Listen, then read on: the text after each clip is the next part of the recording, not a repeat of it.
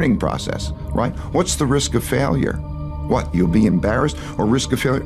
How do you distinguish failure from learning?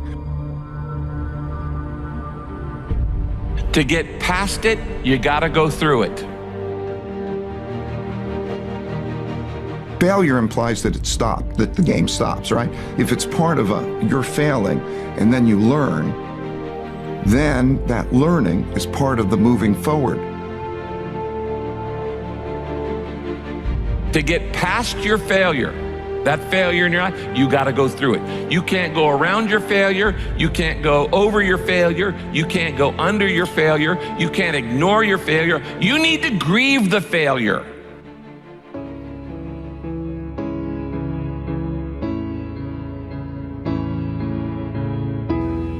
You need to feel the pain. Now, we don't like feeling bad, but grief is a good thing.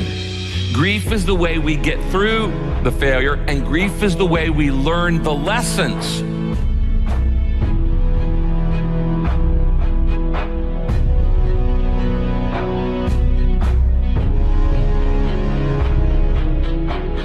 When you stuff your emotions, when you swallow your emotions, your stomach keeps score.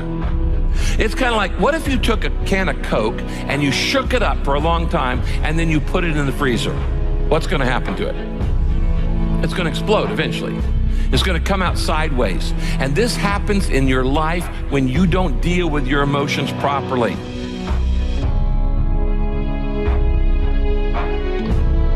You don't minimize it. You don't rush to feel better. To get past your failure, you've got to go through the failure. That is what the process is like. Fail, learn, move forward, and constantly do that. So often, we want to just, when we fail, we want to just forget it, push it aside, stuff our emotions, and then immediately go to the next thing. You want to know why most people can never get anywhere in life? Why most people never live, never experience, never build, never do anything worthwhile in life? You know why?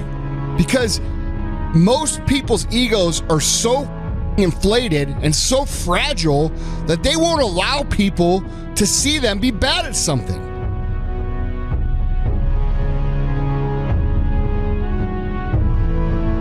You know, and my mentality is like, I don't lose mentality.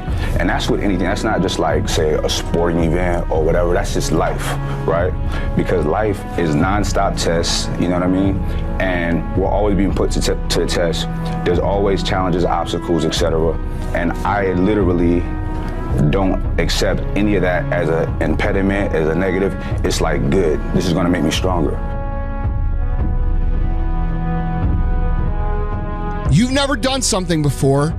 You expect yourself to be awesome at it. You haven't done the work. You haven't put in the time. You haven't put in the study hours. You haven't had the experience, but you expect to be good. And because you expect to be good, but you know you're not going to be good, you don't do anything. People are going to laugh at you. People are going to point at you. People are going to make fun of you. But if you understand that losing and getting laughed at and all these things, and you understand how to use those things to improve and get better, you're going to have the last laugh.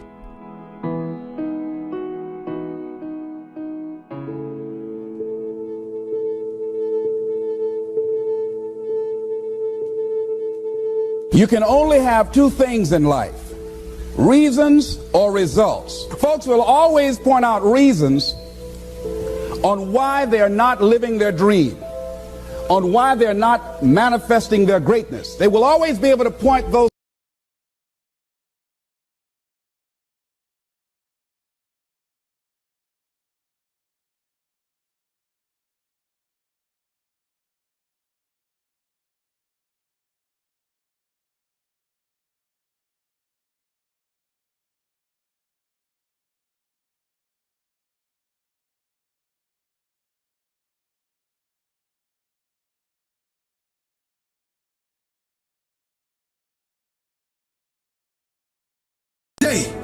With relentless effort to chase their dreams. To the people who are wise and strong to know that the opinions of men and women are only distractions from your divine destiny. See, people walk around every single day talking about what another man or woman can accomplish because they can't stand the look of happiness on another individual's face. When they hate, you shine. When they throw shade, you become the sun. See, the thing about success, it ends all doubt. There's no better feeling in the world than telling someone, I told you so. No longer will we say what we can't do. From now on, we're gonna say what we can do. Because we all have a special gift. Some just want to talk about it, and others want to apply a plan to achieving it. Every night, you write on your dream board. You create the blueprint that will lead to a beautiful design that you have created. Let's take our dreams back from the dream killers. Let's show them that your gift is for you and it was never meant for anyone else. So today, when you step out the door and you close that deal, hit that home run, make that game-winning shot.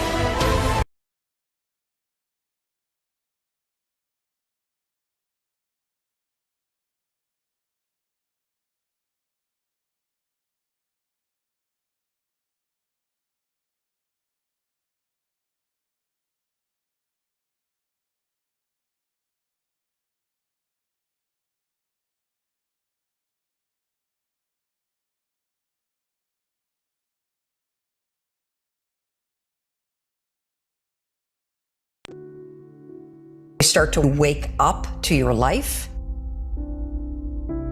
Just start worrying about stuff. Why? Because it's a habit. Because when you're not paying attention, your brain shifts from you being a decision maker and paying attention to you just kind of spinning things on autopilot, and one of your habits is worrying. Now what you're going to do, because your mind is actually ready to receive a different thought because of the counting,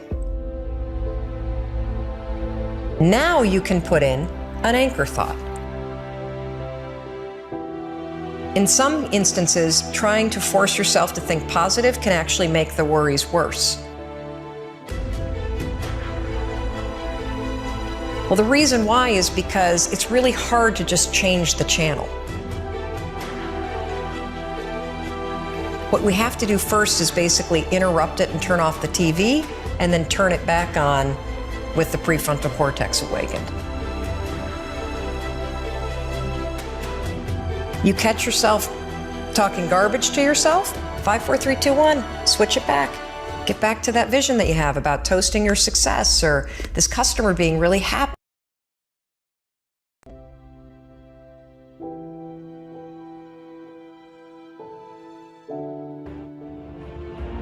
Ask yourself, what experiences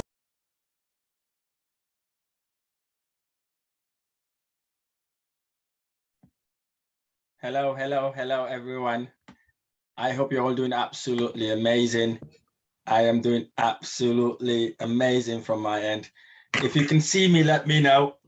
I'm just trying to adjust the things here. If you can see me, please let me know. If you can't, again, let me know as well.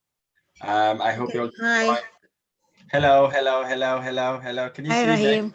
I Morning. can't see anyone. I'm just trying to sort this out now. Okay. And I hope we're all doing fine. Show video panel, that's it. There you go. If I cannot see you, please turn the camera on. We like to see each other if possible, if you've got a camera. But if you haven't got a camera, it's fine. But it'll be good to see people. There you go. Hello, Papi. How are you? Okay? I'm good, thank you. Good. Cynthia, I don't know where you are. Are you there? Can you hear us? Yes, I can hear you. Good morning. Good morning. Sorry, I won't be able to share my camera, unfortunately. Yeah, right. I'm sorry. Not a problem at all. Not a problem at all. Thank I hope you. everybody's doing fine. We're all doing amazing. So in today's session, it was only going to be 4 people, and Angela would be joining us later on. She had to go and do something personal, but she'll be back here with us. And then obviously God Day would be joining us whilst at work. There you go, speaking of the devil, right? He'll be joining us as well. So thank you so much for putting your trust in me, and again, joining me today. I'm super excited, super delighted, and I hope this will be a massive sort of information gathering, not just information gathering, a day that you've literally going to start your property journey, a day that you would say, this is it, this is my journey. This Saturday was the day that literally transformed my life. And I really hope whatever we've learned here, right, to implement it, right? If you know the knowledge, you don't implement it, you are the same as the one who doesn't know it, right? So even if it's one thing, implement. And again, I'm your mentor. I mentor you all here. Congratulations for coming on board as well. So which means we're going to implement it, whether you like it or not, okay? We're going to implement it. And again, also, I did not want to say this, but I need to say this. I would like you all to congratulate Papi for me. Papi joined the mentorship program a couple of weeks ago, and he was able to secure his first service accommodation property deal. So congratulations, Papi. Well done. Congrats, Papi. Well done. Well, he's done really well, and he hasn't stopped. Basically, he's on it, posting letters, you know, going to agents, doing so many stuff. And he texted me yesterday. I did not understand what he was trying to say. I was trying to say, have you closed this deal? Try to close it. And guess what? He closed it significantly below market value. You know, which is really what the whole point is about. So again, Papi, thank you so much. You make me really, really proud. And nobody will take excuses from this. The reason why I'm talking about Papi is because Papi, English is not his first language. You might hear him just now. He cannot even speak proper English, right? And he was able to secure that deal. You know what? It's the body language. It's nothing else. Because when I talk to Papi, I can see the enthusiasm in him. You know, when we have our one-to-one, and I really see that in him. And he drove from where he is in the Midlands all the way to Cardiff for his one-to-one, you know, for a couple of weeks in a row. So I admire you for that, Papi. And I was in Birmingham. He drove all the way from where he was because he wanted that face-to-face, you know. So he met me in Birmingham in one of the hotels I was in. We spent about a few hours there together as well, working with him. I told him what he needs to do. He actually went out and implemented. So thank you so much, Papi. I really, really appreciate that support, okay? Brilliant. Okay, so before we get going, I'm gonna say again, thank you for being here today, because it's one of those Saturdays that people spend time with their families, okay? So I'm delighted you're able to spend that time with me today, and I will promise you I will give you my all. If it takes us 12 hours, we will do it for 12 hours, right? If it takes us 4 hours, we do it for 4 hours, 5, whatever it takes us, we will get it done, okay? And I really hope that it would literally bring home whatever you want to achieve. So I want to go through the content shortly. So what we're going to do today, the first part of this session would be to introduce ourselves, introduction. I'll introduce myself and everybody else will introduce yourself, because that's the way we get to know each other. And I've also, the second part of it would be mindset, right? Mindset is key. What gets me going is my mindset, right? Mindset is 60%, 80% of your success is mindset. Only 20% is the thing that you're going to learn today. But if you haven't got that mindset, if you haven't got that enthusiasm, if you haven't got that motivation, especially self-motivation, right, you will not go anywhere. You'll have all the knowledge in the world, but you'll still be in the same position, okay? And all that would be mindset. And also, we're going to go through a confident investment formula. This is what you tell yourself. Again, it's mindset. You know, if you ever want to give up, if you ever struggle to get a deal, or if you ever think, oh, this is not for you anymore, these are the sort of things that you say to actually revive your confidence. Again, I may be losing my voice because I've got cold, so don't worry about it, okay? And again, we're going to go through another part of the mindsets as well, which is to do with discovery in your superpower, which is part of that as well. And then we can go through the clarity tool. I love the clarity tool because this is what can help us know where we are and where we want to go and why we're doing what we're doing today. And then also get a bit to do with goal settings as well, right? We'll go through the investment strategy overview. We know it's buy to let, but there's so many different type of buy to lets. So we're gonna go through those as well so you understand exactly what they are. And we can go through the golden rule. The golden rule is what you do to buy a diamond property. Any one of you watching my videos may have heard that, the golden rule. You have to follow the golden rule to be able to buy diamond properties, okay? And then obviously we can talk about how to apply the golden rule, right? By going out there and look for deals. Today, you're all gonna go online and look for deals, okay? No excuse. We're all gonna go online and look for deals, okay? And then obviously we talk about the segment as well, what sort of buy to let segment they are. And then we're going to search, as I've already told you, search and analyze the deals so that we know what sort of deals they are based on the examples we would have done here today. And then next page. And then we're going to talk about your property identity. It's like your ID card, basically. We're going to talk about that as well. So you can know how to present yourself to people, how to build relationship with estate agent, because that is key to getting a deal. You need to know how to build a relationship with these people.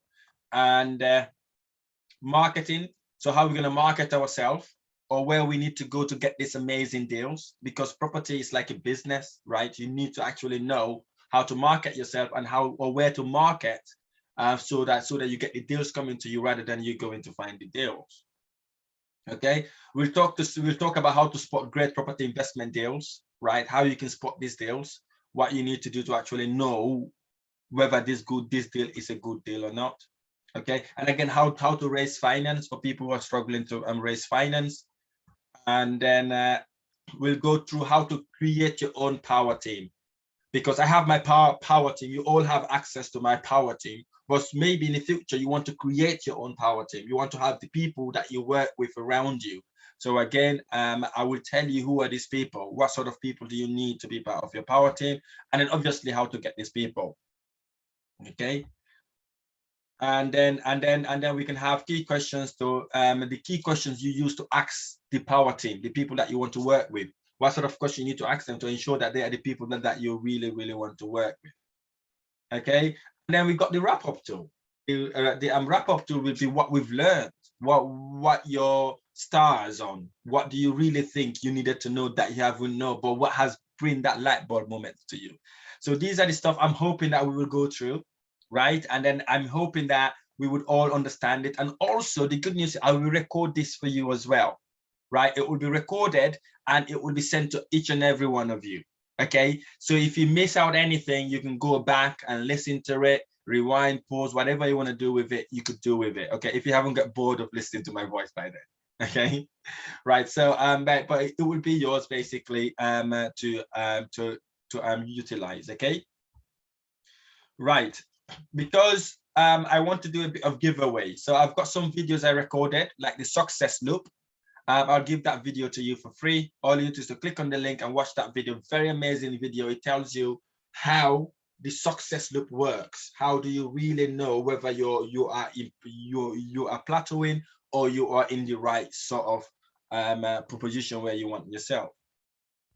And obviously I'll give away your not to do list. This is very important. Okay, lots of people have to do lists, but they never thought about not to do list. Very important video. This tells you what needs to be part of your not to do list. Okay, and then you'll be able to filter that and make that a really, really worthwhile video. And needle mover, what are the little things that you do that actually move the needle, right? So again, this video tells you what are the tiny things you make or you do to get you to where you want to go, right? And then obviously the negotiation secret, right? And again, I will give you a video on this as well. And because you're all my mentees, I would also have a negotiation session with you as well, if you want to discuss it, so you know exactly how to approach these people, right? Similar to what Papi and I did, right? So, but we'll go in depth on that so that you know exactly how you could negotiate a below market value deal, you know, because that's the only way you'll be able to get your properties, okay? because so many people struggle during COVID because they haven't negotiated deals and they've lost all their investments. Some of them had to go back to work because they've got the wrong deals.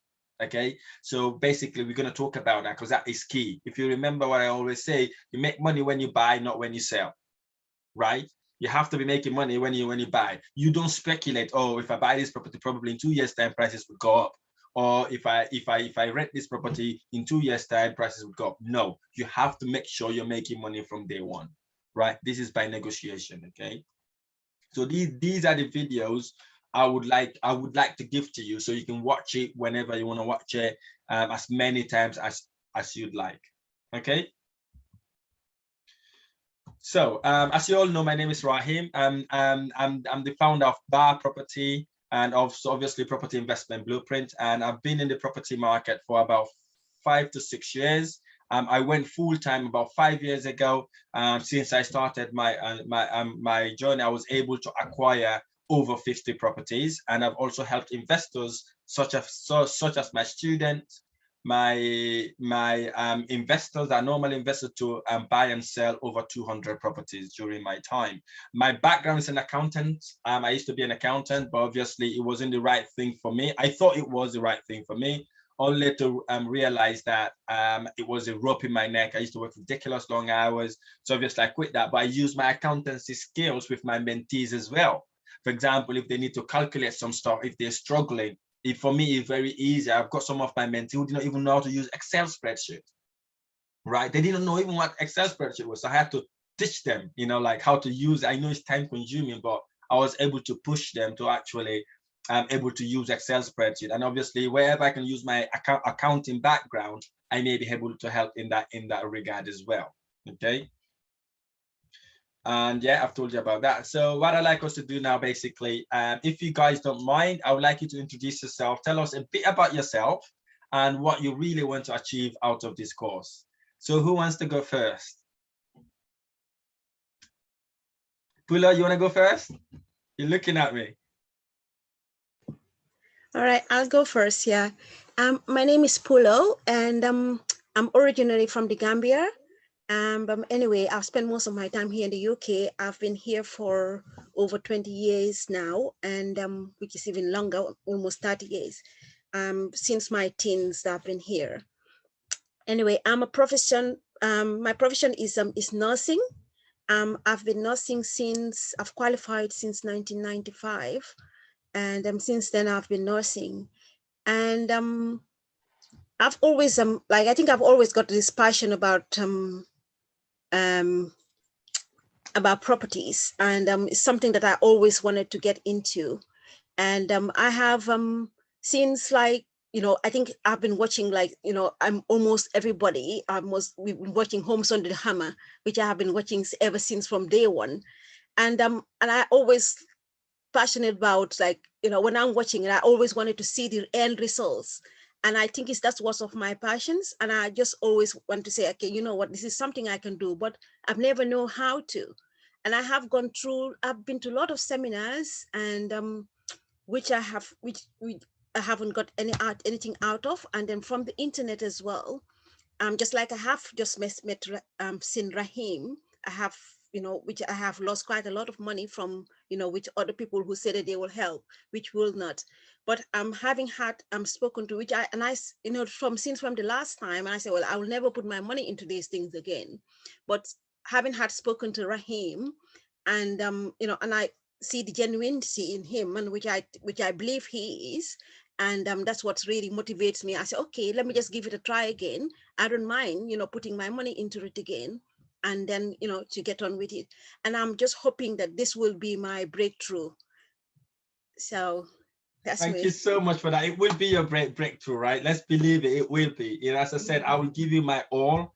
Like, as I've told you, you got 24 hours access to me, right? You could call me, ask me anything. Every one of you here, right?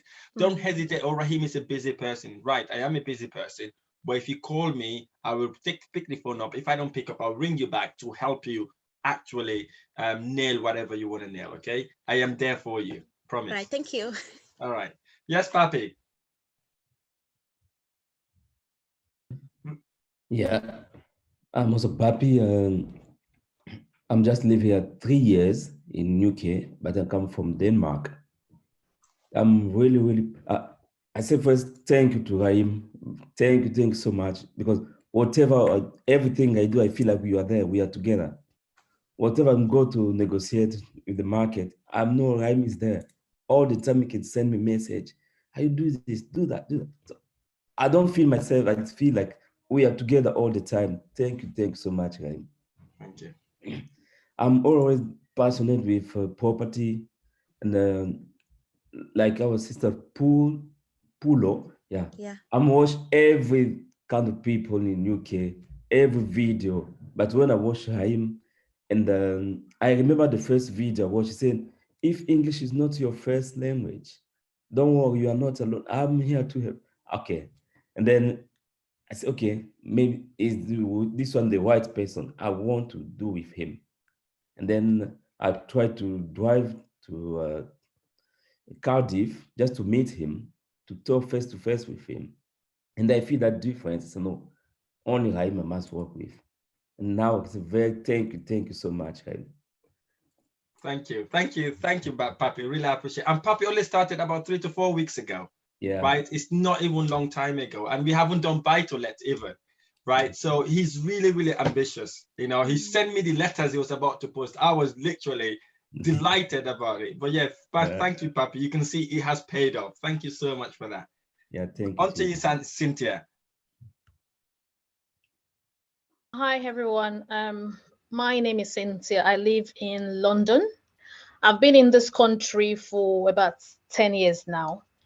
And I've always had this passion for property, for business in general, and property in particular.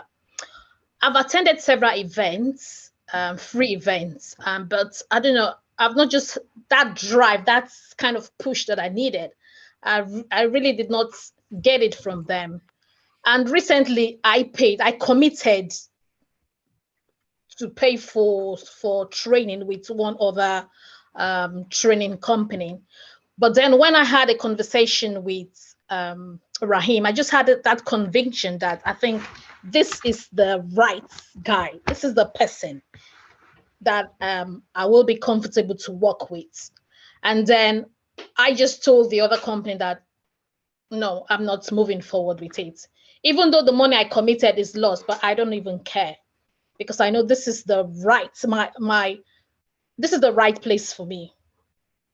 I can resonate with a lot of the things Rahim said, and I think my spirit just goes with everything about Rahim. So I'm really pleased to be part of this team, and I am just looking forward and very excited about what we'll be doing together henceforth. Thank you so much, Cynthia. Pressure now, pressure on me. The pressure is piling up, huh? Right, okay, no problem at all. Thank you so much. And Cynthia was insistent as well. It wasn't the first meeting we had, it was the second meeting. He had to go and get someone to actually work with her for her to be able to come on board, which is good. I'm not sure Gode will be able to introduce himself because he might be working, or he is at work actually, but he did promise that he will join and listen up. So we don't want to bother him because he might be working. But hey, Cynthia and Gode, I said GodDaddy, right? Gode works together, so they are like partners. They're working together as a team. So yeah, thank you so much for everyone for the introduction, and I really appreciate it. As I said, I'm here to serve you. Okay, whatever you need from me, do not hesitate to contact me. Whatever it's to do with properties, to do with anything, right? Feel free to contact me. I'm more than happy to help. Okay. So again, rules of the games. Have fun. Have open mind. Silence your mobile phone, please, if you haven't done so. And try a jacket for size. When I say something, if you want to have more information about it, put your hands up and then obviously ask, or just unmute yourself and ask the question. Okay. And obviously join my Facebook group as well. I don't know if you've already joined my Facebook group. If you haven't, I will send that link to you. Join the Facebook group so you can then participate in that group as well. And obviously be open to each other. right? Because that's the way we learn and integrate. So what I'm going to do probably, if Zoom allows me, is to do a breakout session where I can give you tasks, you all work together as a team so that you could help each other, okay? So that way you could also learn some stuff. You can also bounce ideas from each other, okay? And set up and do the work, right? If you're going to spend 3 hours with me or 4 hours with me, you might as well do the work. And I know you've paid me all that money, not just to chuck it in the bin, right? You pay that money because you want to achieve something, but please, please, please, please, knowing the knowledge is one thing. You know, applying it is another whole thing, right? That's the reason why I am your mentor. So I will push you, and I really hope you don't take it personal as well. After this session, we'll be having one-to-ones, okay? So if I say things to you, it's nothing to be personal about, right? It's just because I want you to get there, right? Okay, so this is sort of the property investment blueprint. So this is the overview. We're going to go through the purpose, which is our clear vision, mindset, and investment. We go through the plan, talk about the strategy, how you can select your property, and we talk about negotiation, the purchase plan, and we talk about play to principal, which is on the calculations as well, what profit you need to be looking for, and then obviously how you may be able to set the property up as a passive income. Okay.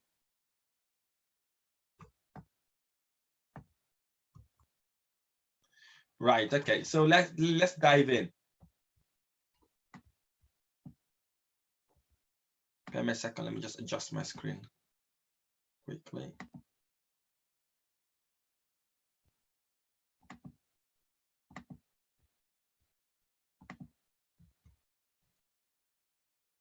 Right, the first thing I want to talk about is what I call the version creator. Right, you see, when we start properties or when we start our venture, it's vitally important for us to know this script version, because sometimes it does impair us or it does obstruct us from actually achieving what we set ourselves to achieve. So I would want to talk about this so that you all know what it is and how you could deal with it when it comes to being. So what I like also to talk about is today is basically is what I call the first is collaboration, right? Collaboration, I'm not talking about collaborating with a business partner or to collaborate with a joint venture partner. I'm talking about collaboration within your family, right? So it's to ensure if you're living with your partner, your wife, your husband, your boyfriend, your girlfriend, whoever that person may be, right? They are your partner. They need to collaborate with you, right? Supporting and encourage you to meet your needs. It's not about them working with you physically in the project, but you need to let them know what your vision is, what you're trying to work for, right? So it doesn't cause chaos in the property, in your homes or in your house. Because I've seen families literally get shattered because of this sort of thing. And the husband wants to do something else. The wife doesn't want him to do it. The wife doesn't know why he was doing it. And he tend to spend so many times on the computer, never had time for the wife. The wife was upset. It becomes a problem, right? It becomes a massive problem. So what I've advised every one of us today, if you haven't done it yet, sit with your partner. If you've got one, sit with them, tell them, listen, this is what I intend to do. You don't need to get involved, but if you see me on the computer sometimes doing deals, searching deals, or talking to people on the phone, please, please, please don't jealous. It's just for business, okay? It's just because I want to achieve X, Y, and Z, which again, I'll bring Papi on it. Papi was very, very clever on that. Papi brought his wife in my office, right? He literally brought her in the office. When we started the conversation, she said to me, I'm not interested. But when I start talking to Papi, she was the one asking the questions, not Papi anymore, right? So you see, so if Papi hadn't done that, if they go back home and start explaining all this to his wife, it would be a massive problem, right? But Papi was clever enough to actually bring his wife along. He said, Rahim, you know what? I need her here. I know she doesn't want to get involved, but I need her to listen to what's going to happen. And then that then helps Papi. Now Papi will be busy at work, busy doing property stuff. His wife understands what he's doing. She's not involved in anything, right? But she knows what's happening. So again, this is very, very important for you to know. So you need to know, you need to get your partners involved in a way that if you're doing it, it doesn't cause problem in your home. It doesn't cause issues, because sometimes it will. especially once you start looking for deals. You go to work 6 hours, you come back home, have your dinner, you're on your computer. Your wife or husband will be like, what is going on, right? So again, it's very good to communicate that because they are kind of your partner. And the good news also, if you tell them, they may be your joint venture partners, right? They may be your partners. They may be, okay, if you're doing this, I've got £5,000 somewhere that you could use, or you got £2,000 that could help you do it. But if you don't tell them, they may be you may be thinking, oh, my husband or wife or boyfriend hasn't got anything. But trust me, some of them got secret savings. I will tell you that now. So if you tell them, that could be another avenue you could raise money as well. And again, when you're doing property, it's very important for us to know the route we want to take, right? We have so many property strategies. All of them get you to financial freedom, right? All of them. But we need to know what our route and what our exit strategy is. This is to determine where you are financially, mentally, morally, and then obviously you know then what route you need to take you to that destination. Do you need a partner, for example? Or do you need to say immerse yourself in this course? Do you need to practice a lot more to know how to search for deals? You know, what sort of strategy? Are you going to the buy to let strategy? Are you going to the buy, refurbish, and refinance strategy? Are you going to do buy to HMO strategies? Whatever your strategy is, you need to know that at the outset, which 2 strategies you want to do, because all my mentees, I advise them to do 2 strategies. First, we do 1 strategy. We immerse ourselves in that strategy, okay? Once we know 80% of that strategy, then we try to do another strategy. That way you have 2 residual income. You know, some of them who are busy just say, you know what, I just want to be this strategy. I've got my work, I love it, I just want to execute this, because they want property business to be a passive income for them. They don't want it to be a job, right? Some people like it to be a job, okay? And also, the other acronym is E, right? E, you need to know where you're going, your destination, and follow that path, right? And also, you need to know what your end goal is. Do you want to have 5 properties by the end of by end of 2022, for example? Do you want to have 6 properties by now? And when you get these properties, what do you really want to do? Are you going to sell some? Are you going to keep some? What are you going to do? What sort of tenant are we going to be looking for? All this, so you need to think about it before you even start your journey, because it makes the journey a lot more easier. I'll tell you that now. Are you looking to buy properties with a minimum of 10% ROI, for example, or 15%? You're looking for properties that got higher capital growth, right? That you need to hit some certain things before you actually do anything, right? And also, going into properties, you need to know like the leverage. You need to know, do you want to leverage properties, right? You want to leverage. If some of you, I talked about leverage recently with you, right? I'm thinking about property leverage is very, very important. So I want to share an example with you so you can really see the leverage I'm talking about. Okay.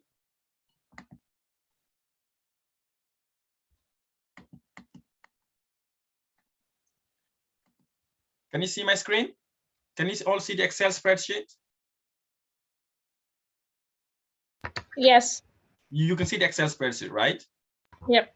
Fantastic. So let me just briefly talk about leverage. Say we buy a property, because you need to know the end goal. The end goal is vitally important because this is part of the leverage. Let's say we had a property worth, we bought a property worth 100,000, right? We know the property worth 100,000 and we're going to put down 75,000 and equity will be 25,000.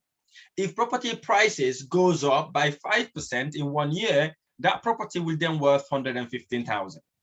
Okay, and then the mortgage on that property would be 86,000 because you were going to remortgage it, and your equity would be 86,000. So you can release to 11,250 pounds, right? So you need to know then, if I've got 11,250 pounds within a year or 2, what do I do with that money? Very important, okay?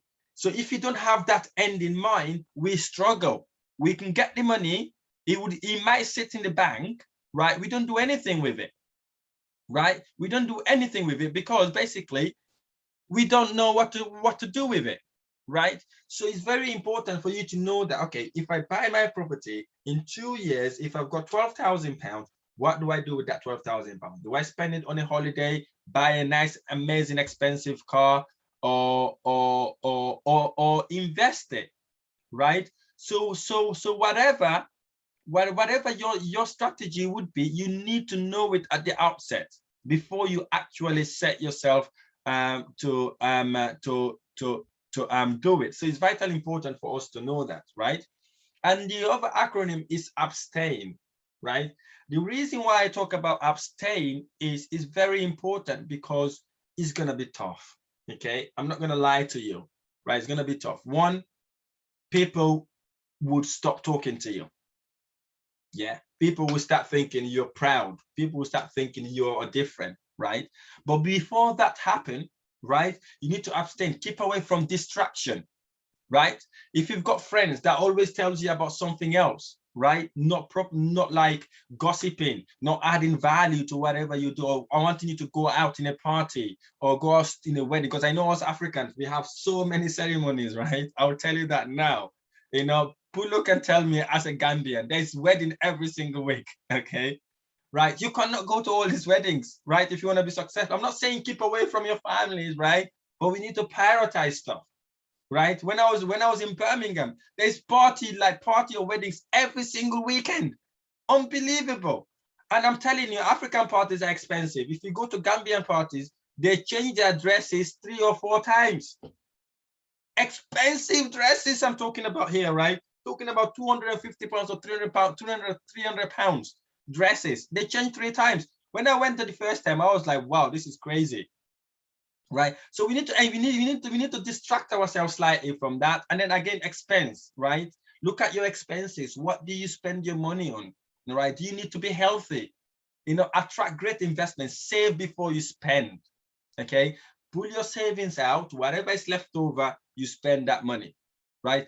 Avoid giving up and be stricter to your plan. This is key, right? Very, very key.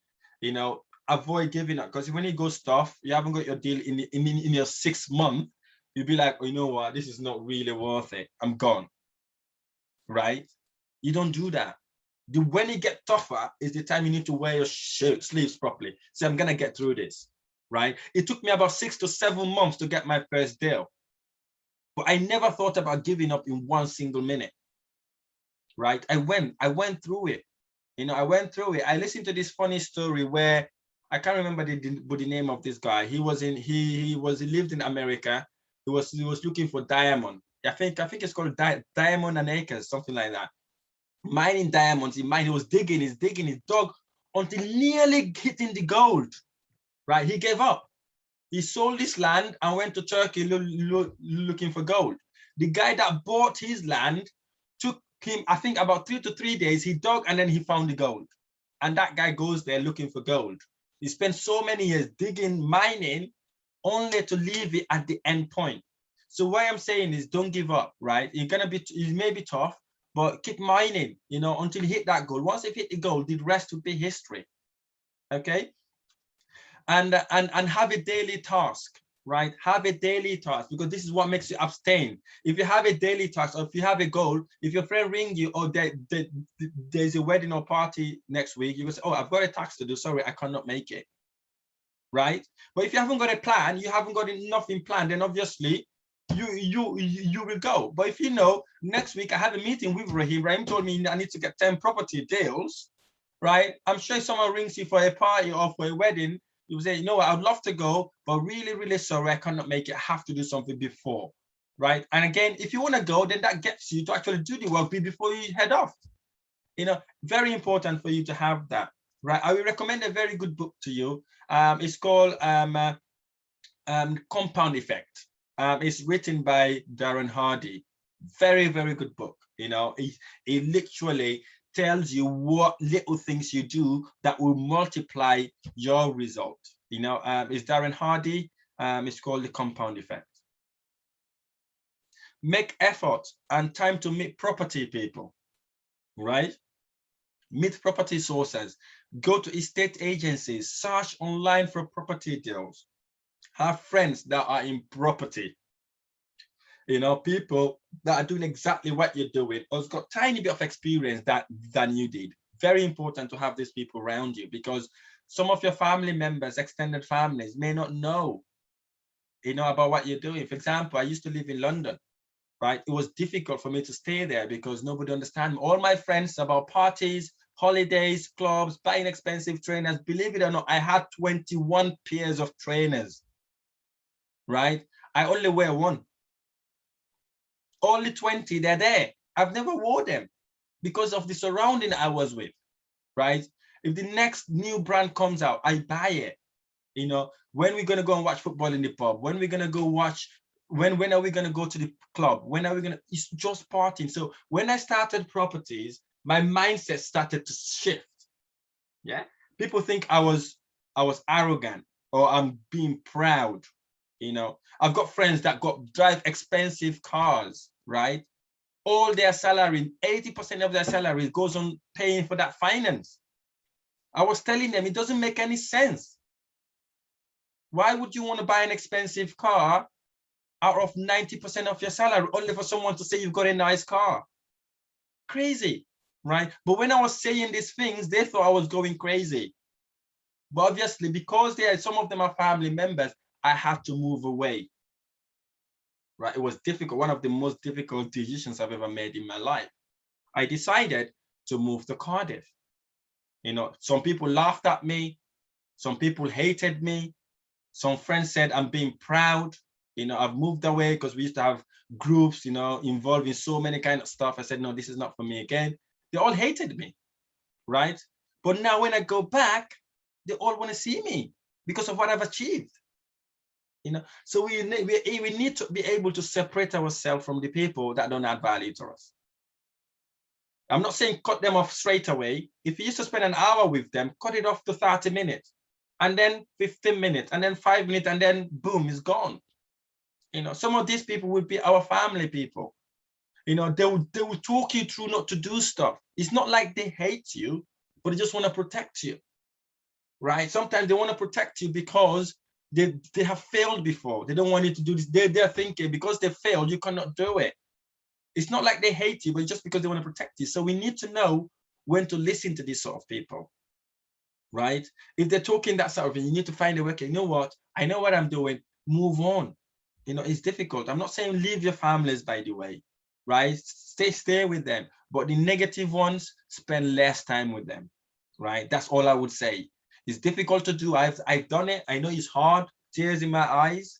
When I sat on that car saying, this is it, I'm going to Cardiff, it was emotional, tears in my eyes, left my foster family, my brothers and all that sort of people, tears in my eyes, but I had to make the ultimate decision, right? And that, fortunately, has changed my life, So for you, if you cannot move, find a way to segregate yourself from those people who cannot add value to you, okay? And then, well, guess what happened?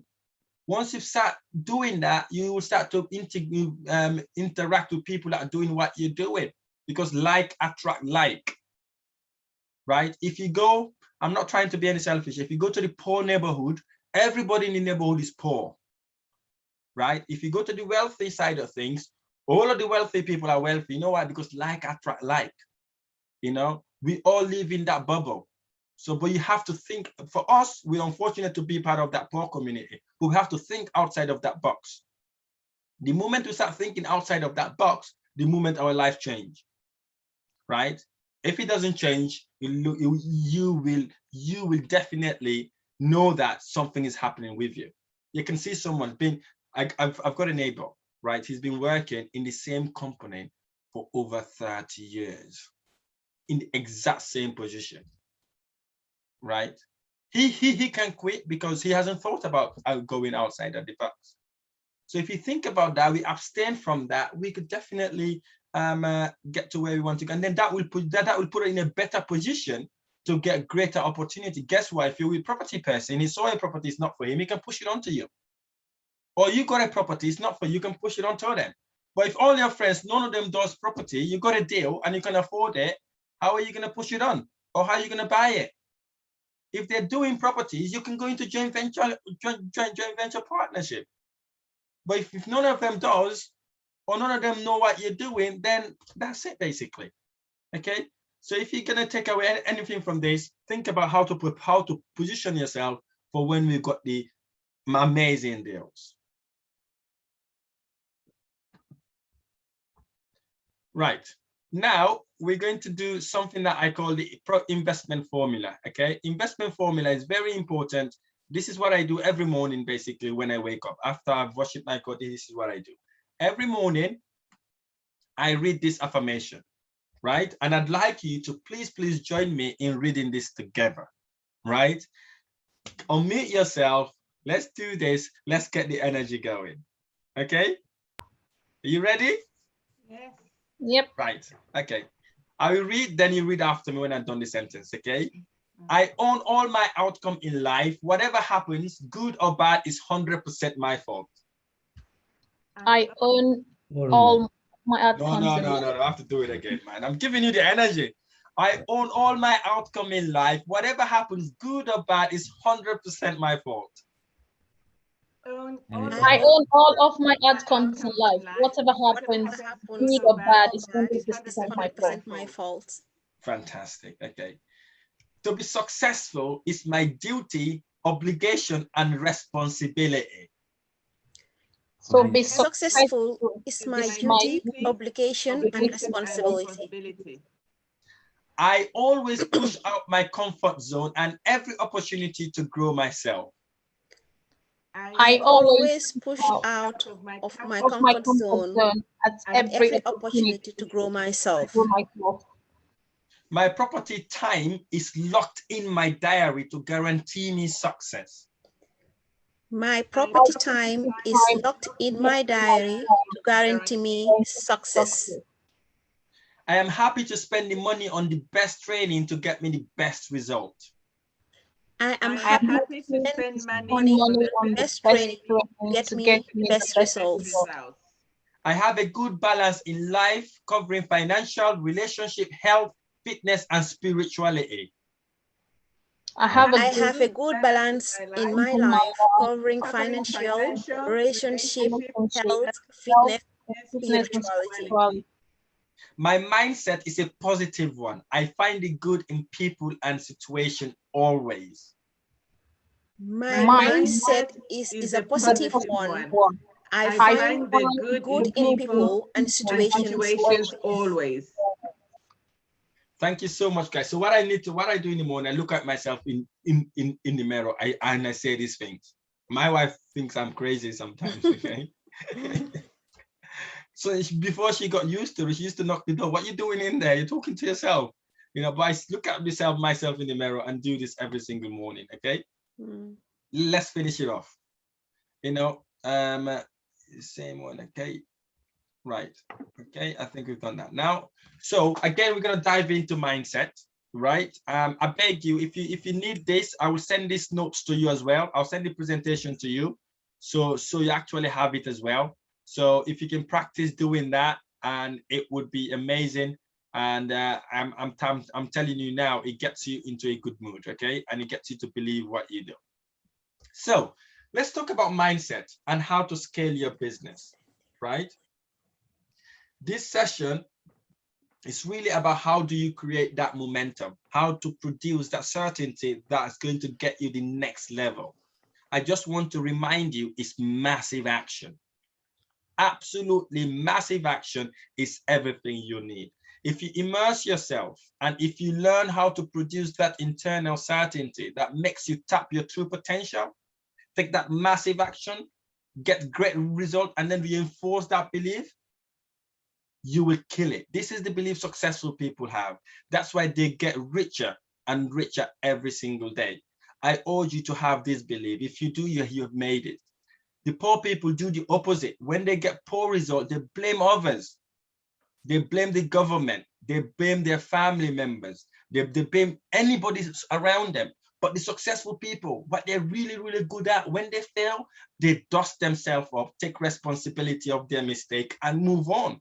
This is why they get richer physically, mentally, morally, and financially. They work harder and smarter behind closed doors, and they get the reward in public, right? Look, if you keep your dreams so clear in your mind that you can see it everywhere around you, I will I will literally, all I would do is to teach you the philosophy. This determines the quality of what you do. The skill I will share will help you execute, right? And this is exactly what this course is about. I'm going to share everything with you. So all you need to do basically is to work with me to actually help you execute what you want to execute. If you want to get more momentum, let's start with philosophy. What makes you truly successful and wealthy and build a great business? The only way you get successful, wealthy, and sustain that wealth is if you understand life is not about you. Life is what you do for someone else. Life is really about adding more value, resolving problems, providing service to people exceptionally. If you do for others more than anybody else is doing in the marketplace, you will dominate. You approach the landlord, struggling landlord that really wants to sell their property, help them sell that property, right? Guess what? They will refer you to someone else. And if you consistently do that, you will build a brand. For example, people would climb on a supermarket aisle and reach behind other stuff to just get a Coca-Cola, a Coke bottles. People would leave so many stuff, leave that just to get a Coca-Cola bottle, okay? And it is because that's what they know is the best. You become the best by being the person that adds the most value. You will be that person that adds the most value. Tony Robbins taught me this. I remember vividly how we expressed this philosophy. I was obsessed. I was writing so many things, right? What I learned was many people struggle financially in society and the world where we've got unlimited resources, especially today. With technology, you could be in Africa and send a message, a WhatsApp message, and you get it right away. Or something, or you can order something online and get it almost instantly. So we've got unlimited resources. But then that gets me to ask, how is it only a few people get to where they want to be financially? We've got internet. You can see it today. Like right now, you are in your comfortable, comfy homes. We're doing this course, right? You can sit on your home, start looking at deals that are in South Wales, in the north of England, or in Scotland. You don't have to go anywhere. The reason why most people are not successful is because most people are just doing a job. They are not adding value. They're not maximizing, or they don't know how. They're not learning how to maximize and add value.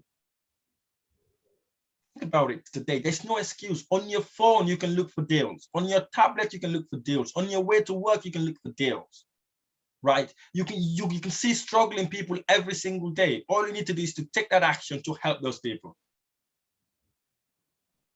People that work in a job, they add value, they move up. They become the leaders of those organizations. And those are entrepreneurs who can say, I am going to find a way to do more for others than anybody else in the same category. These are the ones that can do it consistently and not mess about and really deliver. These are the people that becomes the brand that you know today, like Sir Richard Branson, the Dyson, and the Oprahs of the world. To be honest, we're all equal in spirit with these people. We're all equal as human beings with these people. But we're not equal in the marketplace. So it's your job, my job, to become unequal in the marketplace, to grow, to expand. And the only way you grow unequal in the marketplace and sustain that without cheating or lying or doing something illegal. Sorry, my son, just a second. Give me a second. Daddy! Yeah.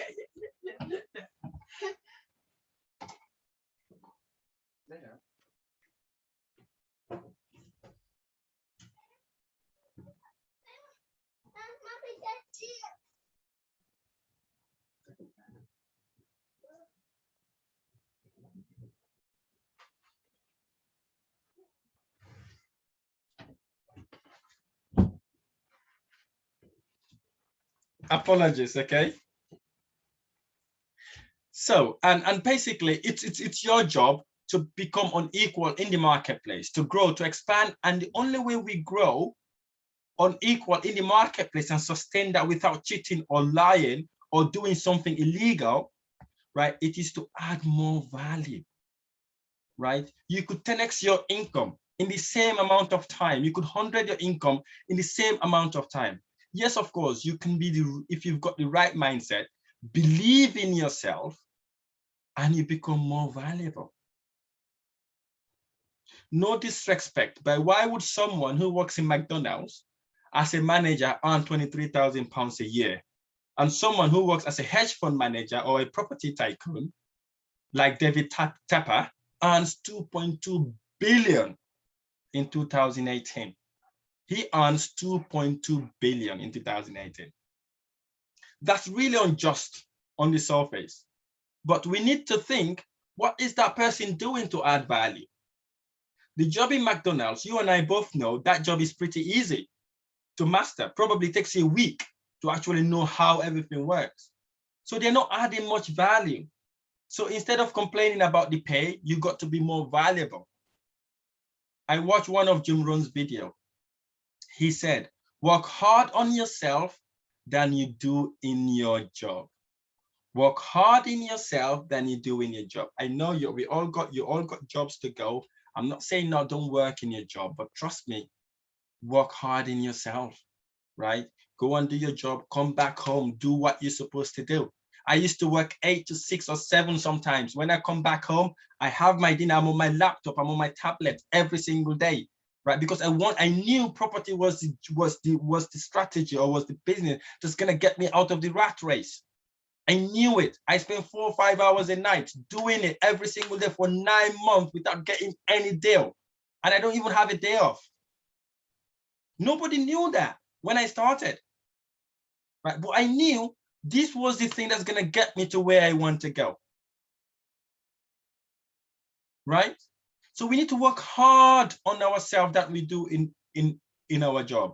Work harder in yourself and become more valuable. So we can show up when it's time to show up. We can present our deals to our investors. You will have great knowledge and skills. You have something to give that worth more, and you can earn more and you can add more value. Does that make sense? Because it's really, really what makes the difference. This whole course is going to show you how to become more valuable to help your investors.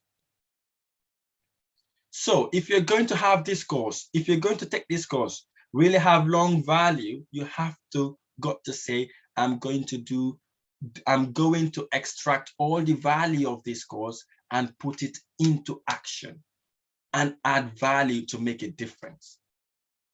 All I want you to get out of this session is that you can earn as much as you really want to earn. And you can do it faster than anybody else, wherever you are. Whenever I learn something new, I ask myself in the earliest days, how long do I want it to take to get good at it? And what am I going to do to make me really, really good at it? Okay?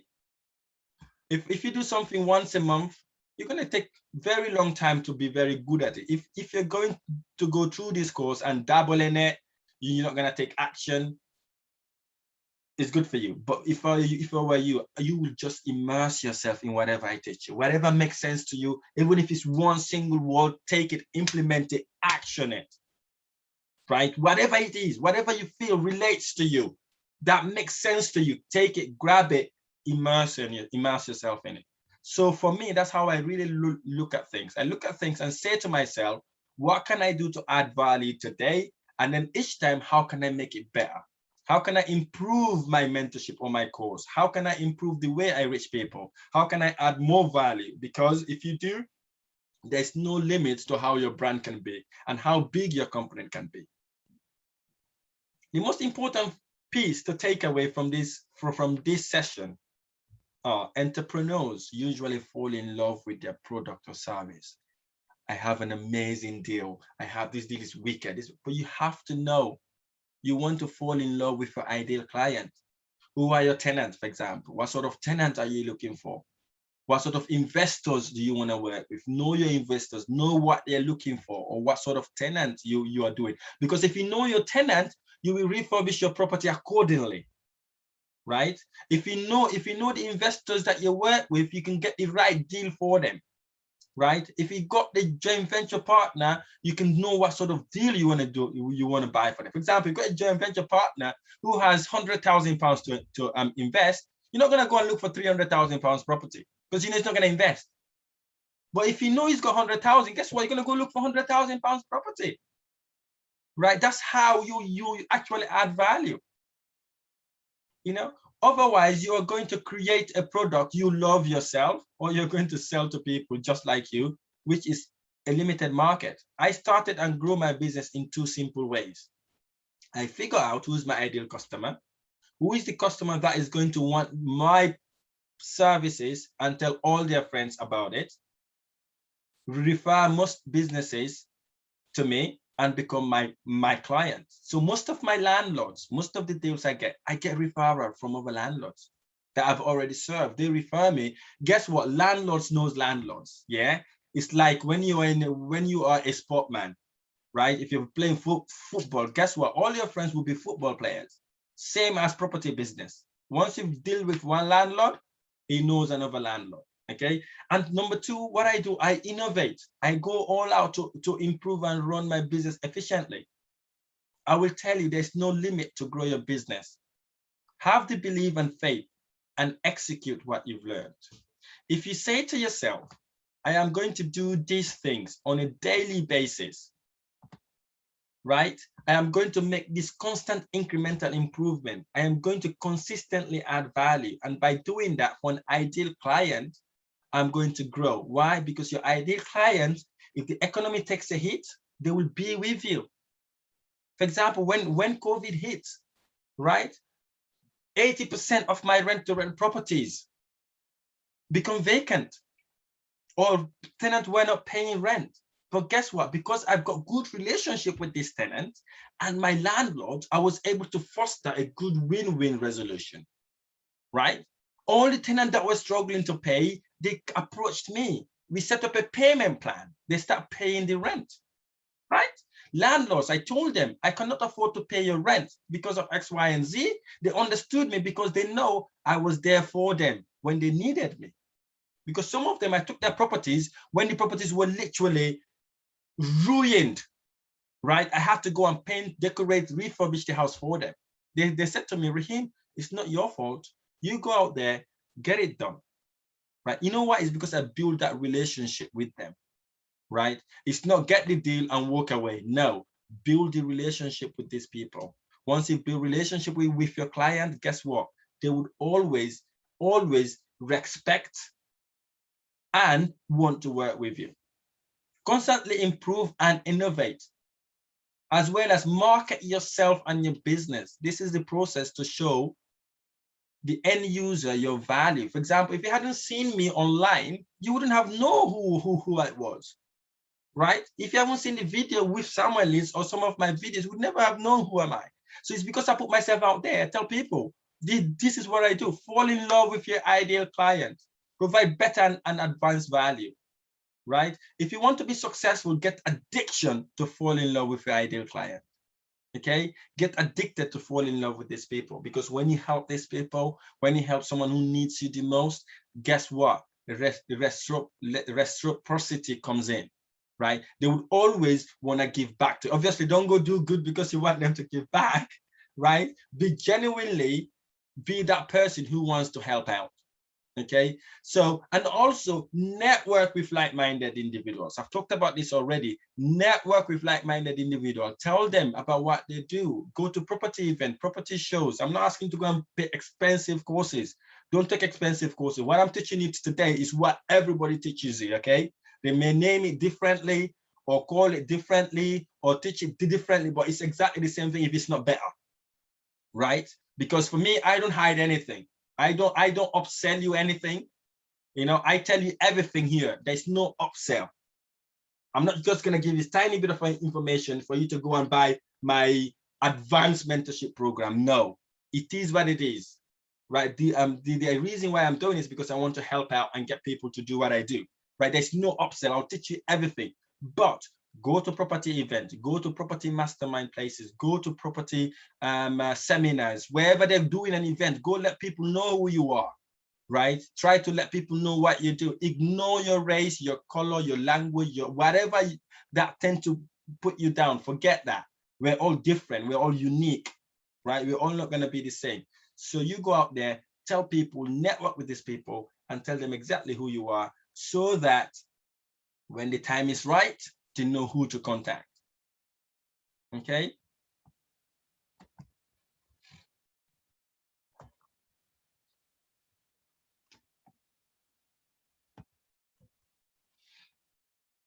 So in this session, we're going to talk about a bit about yourself now. You're going to be interacting now, hopefully, if Zoom lets me. So what we're going to talk about in this session is to know what your superpower is, right? I'm going to walk you through the discovering your superpower. Some people call it the unique ability. Some people call it your core competency. But regardless what the terminology is, in this session, you will be able to extract your superpower, your unique unconscious competence, and truly understand what makes you unique, special, and someone who is willing to make someone willingly would pay you upfront for you to add value, right? Okay, now to find your superpower, you could say your unique ability or your core competence, whatever you, however you call it, right? I'm going to share something deeper than you probably think. And that's why you're going to extract it right here with me to gather through this process, okay? I truly believe most people have expertise. They have unique ability.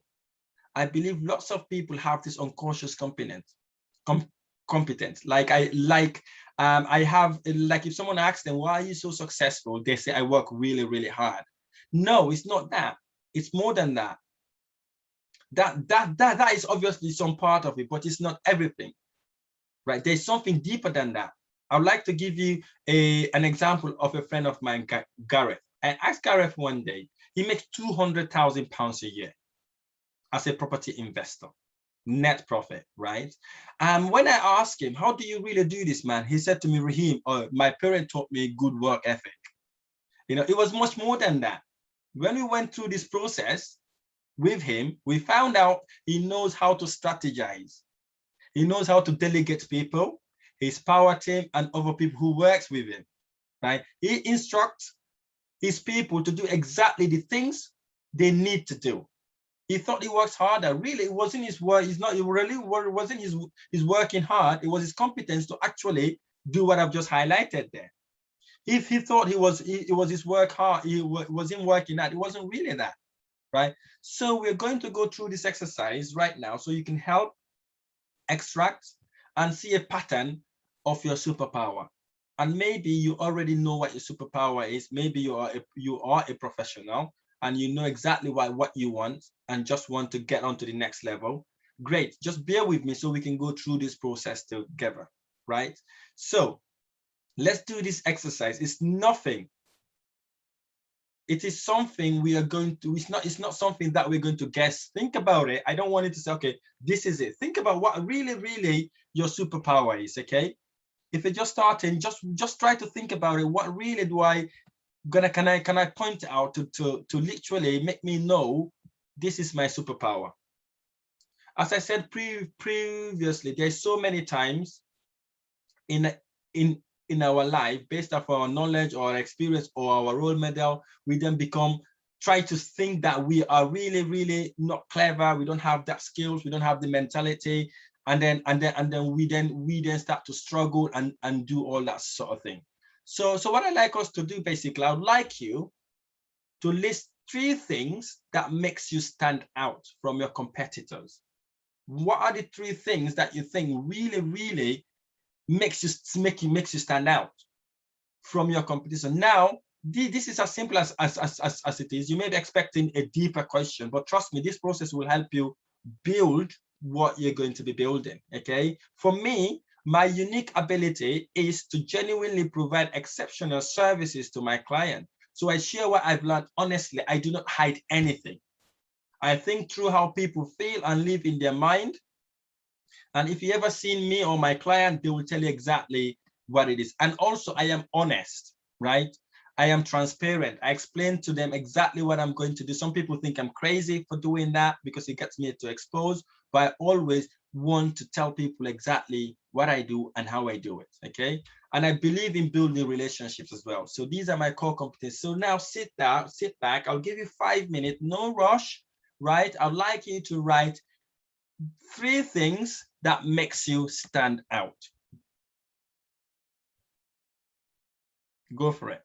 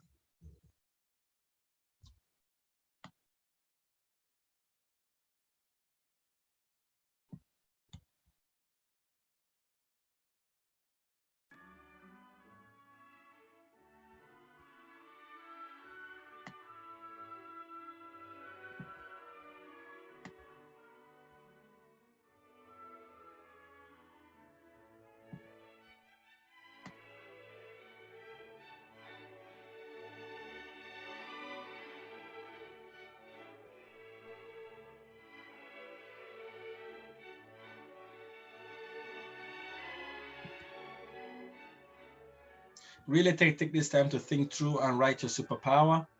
I promise you more narrow it down, find the 3 things that you think would really make you stand out? I know you may have lots of them, but yeah, just think about those 3 things that you think would really help you stand out with your competitors or in your friends or whatever you do. What are the 3 things that you really think would make you stand out?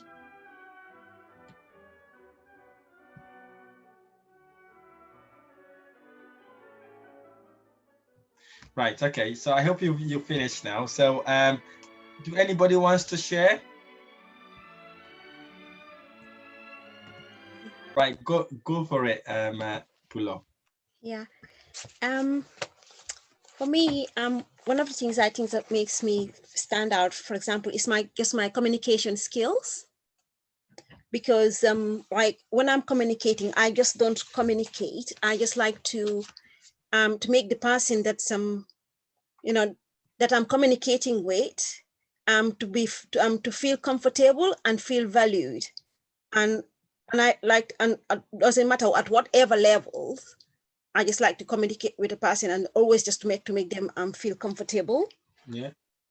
And also, another thing is just about like these things, just like you said, that you for transparency. For me, I like transparency, to be being transparent, because that's, for me, if somebody's not being transparent to me, it makes me feel frustrated. Yeah. So for that reason, I feel that, so for me too, if I'm not being transparent with somebody else, that's the way too they will feel about me. And that sometimes somebody not being transparent with me, it makes me feel frustrated, and sometimes maybe just back off from that person. Yeah. And the other one too, also with part of my communication as well, is just being patient as well. I could put that into my communication skills, because you have to be patient. For me, I like to be patient. I could give people so many chances, before I could really react, because I like to, to give the person, to know the person well, and know why, the reason behind certain things when I'm communicating with person or dealing with a person, why they're doing it first, before I could say, like, judge them.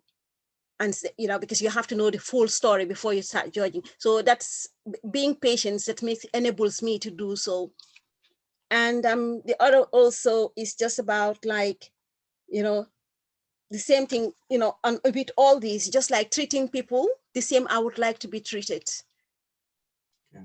And if you're able to treat people with respect and communicate with them well, and then, so in that way, people will be able to have confidence in you, and vice versa. And then they will also able to give you respect back, because you have to give respect in order to earn it back. Absolutely. Absolutely. Yeah. Thank you so much for that. Patience is key. Communication is absolutely amazing when it comes to property business as well. So I get the patience and the communication skills.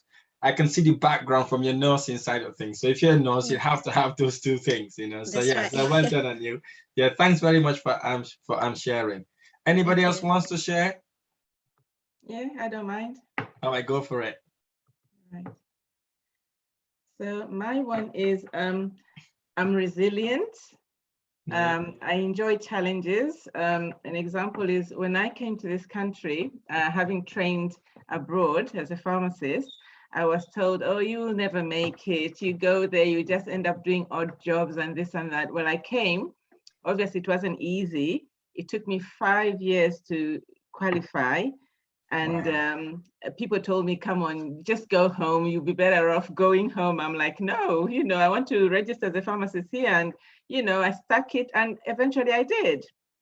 So one of them is resilient, definitely. Even where I work with different communities. Some people from our community have come and gone because they couldn't stand it. But I've been there, like, just related to the story you said that the gentleman is in his job for 30 years. I've been with my company for 23 years. So I've seen people come and go. So I've really stuck it. And I'm one person who really, another one of my superpowers is I've got the eye for detail. I like to see something and really dig into it. I don't just, gloss over stuff. I like to go deep and see the actual details of what I'm getting myself into. So I've got that. I don't know, I don't deliberately do it. That's just who I am. like even at work, the people would do something and I'm like, oh, but you missed this. Like, oh, how did you see that? That's just me. And then another of my superpowers, I think I've got good leadership skills. I can, like even an example of yesterday, we had a situation where the boss, I think, is COVID positive. We had to get some deliveries out. We were short-staffed, so I just rallied people together. I said, you know what, we need to work as a team for this company to get the deliveries out. Otherwise, our clients will be complaining. So, I delegated, we got the job done, we got the deliveries out. Fantastic, Angela. Thank you so much for that. Listen, if you're doing a renovation project, you definitely need leadership skills, okay? Because the builders are really hard to manage. So, and again, yes, thank you so much for sharing. We really appreciate that. By the way, whilst you're here, everybody has introduced themselves. I know Angela joined us later on. And if you could introduce yourself and let people know who you are, please. Okay, yes. So I'm Angela. I am a community pharmacist. I have been a community pharmacist, like I mentioned earlier, for 23 years in the United Kingdom. And I've just reached a stage in my life where I feel, you know what, I've been working for somebody else, making them, when I joined the company, they had 8 shops. Now they've got 31. And I really haven't, I know, I've seen them grow, and I'm now sitting down, I'm 57. What have I done for myself? So now I'm like, you know what? I need to do something for myself. So that's why I thought, you know what, anyhow, I've got to do this. Of course, we're going to do it. Absolutely yes. Right. Thank you so much for sharing, Angela. I really appreciate it. Okay, so anybody wants to share? They want to wait for the next one. Papi, go for it. Oh, sorry.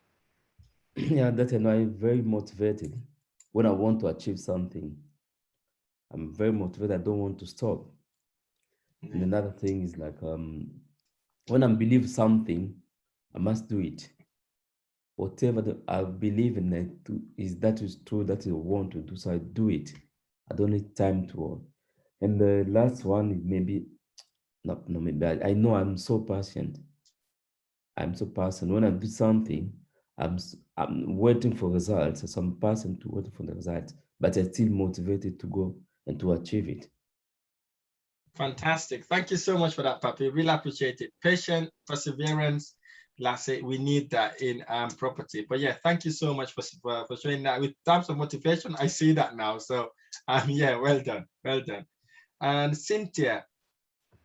Yes, so one of the things I would like to talk about is transparency. I'm someone who likes to be transparent.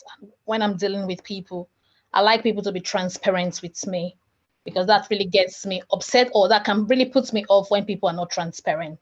Yeah, of course. So I would say transparency. And second one is I'm a goal getter. When I'm really set to do something, it doesn't matter the number of weeks, months, or years it takes me, I will get it. I can give an example of recently I changed my career. I started the journey 2 years ago. I decided I wanted to become a web developer, and I started training. And thank God I was able to secure my first role 2 months ago. So wow. It takes motivation and determination to actually do that, And lastly, I want to talk about problem solving. Yeah, I like to solve problems, no matter how difficult. I research, try to find solutions to problem, and I think that comes along with my job, the kind of job I do. So it's about really solving problem. Yeah. Fantastic. Thank you so much for that, Cynthia. Really appreciate it. And again, problem solving. I talked about that in our first session. You have to be a problem solver. You have to be someone who actually adds value, someone who wants to do something better than anybody else. So yeah, keep that. Don't let that go. The reason I'm doing this is because for you to know it. So when you face a situation, right, some of us got this, but unknowingly we are conscious about it. But now you're looking at these things now. Now you can bring that to being when you're doing stuff like this. For example, Cynthia, problem solving. You went and see a property, for example. The property got so many issues. I am a problem solver. I need to solve this issue, right? So it kicks it in. But if you've never written it down, sometimes you'll be like, oh, I don't want to touch that. But if you know you are a problem solver, you would actually add more value. As I said to you guys, I don't go for the best deal, right? I go for deals where I can solve the problem and add value. And that's where I make money, right? If I solve the problem, I add value, guess what? I get a better financial reward from it. But yeah, thanks very much for sharing. I really appreciate that. Most of us entrepreneurs are working 24 hours a day, right? We don't realize all of our unique ability. We have learned through our own trial and error, mistakes, and our accomplishments. But what I like us to do now, I know this is a bit similar to what makes you stand out, but what I like us to look at today or now is what are the 3 skills you've developed or you're going to develop that would allow you to be successful in your property journey. This might be a bit similar to question 1, as I've already said, but what do you think? Think through it differently. You know, I want to share mine, right? My next one for me is I commit 100% in whatever I do, right? And I consistently do it. I make sure whatever I agree to, I say it through. I make sure if I agree to something, I never let that person down. I agree with. I go all over beyond and ensure I pull through. Anybody who knows me will tell you about that about me, right? And obviously I create education that work. I did not go out there, look for theories and all that sort of thing. All the students I work with, whether I'm doing a strategic call, I show you real life examples. I don't do theories. I genuinely show you what it is. That is very, very good skills I have, because some people say, oh, you don't want to show them that. You want to motivate, they want to get them bigger figures so they can see, they get excited. To me, it's cheating, I call it, right? I will show you the real thing, right? If you like it, fine. If you don't like it, you may get someone who will tell you what it is. I don't teach get rich quick scheme. I tell exactly what it is, right? I don't make it for you to come to my mentorship or for you to come to my courses. I'll tell you what it is. I genuinely tell you what that is. And then if you like, you come. If not, then I wish you best of luck. So these are some of the skills I have that I'm able to translate to people. So I would like you all to actually, again, think about it. What are the 3 specific skills you think you really, really have or you like to develop to get you to be successful in properties? And again, I'll give you 5 minutes for this.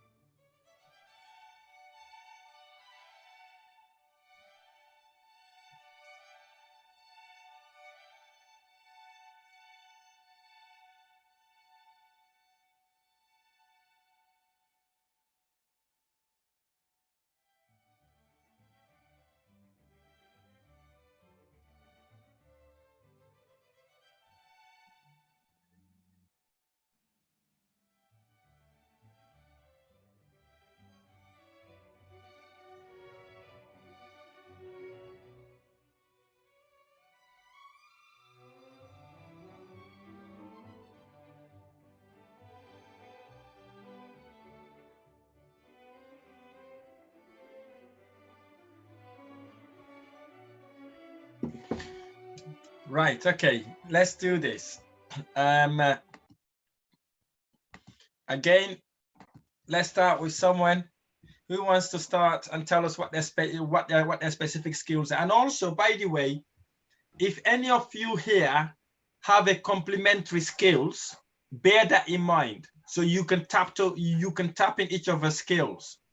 You may have a joint venture partner in this group, by the way, because some of my mentees are joint venturing. Okay, so if someone has a complementary skill to you, right, bear that in mind. So should you need to tap to their potential, you could work with them to actually help you work together as a team. Okay, and yeah, so who wants to go first? I'm happy to go first. Go for it, Cynthia. Yes, so the 3 skills I would like to improve, one of them is networking skills. I am not very good at socializing and networking with people. I'm an introvert, and I would really like to improve on that. Networking skills. And the second one is negotiation skills, because I will need a lot of negotiation so that I don't put myself in trouble when negotiating deals. And lastly is the leadership skills, because I know that as the business grows, I would need to employ people that would help out with the business. So I need that leadership skills, to be able to delegate work to people. So those 3 skills. Thank you so much. You know, you're talking about introvert of being shy, networking. I was like that back in the days when I started. It's not like I am an introvert naturally. It's not that I was shy to speak to people. I was shy about my accent, right? It's not like I was afraid. I was thinking, oh, they might not understand me, or they might put me in a box, right? When I started going to this networking event, they'll give you 60 seconds to talk whatever you want to talk, right? I rush it because I just want to finish quickly when it gets to my turn, right? Because obviously, 1, for my accent, and 2, I don't want people to hear me. Then I thought to myself, then, if I'm doing that, what's the point of talking then if no one understands what I say, right? So obviously, and then I learned from that to actually talk to myself in the mirror, saying I can do this. I'm me, you know, I'm different, right? God made everyone different because each and everybody has a different fingerprint. It's not for nothing, right? We are all made as we're different. But if you, what I learned from that also, Cynthia, if I just digress here slightly, is pretend like people don't know what the hell you're talking about, right? You're giving them the information, basically. They don't know. Even if they know, pretend like they don't know. See them as kids that you're talking to. That would help you, your networking skills and presentation skills a lot better, right? Tell them they don't know what you don't tell them. They only know what you've told them, right? That helped me a lot when I started networking, and then I ended up doing presentation in the networking event. I start doing presentation, I start talking to members, I start meeting people individually. That was a big problem for me, you know, because before you start networking, you have 15, 20 or 30 minutes to talk around, get to know people. I was in my corner all the time, thinking about my accent, thinking about, or maybe they're not going to understand me, or just being shy. But when I start doing that, looking at myself in the mirror, I'm different, I'm me, I'm not going to change myself, and nobody's going to change me. Everything changes. If you don't like my accent, or if you don't like me, that's no problem. That's got nothing to do with me. It's your choice, right? If I chat bullshit, if you don't like it, walk away, right? It's me. I'm not going to change me, right? I try to fit in. I'm telling you now, try to fit in. I tried this so many times when I was in London. I go to the pubs, clubs. I don't drink alcohol, right? I try to fit in. I get my drink. But when they got drunk, we just don't understand each other. I realized, you know what? This is not for me, right? I always try to do something to make me fit. But when I realized, listen, I'm different. I'm me. I learned this from Tony Robbins. People who knows Tony Robbins. There's no different. We're all the same, right? The only thing is we're all different. So again, don't say that as a deterrent. Anyways, in the mentorship program, we'll go through that. We'll go through negotiation. Just bring it, whatever you want to talk about. As I said to the mentorship, we can deal with it, we can talk about it, and hopefully that will put it in a better position in your next networking event. Anybody else wants to share? Thank you. It's okay. Yeah, I don't mind. Okay, go for it, Angela. Okay, so my one, really, I would like to improve my negotiation skills, because I'm one of those people, you know, when I have to negotiate with someone, if the person is sort of insisting, I'll just give them like, okay, you know, I'll just pay whatever, it doesn't matter. So I think I need to sort of learn to stand my ground and say, look, no, this is what I'm going for, and, you know, leave it there. I easily give up. Like recently, I was given a quote for renovating my place. I just gave up, you understand? I know maybe I should have negotiated more. Probably I could have brought the price lower, but I just I can't be bothered. I think I need to be bothered because it's money, right? We're talking about. So I think I need to learn more how to negotiate better. Another thing is I'm good at networking, I think. I can talk to people in a crowd, but I'm very bad at follow-up. So I think I need to improve on that, improve my follow-up skills. And also the main thing here is I need to learn to put myself out there. I'm really shy. Like, especially on social media, I'm there, but I'm not there, if you see what I mean. So I need to be bold enough, need to be brave enough to put myself out there, because if I'm gonna be looking for deals and stuff like that, I need to put myself out there. So I need to learn that, have the confidence to put myself out there. Fantastic. Thanks very much for sharing that. Talking about negotiation, I need to digress there a little bit. You know, people think I'm crazy, right? I negotiate even in supermarkets. Have you ever seen that? No, you haven't. I will go to the supermarket and negotiate. My wife thinks I'm crazy, right? People saw me in Lidl or Aldi. Rahim, what are you doing there? You got all this money. I said, listen, I shop wherever I can get discount from. Who cares, right? And I go to the supermarket. If I saw a tomato loose or something like that, I'm banging the tail. Listen, this tomato is loose. Obviously, it's not £1.50 anymore. Can I have it for £1? Right? People will be looking at me like, this guy's crazy. I get it. 99% of the times I get discount. Right? Or if I get a product, it's on the wrong shelf, wrong price. I go to the till, they give me a different price. I say, no, that's not the price that was on the till. Right? On the shelf. It's got a different price. They say, oh no, it is. They will go to the shelf and check the price, and they realize it is the price. Then I pay for that price. And what I do, I negotiate. I go to like wholesale retailers, right? I go and register my business as a business person, negotiate my deals. Whenever I go there, I got my discount, right? Comes to property also, you just need to be hard, right? Any 100 deals, you get one property deal, right? If it's not for you, you need to learn to walk away, right?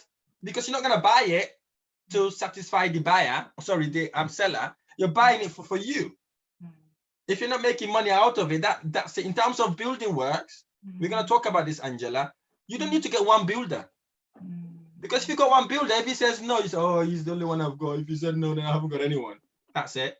But if you've got 4 builders, they all come with the different codes. You are in control.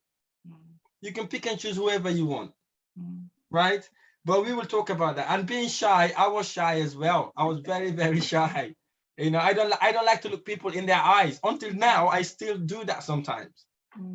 You know, but it is business. Sometimes you have to look people in their eyes, otherwise they will think you're dodgy. Yeah. So I know as Africans, we are told not to look our elderlies in their eyes. I came with that in this country, right? When I was used to talk to my teachers, I don't look at them in their eyes. They thought I was a bad kid. I'm hiding something. They did not know it's a culture thing, you know. But I had to adapt. I had to change that point. You know, I had to adapt to that, because I know the only way people can relate to me is when I face them and talk to them. And I stopped caring about my accent, basically. You know, I'll let go in English if you understand. Okay, you're lucky for me to speak your language in the first place. Right? So that's how I see it. So I don't care, right? But once you get used to that, you'll be okay. You know, we are all exactly in the same position. No one is perfect, right? Don't try to be perfect for anybody else. Okay, but yeah, thanks very much for sharing. There's a video I'm gonna give away. I think you've missed that. It's all about negotiation, how to negotiate. It's 10-15 minute video, all about negotiation, and also we can talk about it during the mentorship program as well. Very easy. And also I would recommend the book. It's called The Art of Negotiation. The Art of Negotiation is by Michael Wheeler.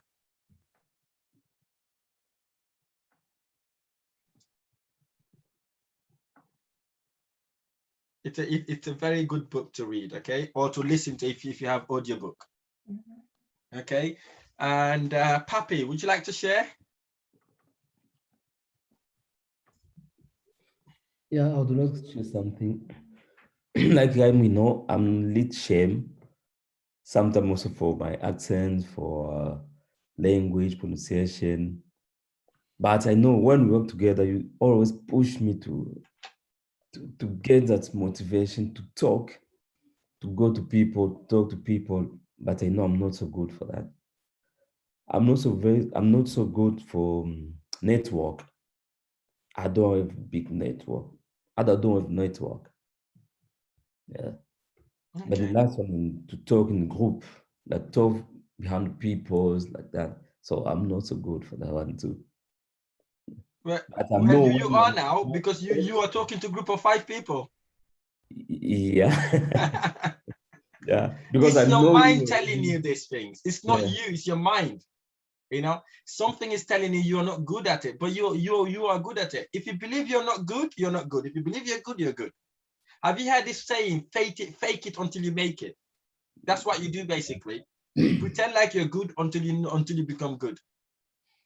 And I'm working for that one to be more better. Okay, good. Yeah. Good. Okay, Pulo, have you shared yet? No, yeah. Okay, go for it. Yeah, I think I'm just like everybody else as well. So for me also, it's just the negotiating skills. Yeah. And also being able to get the first, to make the first step, okay, and see, okay, let me just go into this agent's office and say, to have that, you know, that bravery and say, okay, let me go to the estate agent and say, okay, this is what I want and this is what I'm doing. I think sometimes also that's always, I think, one of the things that's also like hindering me from doing you know, going forward, because I say, okay, if I go in there, maybe they will say, oh, you know, she's not serious, or I'm just scared of being like, you know, turned down. That's one of my things.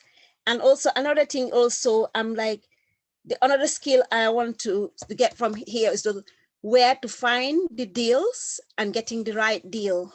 That's one of the skills that I want to find out. And I think also one of the things is that by getting through those also by networking, you know, which I'm really not really good at as well. And also, where do I start? Right. Okay. And how? You will get there. Now we're working together. I will make sure we get all this important stuff across. Write them down so we can iron them out in the one-to-one session. Talking about agents, I'm going to tell you a big secret about agents. They are all salespeople. They know nothing about properties. I'll tell you that now. They don't know anything about properties. Right? 90% of them don't know about property. They are like a job. You know, when you apply for customer service role, they're exactly like that. They don't know about property. So don't be fearful, right? Some of them may be your tenant if you got a property, right? They're not those people, you know, like that. You think, oh, they're going to look me funny or stuff like that. They need people like ourselves because they want to get property sold and you are the buyer. Right? If they don't sell the property, land owner will take them out, take it away from them. So if you go in there to tell them you're looking for X, Y, and Z, you tell them what you're looking for, you build that relationship with them, which we're going to talk about later on, how to build relationship with this agent. That would then help you boost your confidence. But listen to me, I'll tell you this now, it's practice. Yeah, it's all practice. Go and expect no. Right? Go and expect no. You know, and we're gonna have thick skin. listening to no's. I get more than 50 no's in my office a day. Mm-hmm. But who cares? When I've got one yes, that yes literally is better than all the other no's. Mm-hmm. You know how many deals we put offers on, and we didn't get them, but we stick to our rules, right? Like Papi, when he wanted the SA, I gave him 3 prices. Yeah, I said this is 1, 2, 3, but hit this price, and Papi went on and kill it. He did it 850. Yeah. You know, so it's about, that's how you have to literally be really strict and say, this is it. You play your, it's like playing a chess. This is my first offer, second offer, and final offer. Take it or leave it. But anyways, we'll go through that anyways once we've got to the mentorship program, how you can put these offers and how to deal with agents as well. Okay. Thank you so much for that. Let's now jump on to the next question. Okay. What are the 2 things you do in your life that makes you the happiest and simultaneously bring you the most money? Or what you think you can do in your life that makes you the happiest and simultaneously bring you the most money. This is something that you would never, ever outsource because you do it the best. What are the things that inspire you in your soul? What are the things what are the things that gets you excited and change your physiology? For me, I love to inspire people to take action and see them happy about the services I provide. And I love to lead by example. That way, I show them exactly what I do, and that's what makes me happy. That's what really makes me happy. So what are the 2 things that what are the 2 things that you really like to do and you will never substitute it with anybody else and makes you the happiest and simultaneously bring you the most money? And again, I'll give you 4 minutes.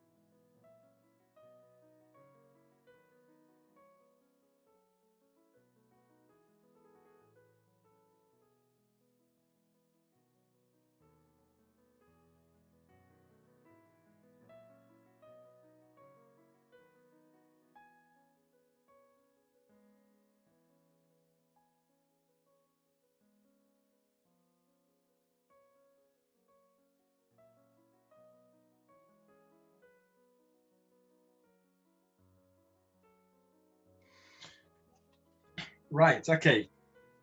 I hope you've done it. And again, who wants to share first? Okay, I don't mind. All right, go for it, Angela.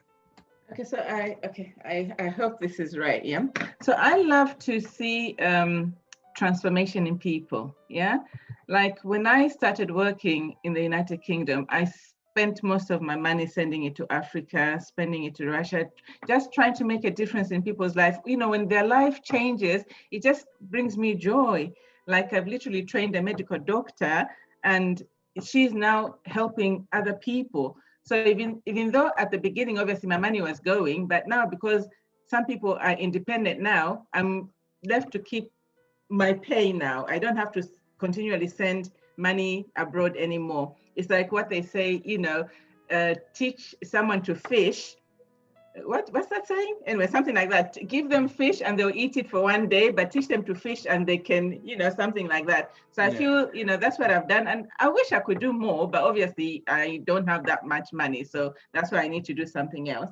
Another thing, I think my job, I love my job. I trained as a pharmacist. I enjoy it. Only that I feel like I've probably played small. I think it's time for me to up my game and play a bigger game in life. But I have enjoyed pharmacy, and I think it has given me a good living, but it's time to do better.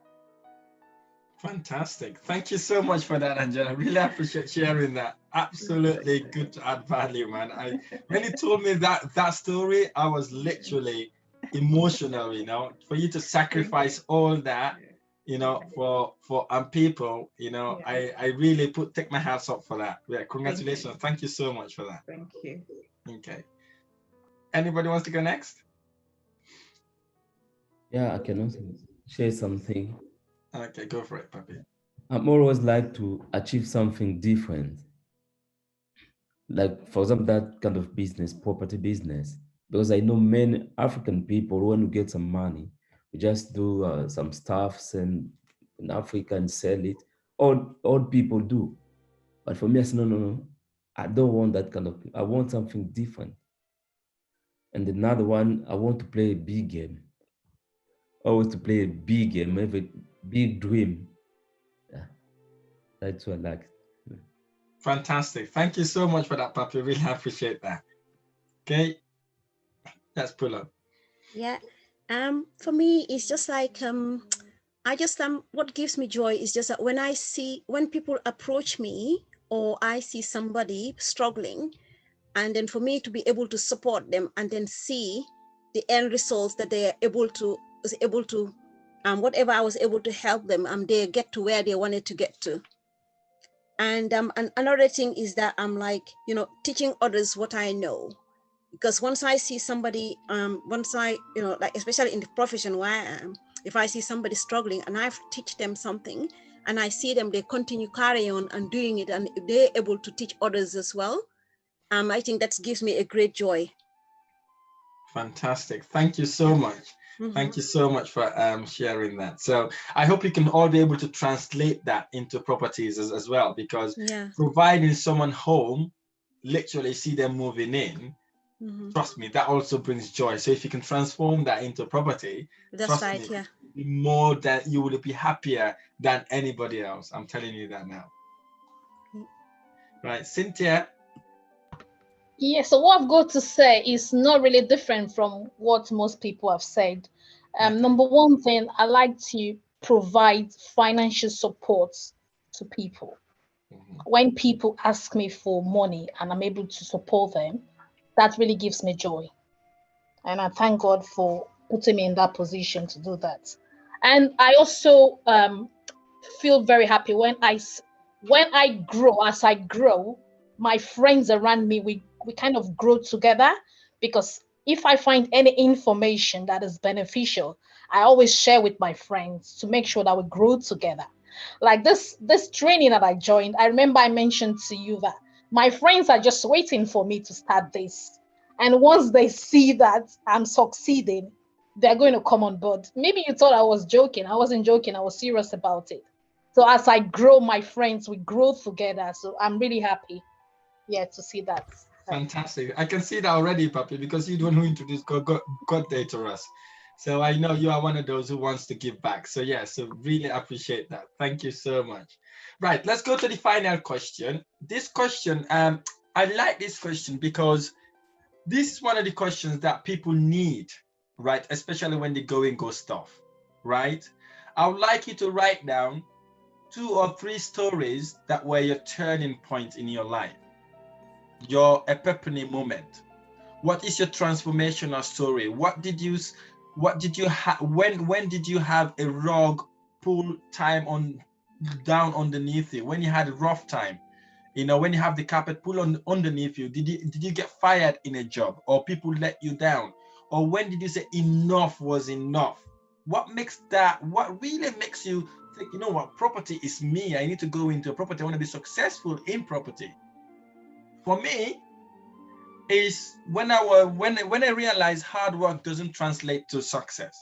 My uncle had a business. He's a farmer. He sells timber back in Africa. Sometimes he goes to the forest for weeks to fetch timber, okay? He works tirelessly to survive, but he doesn't earn more than 200 pounds a month. A father of 5 kids, he never stopped working. I realized at a young age, hard work is nothing to do with being successful. Yes, you need to work hard, but you need to work smart. That's why you are smart. You enroll on this course, and just to figure out how you get the things done quicker, right? So that was a light bulb moment for me, okay? And I also realized that when I get to the UK, what I realized was successful people educate, learn, and model someone. They copy someone else, and they all have that sort of habit, right? So that was an epiphany moment for me. So now I don't really need to go on YouTube, start looking for videos. I don't really need to Google stuff anymore. I can tap into someone who could tell me exactly what I need. Today, now, it's not about education. It's not about what you have. It's about who you know. Who can you tap on to actually help you get there? So that was an epiphany moment for me. But what killed it after all days is when I was working, right? I worked ridiculous long hours. I don't know if you are accountant. We have something that we call month end, right? Every month you have to report stuff, right? You work. I used to work till 8 or 9 at night during month end, right? I worked tirelessly, try to do so many stuff for that company, right? Nobody appreciates what I do. You know what? If I do a tiny mistake, the whole world will know about it. Right, everybody would know about it. Nobody appreciates me. I was a little machine in a massive cog, right? So one day I came back, I said to myself, enough was enough, right? I'm just fed up of it. You know, I had no life for myself. I used to travel 3 hours back and forth from work. I was just shattered. I said, enough was enough. I walked away, right? I went to that island. I burned the boat when I get to the island. I burned the boat. I said, I'm not going back. If I'm going to fight with the lions, tigers, zebras, whatever they are, I'm going to fight to survive in that island. I made sure I burned that bridge. I cursed my manager. I said, I'm never ever going to come back. F you, I'm gone, basically. I went my way, right? It was tough, right? But I had to survive. So that was my turning point. Because I was a garbage at work.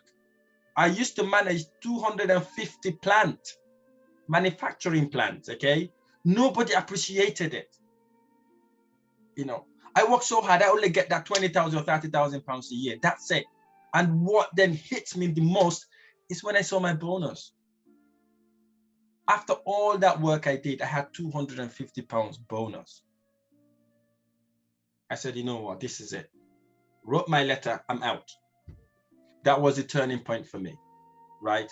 Went to property full-time from 30,000 pounds a year to £0 a year. I'm not saying to do that, by the way. Don't do that, okay? It's the riskiest thing you could ever do, right? Don't do that. But I did that because I was fed up of the rat race. I was fed up with the politics. You know, I fed up people not appreciating me. But it went tough. It went really, really tough. We didn't have money to eat. I had my wife, just came to the country, got pregnant. We're living in a shared house, right? Baby came along, tenants start moving out because they don't like baby crying. We moved to another shared house. Nobody wants to live with a baby. So it becomes really tough, right? But I never, ever wanted to go back to work. I took the laptop, wanted to apply for a job. I whack it down. I said, no, I won't do that. You know, it went tough. I had shingles behind my back. Yeah. But with time, when I started educating myself, had a mentor, had a coach, life changed. That 9 months was hell for me. But when things start turning, it start turning rapidly. And then boom, my life changed. Right? I'm not saying you do the same thing, right? Be a bit smarter than I did, right? You can transition if you don't want to work, if you don't like your job. If you love your job, have a passive investment. Knowing you're going to your work because you love doing what you're doing. It's not because you need to pay your mortgage or your rent, right? Go there because you love it. That's what you do. Like Angela loves to be a pharmacist. All she needs is to have a passive investment, right? That's all we need. So I'd like you to actually write down 2 stories that were a turning point in your life. What really made you, you know what? I want to go into properties. I want to be a successful property investor. I want to be a successful business person. Again, I'll give you 5 minutes for this, for you to write it down.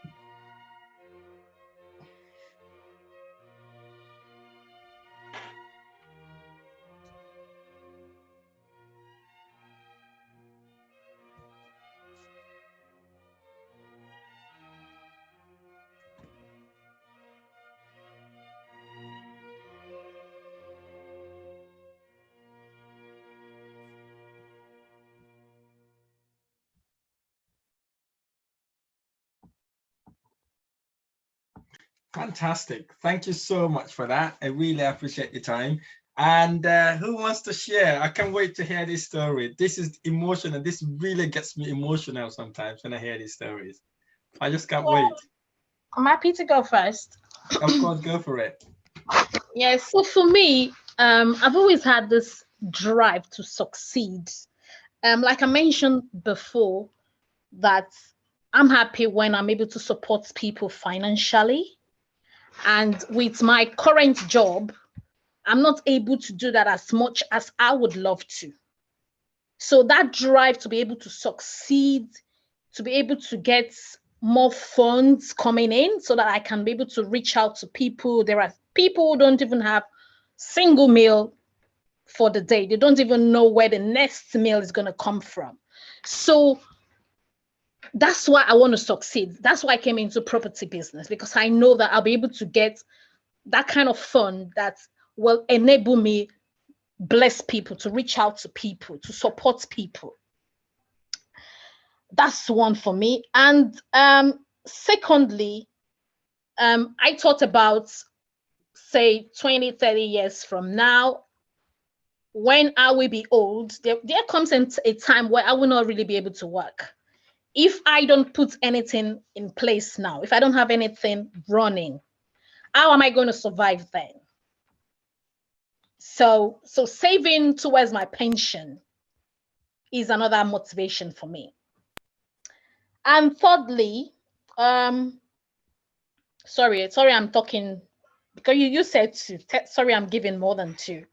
And thirdly, I have that kind of drive and motivation I'm planning to have some business back home in Africa. So I know that once my business here kicks off, I'll be able to get funds from here to invest back home, to be able to create jobs and support people back in Africa. And fourthly, lastly, I know that property business can actually outlive me. So even when I'm no longer on this planet Earth, my children can benefit from it. My grandchildren, my great-grandchildren can benefit from it. I tell you a story. My granddad, he had a lot of properties back in Nigeria. He had a lot of landed properties. He is dead now, but the children are still benefiting from those properties he left behind. So with properties, you can't really go wrong. And if you just concentrate on your 9 to 5, your 9 to 5 cannot really outlive you. Once you're gone, you're gone. Your children cannot benefit from it. Your grandchildren, I don't think they can't benefit from it. So yeah, so those are the things that actually motivated me into going into properties. Yeah. Fantastic. Thank you so much for that, Cynthia. I really appreciate you sharing it. Anyone wants to go next? Yeah, I'll go. Okay. So when I was growing up, my parents were quite, well, in those days, they were considered to be quite successful. We're upper middle class. My dad was a permanent secretary. My mom was an inspector of schools. But when we had, a house, a farm, cars. But when my parents retired, it's like everything just went down. Yeah. Within a few months, my dad started selling his cars, and literally it's like we went from up there to just literally down there. Okay. And I'm thinking, if I don't do anything about it, I will follow the same route. Okay. So really it's about securing. And now my daughter has just finished her A-levels. And I'm beginning to think more and more now about my future, my retirement and everything. And I'm thinking, if I don't do anything about it, if I don't go into property, one, what is my retirement going to look like? Am I going to do what my parents did? I don't want to do that. So I really need to secure my financial future. And also I need to leave a legacy. My parents left a legacy for me. I've got a farm back home and a house. What legacy am I going to leave my daughter? You understand? So for me, it's about legacy as well. And also about being able to help other people. Yeah, you can't help other people if you've got no money. And in as much as I like my pharmacy job, and like Cynthia said, you can't do it forever. At some point I want to leave and live life on my terms, not waking up to an alarm. And I just want to live life on my terms. So I think property will get me where I want to go. Fantastic. Thank you so much for that. Really, really appreciate that input. Go for it, Pulo. Yeah. For me, just like you said, for me, recently I've just quit my job where I was, and I mean, I would say like a different position, because I left. I'm still working in the same NHS where I was working before, and I moved to another side where, it was a higher post, and then having been there, and it was initially I said, okay, I was just going to give myself just 2 years just for the experience, and once I see something else down where I was previously, then I'll go back. And having been in the current position which I've just left, I felt really burnt out, and also not appreciated as well. And I'm working under somebody who was so negative that anything you do, not only me, but with everybody, is just, and for that, really, one day I was just sitting and I was like off sick for 1 month, and I not realizing that I think what was the cause of my pain was just stress and not a lack of sleep. So when I was just sitting one day on my thing, I just said, I'll never forget, it was the 10th of June. I just sitting down, my computer was there, and I just said, okay, you know what? I've had enough. I typed the letter early in the morning, and up till about 5 o'clock, it was just for me just to click, and then it just goes send. Just by around 5 o'clock, I said, you know what? I'm gonna do it. And I just clicked and I just resigned. That was it.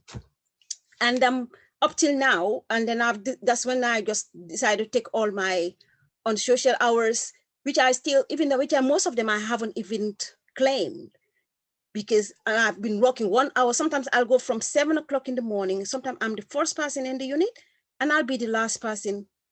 Sometimes I leave there about 11 o'clock. So, and it takes me almost about an hour and a half to commute from work to home.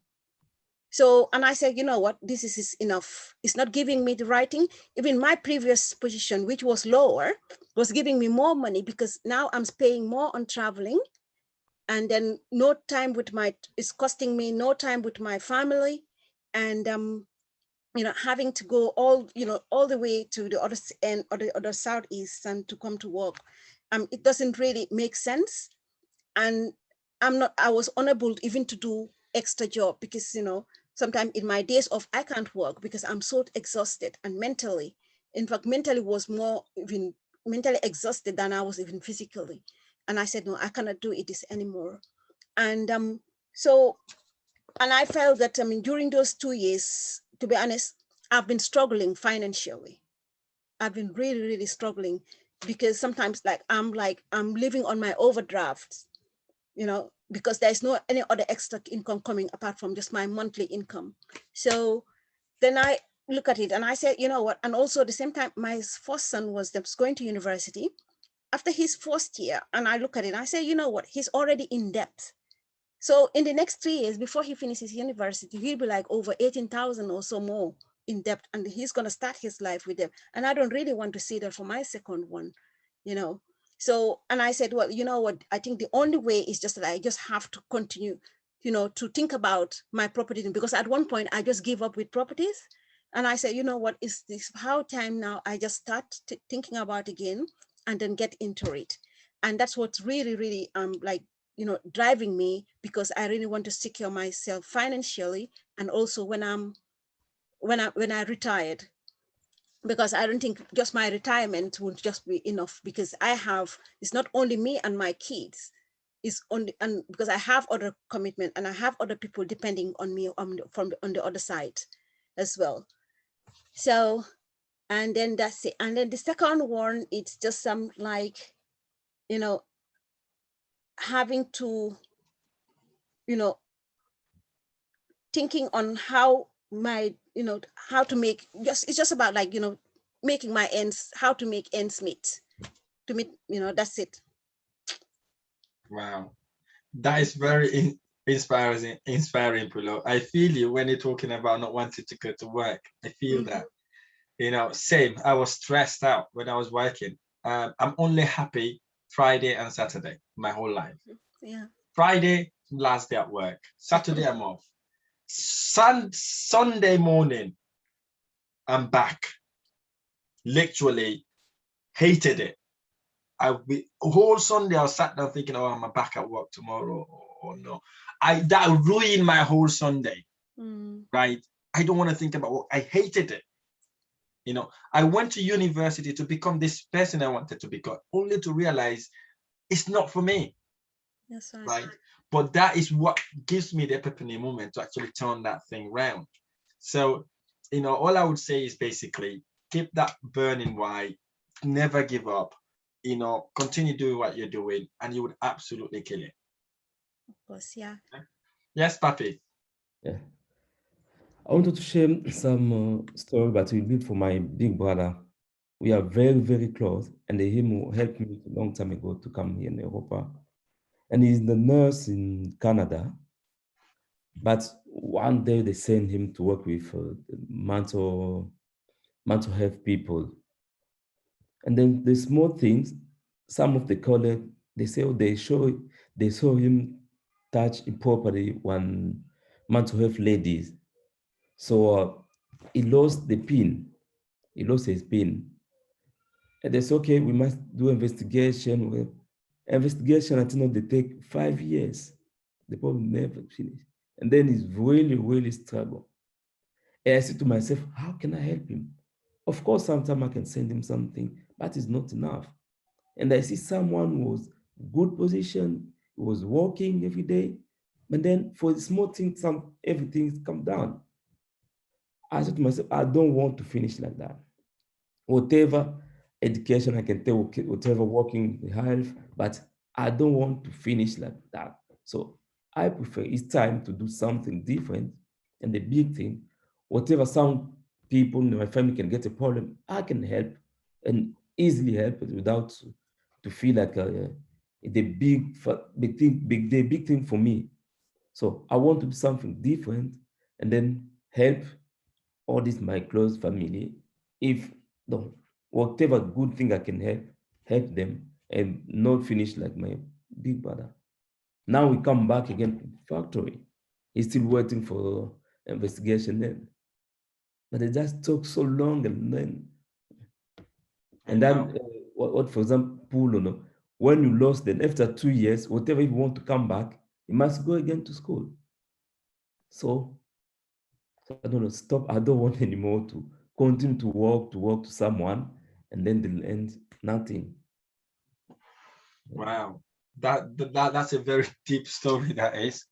You know, so yeah, when it comes to medical stuff, you know, they're very strict. You know, once you've got that stamp, Angela and Pulo could relate to this. You know, that's your career done. So I really hope none of us will be in that situation or similar situation. Again, about investment, you know, if you'd invest in properties or real estate, even if they turn you down, like for Angela there, her parent retired, if they had investment, you know, they wouldn't have sold their cars. So it's good that we're all thinking differently. We're thinking outside of the box because from this epiphany moment, because we know we need to make that change. If we don't make the change now, when? So there's no time better than now. So I'm really super excited to end this session this way, this discovery power. I'm superpower. So I'm really, really happy you've all got this. But please, please, please don't just write these things and bin them. Keep them in you, you know, as you. Let it become you, because these are the things that you could always look into and relate to in the future when anything goes wrong or anything when they go in Google stop. So yeah, thank you so much for sharing that, and I really, really appreciate it. Do you guys want to go for a 15-minute break before we jump on the next section? Yes, please. Okay, so we'll be back in about, say, 10 past. Is that okay? That's 10 fine, past thank one. you. Just leave your computer screen as they are. Don't log out. All you do basically, if you want to mute it, mute your mic, and then we can all meet back again in about 10 past and 1. Okay? All right. Speak to you soon.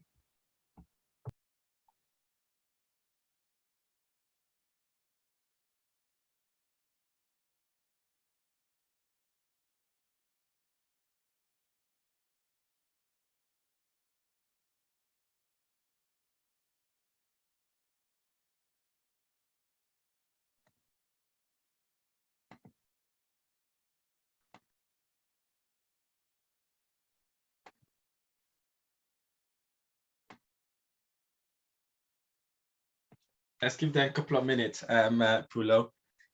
I know they'll join us shortly. I'm here. Oh, that's good. Good to know. Papi, are you there? Cynthia? Yes, I am. Fantastic. Okay, let's give Papi a minute to see if he'll be able to join us.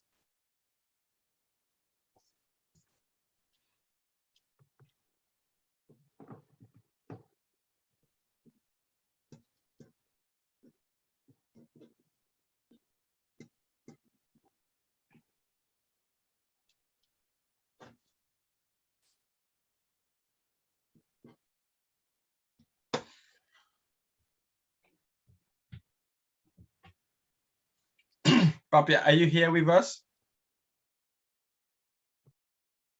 Right, okay. I think he will join us later on. Okay, thanks very much. I hope the previous session was helpful.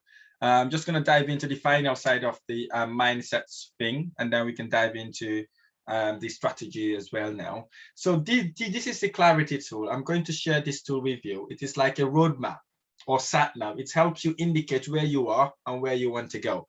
Clarity equals to bigger future, gigantic future. I want to make sure you understand the value of this tool. This tool is basically designed to get you laser focused on the direction where you want to pinpoint your ship.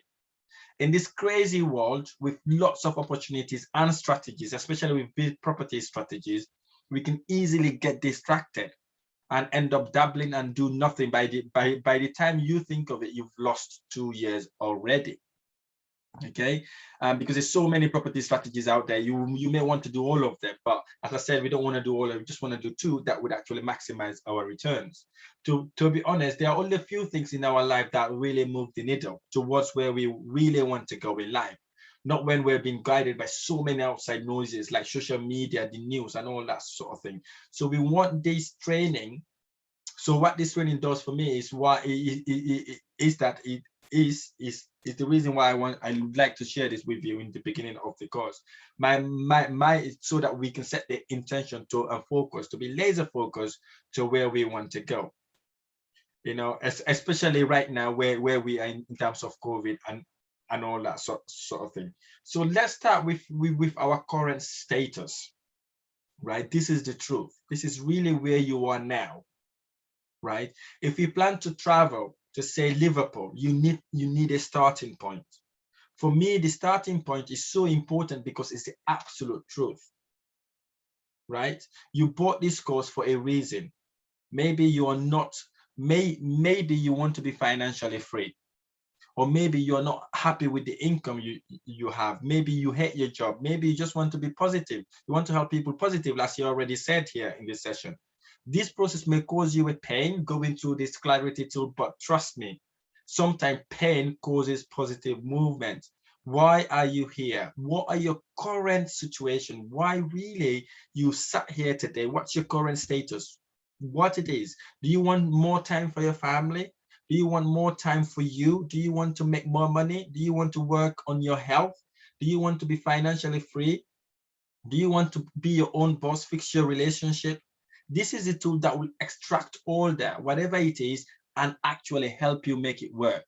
For me, my current status right now is my company is doing fantastic. I am in the process of expanding it to the next level. But I would like to really be able to spend time with my loved ones without losing time with family. I am scared that might not be really what I would be able to achieve. So sit down, really look at yourself and say, write it down to know exactly where you are. What's your current status in life? Because this would help us significantly when it comes to the one-to-one mentorship program. Again, I'll give you 3 minutes on this. Write it, bullet point it. You don't have to write a paragraph or sentence. Just write where you are right now. Forget about all the noises. Just write exactly where you are, and then we can then move into the next point. I'll give you 3 minutes.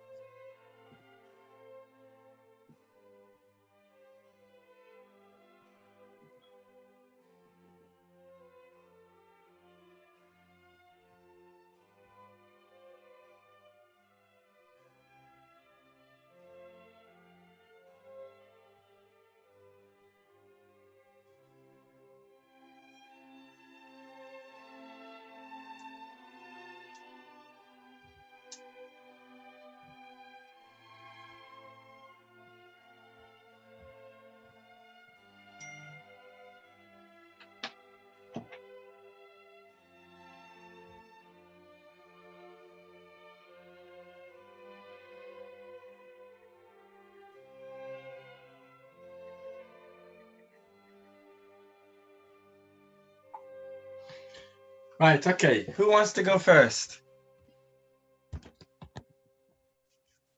And again, if it's personal, if you don't want to share it, it's fine. We understand. But as long as you write it down, I'm happy with you, okay? So who wants to share first? Okay, I can share. All right, go for Angela. So my position right now is I'm working Monday to Friday, 9 to sometimes 6, 7, 8. So it's long hours, it's standing. I'm 57. Okay, I don't know if I don't know how many more years or how many more months I can do that for. So I really want to like leave the rat race and do something else that will give me more money, give me more security for the future. My daughter is hopefully going to uni this year. I don't want her to end up in debt.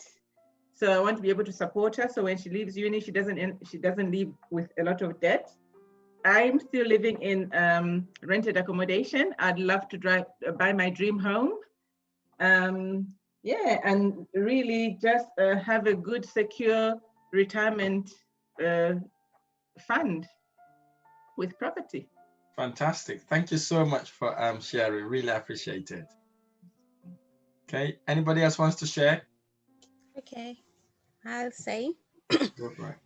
First of all, number one, I'm financially stuck. I would say, because like my job is not really giving it to me up until now. Well, when I recently started doing, extra jobs, out of my working hours, because I've been on annual leave up till now. I'm going to start my new job on Monday. So, and I think, where I'm going to be, will be able to make me to be able to work extra hours on my days off. At least that will help me to get along from work from one month to another. And also like, I would like to, yeah, so at the moment I've got my mortgage. I would like to not to work to pay for my mortgage, but I want my mortgage to work for me. And I think that's one of the things that I really wanted to do, because I've been trying that for many years, but each time I've got an equity, a problem comes from back home and I use it. So, and I just want to stop that, and I get the mortgage to work for me instead of working to pay for just for the mortgage. Fantastic. Which will give me the financial freedom in the future. Fantastic. Thank you so much for that, Pula. Yeah. Really appreciate it. Cynthia. So for me, I think it's about financial freedom, really. Okay. Yeah. Okay. It. Fantastic.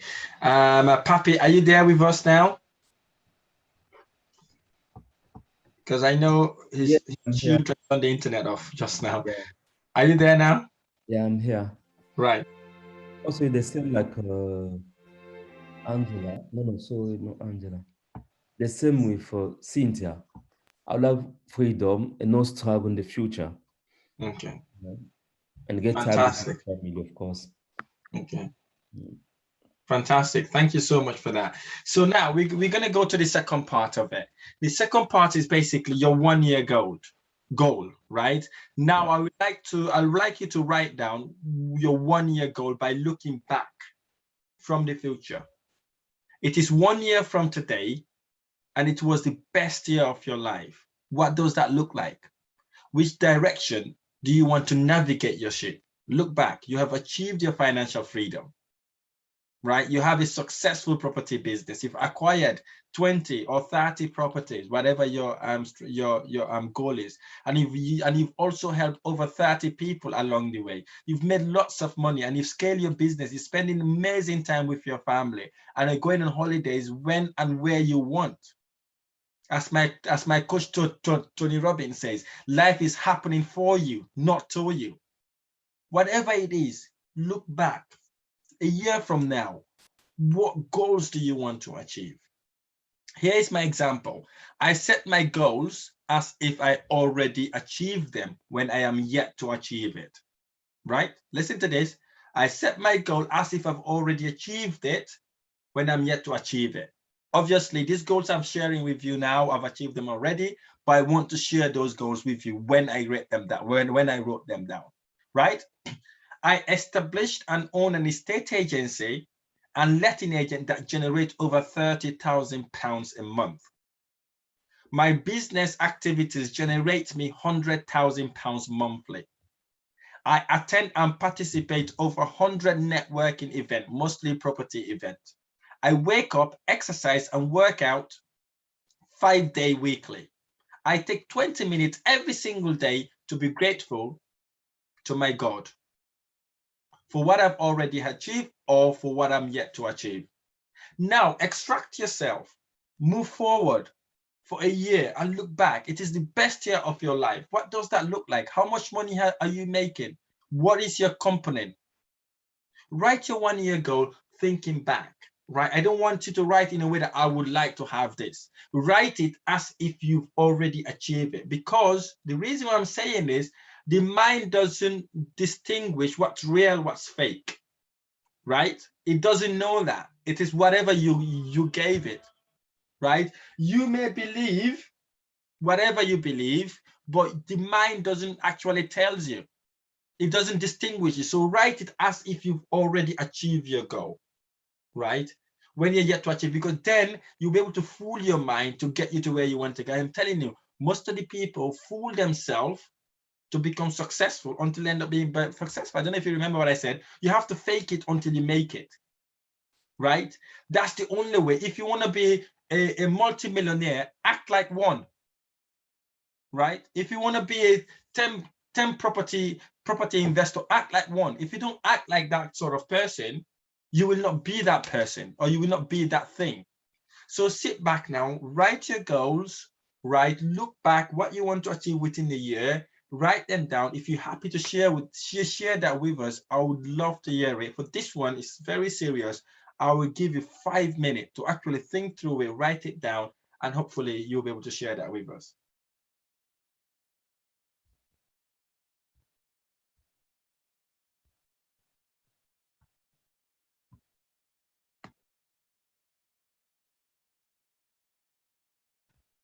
If you want, you could write a minimum of 3 goals. You don't have to have lots of goals. 3 goals that you really, really want to achieve. Imagine your financial year starts today. Because today is the day you started this course. It doesn't have to be with the UK financial calendar. Your financial year, your year can start today, right? Your year starts today. Look at it back, what you want to achieve, and write that down, and then share it with us.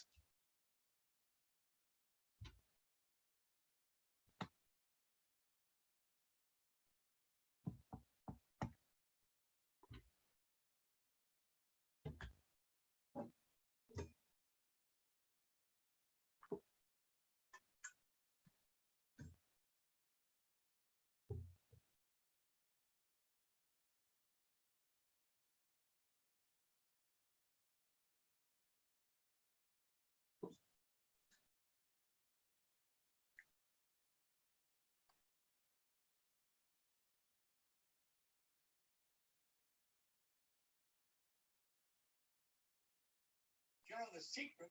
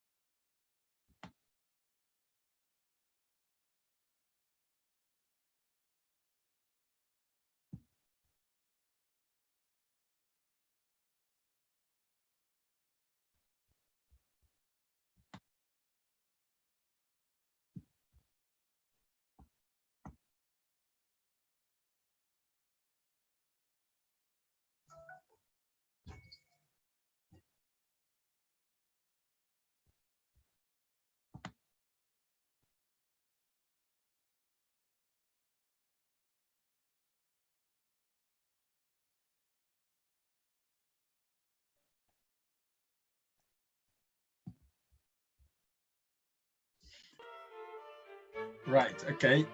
Thanks so much for that. Okay. Anybody wants to share? Okay, I'll share. All right, go for it. Yeah. For me, I see myself that I am like financially free, that is debt free, no debts, nothing. I'm able to give. I'm the one being giving instead of people giving me. And also, at least I have at least 2 properties that I'm either managing or which I have owned or I have already refurbished and gain some, some money out of it in order to continue the journey. And also, one of my goals is just that, it's just that to extend my like to have properties in Africa, which I'm be able to give away to be managed for me, and whilst I'm out here making money, and then those properties will be making for me money in Africa, which I don't have that will ensure that I have money that back there, that I don't need to, when I go for holidays or somebody needs money, there's money out there for me as well to go to, and be able to keep my full-time job and concentrate more on the properties. And as nursing is an advantage, which I can always go into whenever I need money. I can go to, call an agency, or I want to do extra few hours to get extra hundreds, maybe to, maybe for example, to buy a paint or to buy something like that. So, and that's why I want to see myself. Fantastic. Thank you so much for sharing that. We really appreciate it. Yeah. Okay. Who wants to go next? Okay, I'll go. All right, go for it. I don't know if this is realistic, but anyway. Go for it. Right. So my rent-to-rent property business is giving me £20,000 profit a month. True. I have 4 to 5 BRRR properties, cash flowing me £2,000 a month. Yeah. I have left my job and I'm full-time in property, and life is looking very different from what it was a year ago. Fantastic. Wow, you've nailed it, Angela. Seriously, you've nailed it. That's exactly how you write your goals. You've written them like you've already achieved them. You see how that feels? Yeah? It feels amazing, isn't it? Yeah. The way you write it, like you'll achieve it, like it's all about putting on the hard work. Believe in it. If you don't believe, you'll not achieve it. But if you believe what you're saying, you will eventually get it. I'll tell you that now. Do you believe in the law of attraction? Yes, I do. Right. Like attract like. It's like a magnet, okay? Yes. So if you start talking about that, trust me, the deals will come your way. Sometimes you'll be surprised where you've got that deal from. Yeah, thank you so much for that. Really appreciate it. Anybody else wants to go next? Yeah, I'm happy to go next. Okay. Right. Okay. So my goal is to be getting £5,000 cash flow on my rent-to-rent business, and to have at least 2 BRRR deals that I can cash out 40,000. Hold on. I need to rephrase that. I have 2 BRRR project that generates me £40,000. Okay, 2 BRRR deals that gets me £40,000. So I can cash out. It's like, no, you want to flip it, right? Yeah, I want to be able to get. You want to sell it. You want to sell it, is it? Yeah, either sell or kind of remortgage it or something like that. Okay, you could say I bought and remortgaged 2 buy-to-let. I was able to pull all my £40,000 investment from them. Okay, so I buy 2 BRRR deals and I'm able to pull out £40,000 from them. Fantastic. Okay, go for it. Yeah. And my last goal, to be honest, is to get my other half involved, because if he's involved, then I know I'm gonna be able to do more. Yeah, get him really involved. Yeah. You could say, I have my partner working with me to generate whatever you want to generate, or to do whatever you want to do. You're not hoping. You want. Yeah, you're gonna I have my partner supporting me. That's. I know it's difficult to say because it's not real, right? I know you may be uncomfortable of saying it, but listen, that's if I take you to my bedroom now You can see my goals. You think I'm crazy, right? But you have to fool yourself. Once you've done that, even if you achieve 60% of that, you are at a better position.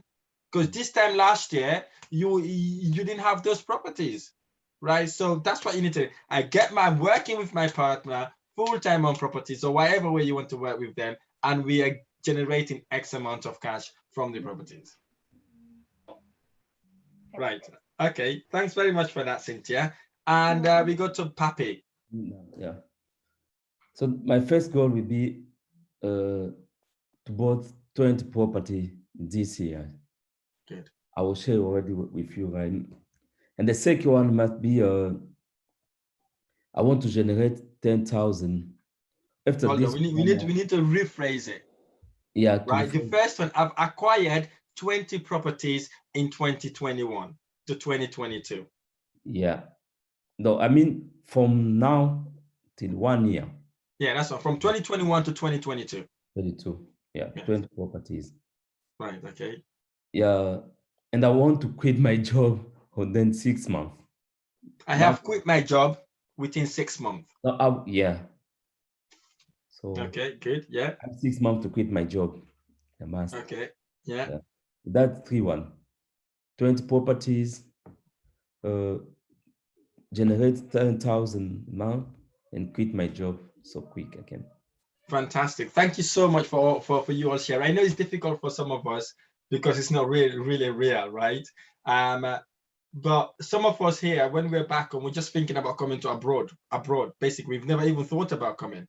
But when you start thinking about it, your cousin, your uncle, or some ways came along, right? And you landed here in the UK, right? It's like when I started property, I was thinking, I don't know anyone who knows properties. I don't know anybody who can even get me to property, but I wrote my goals, right? I wrote them, then I achieved them. I start getting deals from people I don't even know. I start talking about property to people I don't even know because that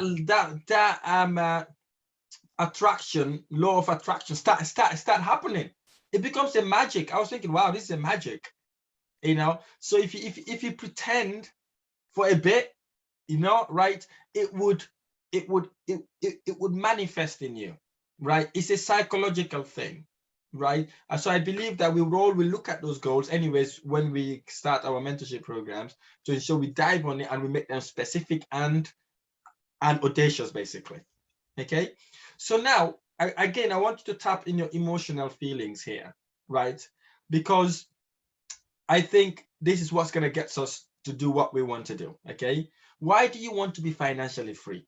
Right? It's not just for you. Is it for your family? Is it to get the girl or boy you want? Is it to fund your children's education? Is it to be wealthy and have more revenue? Is it to have more free time to make positive impact in the world, to give back to your charity, to your religion, or set an example? Is it because your parents were not there for you when you were a kid? You want to be there for your family. You want more money for your retirement. Do you want to have time for your grandchildren? Do you want to travel the world? Do you want to stop running in a treadmill your whole life? I don't know what it is. I promise it is for something deeper than this, right? Your why can be deeper than that. This is deeper, right? Why then do you even think about going into properties? Why do you really want to be successful? Don't tell me it's just financial freedom, because you can get money and then that's it. Right? It's because you want to leave. Is it because you want to leave impact in the world? Why do you really want to leave impact in the world? It is deeper than that, right? I wanted to sit back and think about it, because one thing about life, right? To be successful is result of two things. The first one is if we're running away from pain, right? We don't want to actually see that pain. Right? For me, what I do, I know you're gonna think I'm crazy. I'm digressing here, right? What I do, I imagine myself not being able to actually support my family, not being able to have a house. I've been evicted from my house. I'm homeless. I don't have money. I cannot do anything for myself. I'm in benefit. I'm really struggling. Right? I can't do anything. I can't give back to my charity. I can't give back home. I cannot support anyone. That emotional feeling literally gets me to literally want to do so many stuff, right?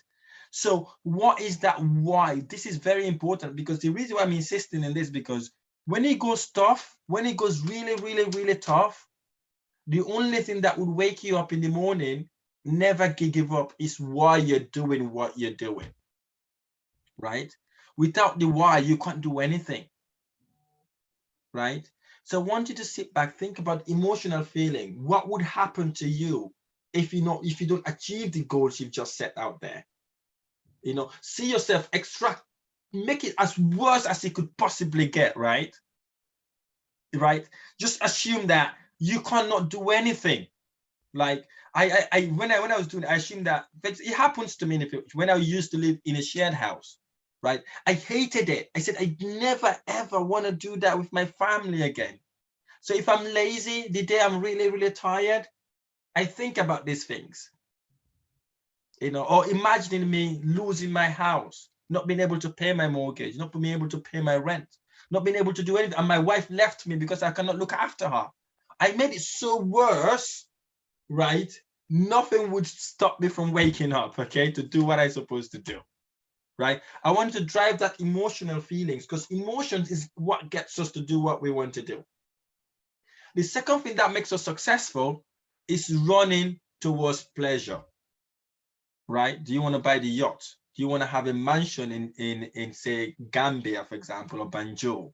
Do you want to have an amazing Caribbean apartment? Do you want to, whatever brings that joy to you, if that's what it is, write it down. Do you want to make sure all your children are looked after? You've paid all their tuitions. They don't have any debt in them. You're looking after them. You're looking after your family back home. Whatever bring that joys. But the thing I've learned, the people that are more successful in life, based on research, 90% of them are people who are running away from pain. 90% of them are people who's running away from pain. And guess what? Out of those successful people, 95% of them are either foreigners or first-generation immigrant, right? Either first-generation immigrant or foreigners. 95% of the people that are billionaires or are wealthy people are foreigners. You look around you, right? So what is that why? What's really, really, I really want you to feel this. What really wants you, what really want you, why you really want to be successful? Because if it's for money, right, it's not enough. Because money is a certificate that allows you to do what you want to do. But there's something deeper than money. There's something really, really deep in there. So again, I'll give you 5 minutes to actually write this down. And then if you're happy to share it, we would love to hear it.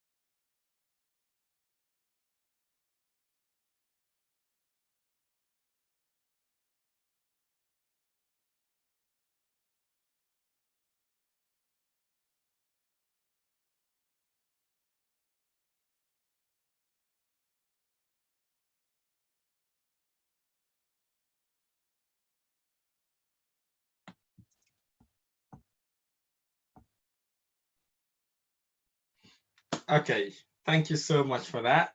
And again, I look forward to anybody who wants to go first. And then I look forward to this actually. So you tell me why these goals are important to you. Yeah, so I can go first. Okay. Yeah, so for me, going into this property business would kind of provide the funds that will enable me achieve some of my goals, such as farming business. It's something I would like to do back in Nigeria, big time. And also, I want to go into residential accommodation back in Nigeria to build some residential homes, as well as food bank, to have a food bank. So the income from this business will kind of give me the opportunity to kind of kickstart the projects I've just mentioned. And then to support family, to support friends, to give back to the society, as well as to improve my own life. Yeah. Fantastic. Thanks very much for sharing that, Cynthia. We really, really appreciate it. Don't throw that piece of paper away, okay? No. It's I beg you, don't. Keep that why with you all the time. Okay? Yeah. Right. Okay. Who wants to go next? Okay, I'll go next. Right. So for me, like I mentioned earlier, it's about retirement. I don't want to retire in poverty. So this is really big for me. I'd like to buy my dream home. When I left Africa, when I left Russia to come to England, there was a certain type of lifestyle I had in my head, which I haven't really achieved. So for me, I need to buy that dream home because I had a certain home in my head. Yeah. So that's big for me. Also, I would like to support my daughter. I don't want her, as much as obviously I want to, help her with her education. I also want to let her know that it's when you work hard and you can actually achieve big things in life. Also, I want to help women back home. A lot of women struggle back home financially. I want to help set up a charity when I'm successful in properties, set up a charity where I'll be able to help women back home. Yeah, mainly that's that. Fantastic. Thank you so much for sharing that, Angela. Really appreciate it. Again, don't throw it away, please. Okay, keep it. Okay. Anybody else wants to go next? All right. For me, one of the things is just like everybody else, just to support family, not only my family, but also the extended family. And just ensure that also my kids are given the foundation to start their own life, which I haven't had when I came to this country, and to be able to pay off their educations, and also to be able to achieve the projects that are like dearest to my heart, which is maybe building a religious place, or helping villages back in Africa. And also, and by doing that also, just one of my other things which is more closest to my heart is just like having a dialysis unit back in Gambia, because I've seen a lot of people dying, to be honest, really premature death, which I think that having had this dialysis would have really, at least if it doesn't save them, but at least it would have given a good quality of life, and then at least prolong their lives, because a lot of people are having financial difficulty getting into it, because dialysis is a very, it's a very expensive thing. So, even those who have money cannot even maintain it. So I was just saying that if I could have a project or, a charity that will help, and then get other people to get involved, and then to make it into a charity that will give a lot of people access to dialysis, that would be really great. And I think if I do achieve that, that will really makes me die peacefully. And Fantastic. that's right, yeah. And and I think this property, if I'm succeed in this property business, I think it will be enable me to do so. Fantastic. Thank you so much for sharing that emotional feelings about the Yeah. dialysis.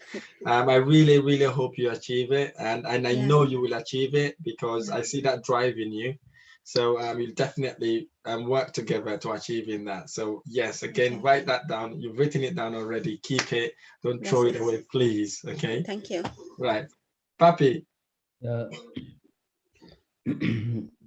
I would want like to give a better future to my family. First, my small family here, and my big family back home. And I would not like, for example, I want to show the good way to my kids. I would never like them to do the shit job here.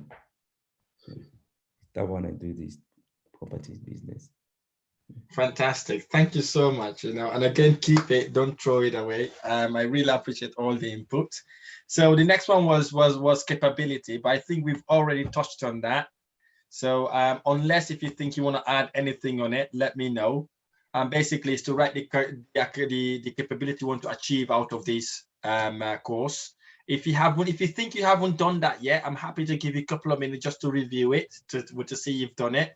If we haven't, if you have, then we can then move on to the actual strategy. Have we got this capability written down? If not, we would have to do them because I want us to know what they are. Right. All right. So let's do the capability. So now the capability you need to achieve this property journey, right? This is what this course is about. I'm going to share the exact step I took to take me from where I am to where I was to where I am today, using effective strategies to help me achieve my goals. And I promise you, I will share all of them. Okay. I'm not going to leave anything here unnoticed. Okay. Anything I did in my buy-to-let strategy, I will share it all here. So what I like you to do basically is to write down your capability, right? Capability you already have, or the capability you need to have to get you to execute this process. Do you need to delegate more? Do you need to surround yourself with successful people? Do you need to surround yourself with like-minded people? Do you need to schedule a better time for your property journey? Do you need to have someone to work with every single day to be your accountability partner? So whatever capability you need, write them down. I don't want you to write sentences. If it happens to be 2-3 words, write them down in bullet point format, because then when you look at it, you know exactly what it is. Again, I'll give you 3 minutes to actually write them down.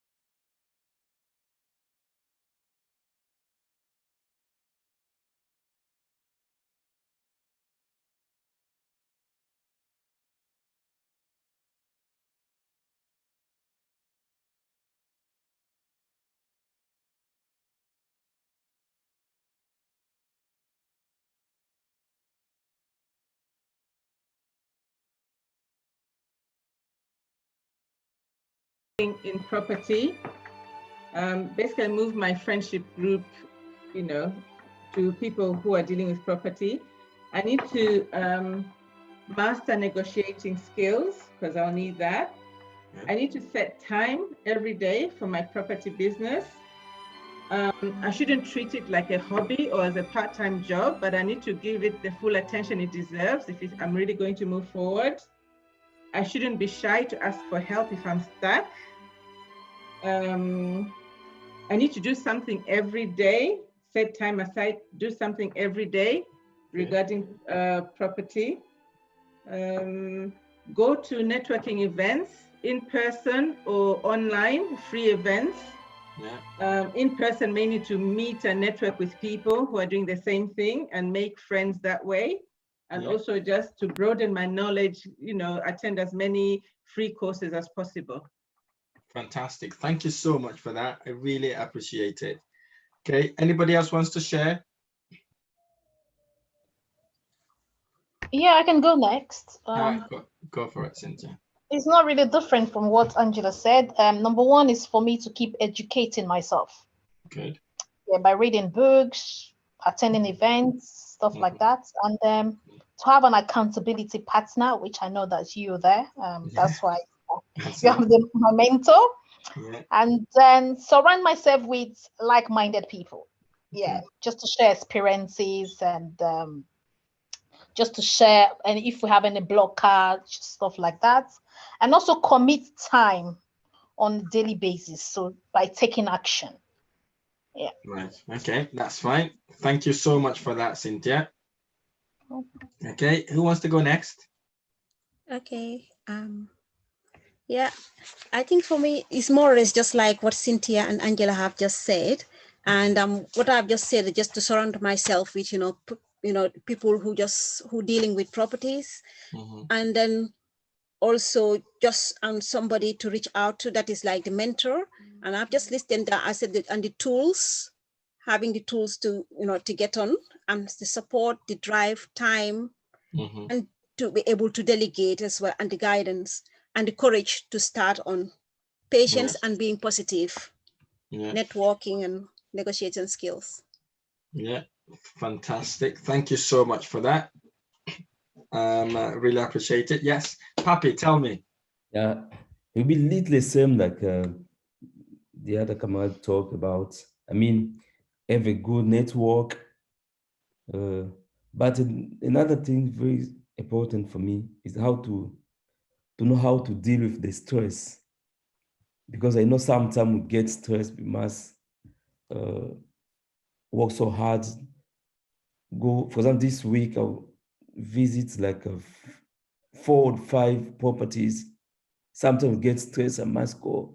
After this, I must go there, I must talk to them, I must negotiate. And that pressure we get sometimes. Because I know I have a goal I must attend, so sometimes I get stressed, I must do that, I must do it. So to know how to deal with that stress and create a good network. So property network, of course. Yeah. Okay, fantastic. Thanks very much. And again, we can go through that pressure there. We could synchronize stuff to ensure you don't feel that pressure. For you to know that what you're doing is basically things to benefit you. Again, in our one-to-one, we'll go through that so you don't feel that pressure. But you can handle pressure because I can see what you've already done in a few weeks. So, but yeah, I think it's a confidence you are lacking there. But yeah, we could go through that. And also, all of you mentioned commitment, right? Is key to property, right? If you remember what I said when I started my property journey, it was difficult for me, but I had to commit to it after work. I know we work ridiculous long hours. When we come back home, we have our African food.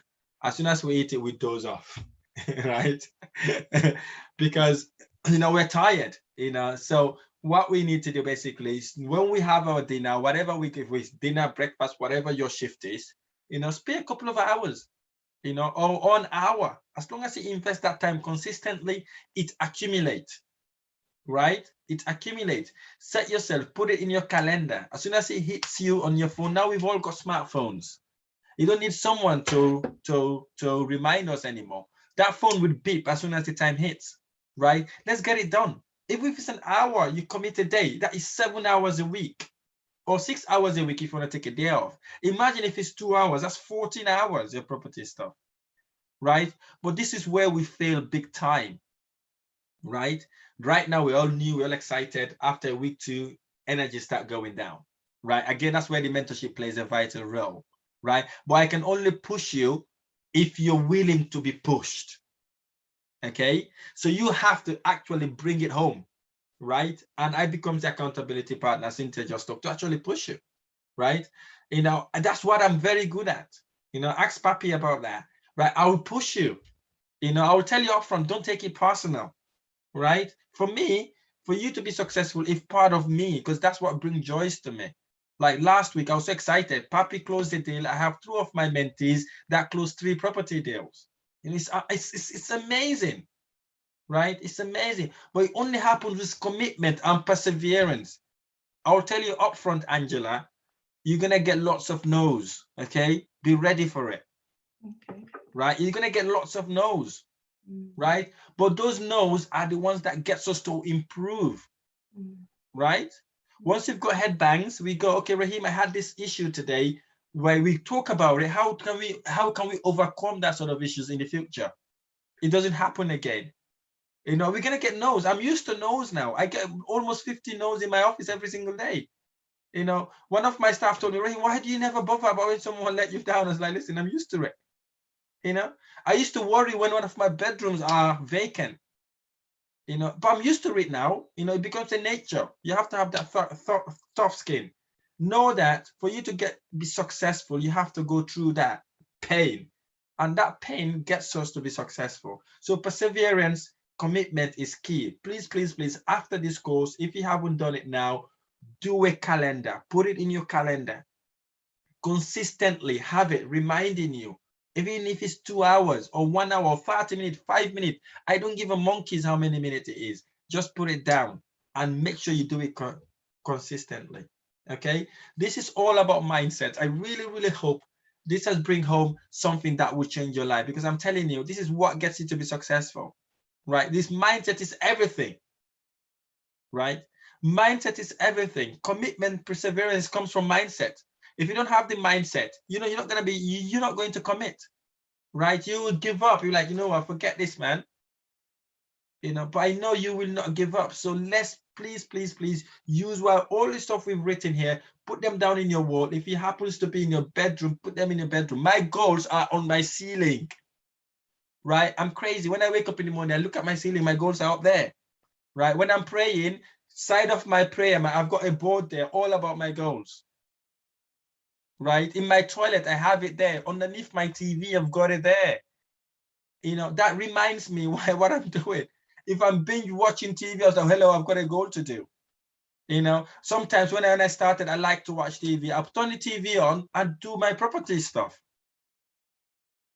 You know, I will be chilling, watching TV, but doing property, or doing deals, searching for deals, or texting about deals. You know, instead of spending 5, 10 minutes or 50 minutes every single day watching TV. I don't know if you watched the news recently. In average, people in the UK spend 5.6 hours a day watching TV. Imagine that. 5.6 hours. Imagine if you used, in average, imagine if you use those hours to better yourself.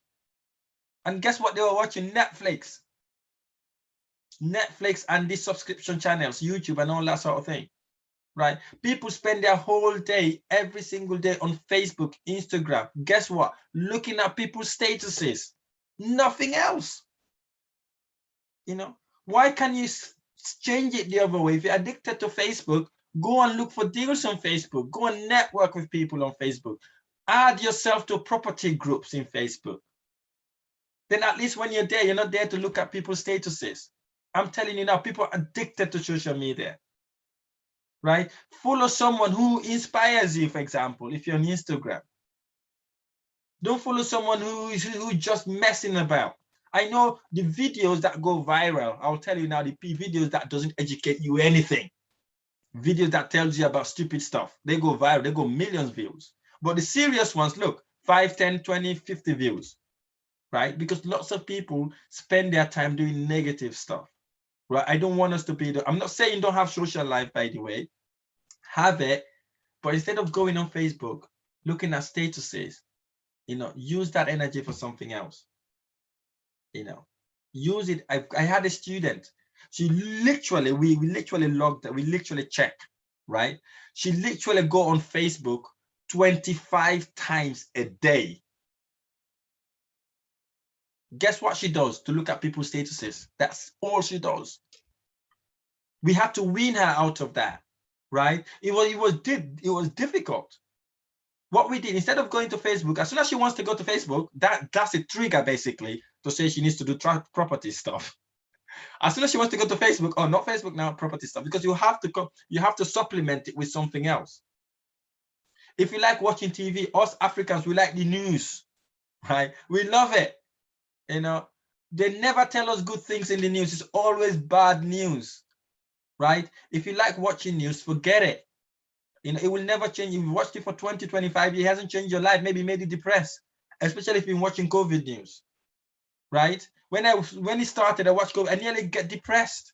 I had to stop the TV, right? So that time you watch the TV, let's use that energy into properties or into searching, doing stuff about property.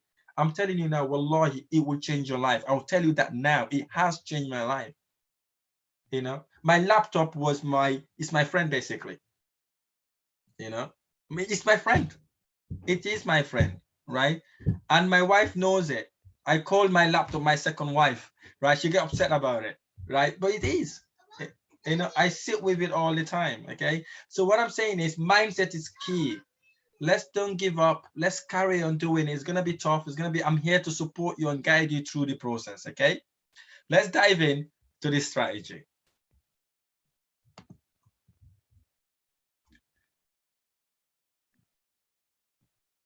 So what is our strategy? Obviously, is buy to let. Some people call it buy, refurbish, and refinance. It got so many different names, right? So buy to let is basically is to buy a property and rent it out to tenant, right? And get a passive income. But we have different ways of doing it to make it generate us a lot more money and to get a better return. Okay, so let's look at it one by one. What is family let or single let? This is the process by which an investor buy a house or an apartment, usually 2 to 3 bedroom, and let it out to a family under one tenancy. This is a stable property investment strategy, less risky and lower return on investment. This is because you're renting the whole house to one family, not room by room basis. The good news is the income stream is steady. No hassle to deal with tenants or tenant issue or rapid turnover of tenants. It is suitable for an investor, right? Someone who wants property to be a passive income, right? They don't want to get involved. Buy a house, that's it. Put a tenant there, you're done. You get your rent every single month, right? So it is not a job. Yeah, it can be easily managed by yourself or a letting or estate agency. And the property should be located near a school, train station, and shopping center. We will dive into that anyways, right? So now in a nutshell, that's what buy to let is. Well, buy to let, we can get it in different ways. The first way is to go to an estate agent, buy a property that's already been done up. This is what we call turnkey investment. Buy the property, right? Okay. Right, is to buy the property, right? Already, all the works have already been done for you. You take that key and you rent the property out. That's what we call a turnkey investment, right? That's it. They find the tenant and put it there.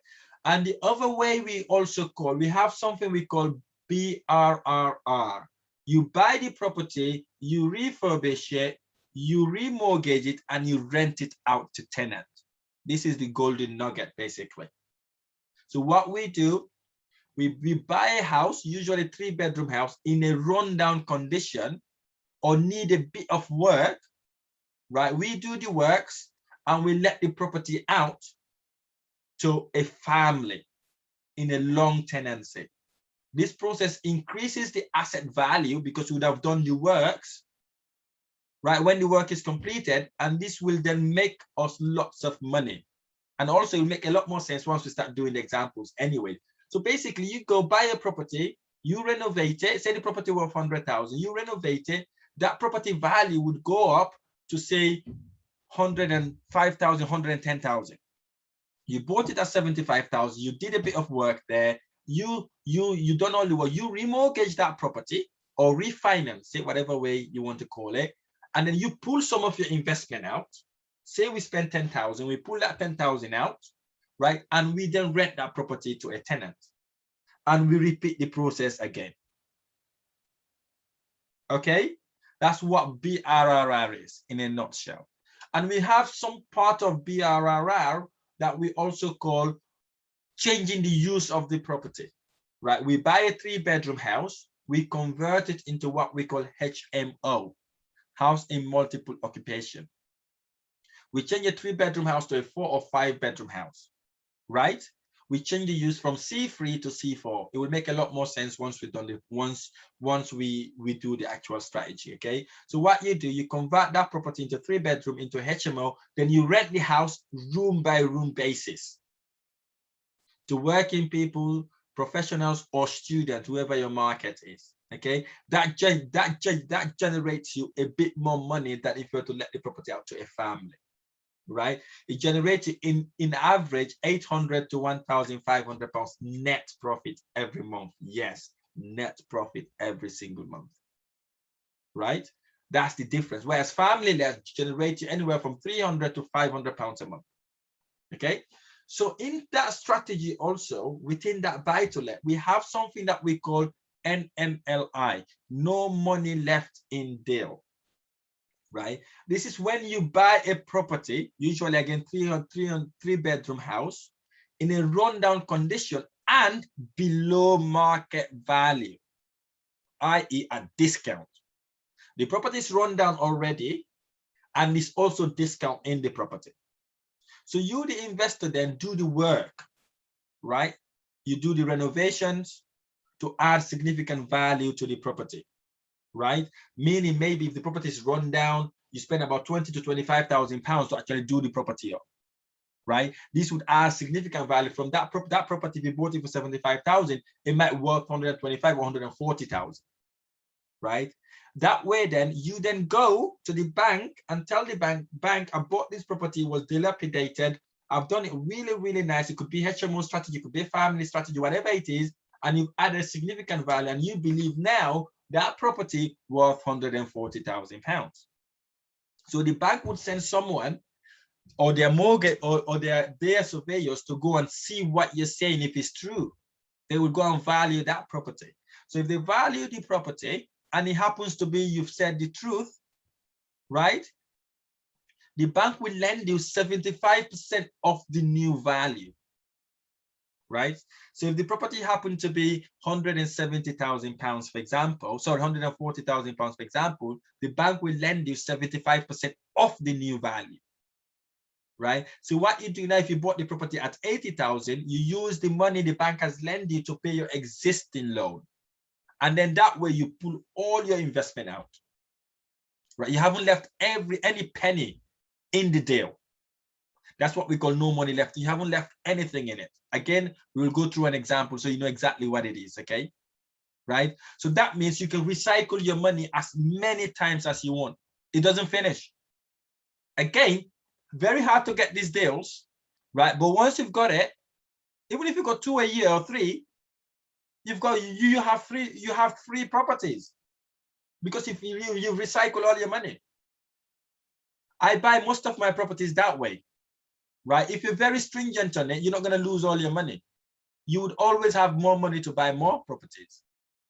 Okay? That's one of the strategies you could also do when you're doing buy to let. Okay? And also we have another strategy that we call flipping. Right? Flipping Flipping is when you buy a property, again, in a rundown condition, right? Or in a or at a discount. You, the investor, do the work, and then you sell the property for a profit.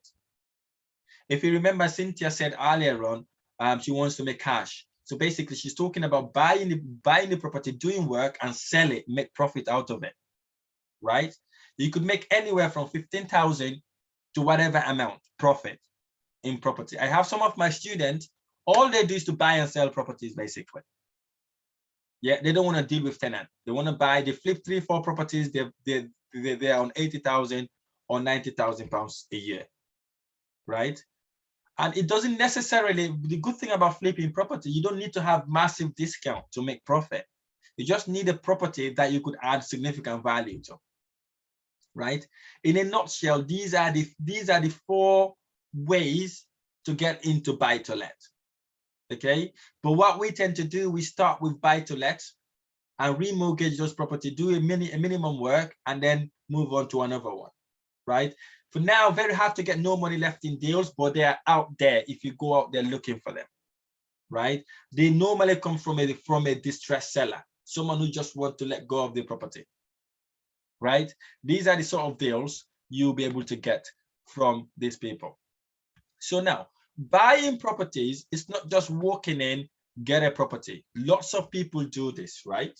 They go out there, walk into an estate agent, they don't negotiate, they don't know what they're doing, they just buy a property. I recently had it's not a student of mine, he actually rang me. He heard about me, he rang me, and had a conversation with him. He was about to buy a property in Grimsby. If you know Grimsby, it's in the north of England. He was told by the sourcer the property is £50,000 and it is 25% below market value, right? i.e., he said the property was 75,000. He looked at this property. He thought it was a good deal. When he came to me, within 5 minutes, I told him that property is not worth £35,000, right? When I told him that, I showed him the proof, I showed him the information. This is why it's not that. And then guess what?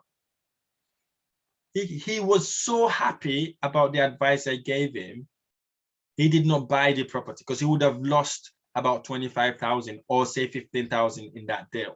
So the only amount of money he lost is about £3,000 because he paid for the sourcing fee. And that guy was charging £5,000 for a crap deal. You know why? Because they don't know what they're doing, right? So he still come back to me and tell me, Rahim, you've saved me 15,000. How can I pay you? I said, listen, you don't need to pay me anything, right? I was just there to serve you and help you, right? So it's about knowing the golden rules. They're so important, right? If we don't know the golden rules, we will buy wrong property that becomes a rope in your neck. I had a friend I met recently. He bought over 10, 15 properties. They cannot even generate him £5,000 a month because he bought them all without even looking, right? And we don't want to buy that. We don't want to do that, right? Even if you got 3 properties a year, if they're all generating us positive cash flow and they're good properties, we're in a better position than someone who's got 50 properties that are not generating them anything. I've just got an investor now who sent us 8 deals, right? 8 deals. He bought them in 2007, right? When property prices were skyrocketed, right? And then the recession hit in 2008, lost money. He still has not made money out of the properties. Currently, looking at this portfolio, he's on £200,000 loss. Yeah, only because they think they know what they're doing, end up being the wrong property, wrong location. And he's selling those properties now at discount. That's where he made his loss, right? So the reason why I'm saying is for us to stick to the golden rules, okay? We don't want to mess about with these golden rules. They're very important. If one of them doesn't add up, we leave the deal, right? So number 1 of the rule is location. Location is very, very key, right? The location you purchase your property investment, is very important. We get a property half the cost of the one in a big city. I'll give you an example. Say we want to buy a property, which city would you relate to? In Birmingham, everybody knows Birmingham, okay?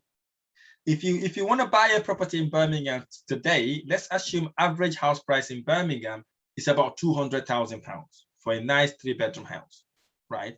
If you buy that property for £200,000, if you rent that property, you can only make about £800 rent, right? In the £200,000 investment. However, if you drive about 5 miles away or 3 miles away from Birmingham, you hit these places called Dudley, Walsall, West Bromwich.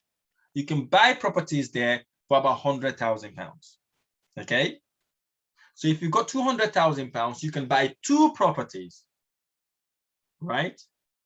In Dudley or Walsall instead of Birmingham. Guess what? If you rent those properties out in Dudley, each property will generate you £700 rent, right? If you times that 2 together, is £1,400. Are you getting what I'm saying? So instead of buying an expensive property in a city for £800 rent or £900 rent, you could use the same amount of money, you buy 2 properties, right? That would generate you £1,400 cash flow. Make sense? Right? So that is the reason why people like ourselves don't buy properties in London anymore, because the return is nothing, right?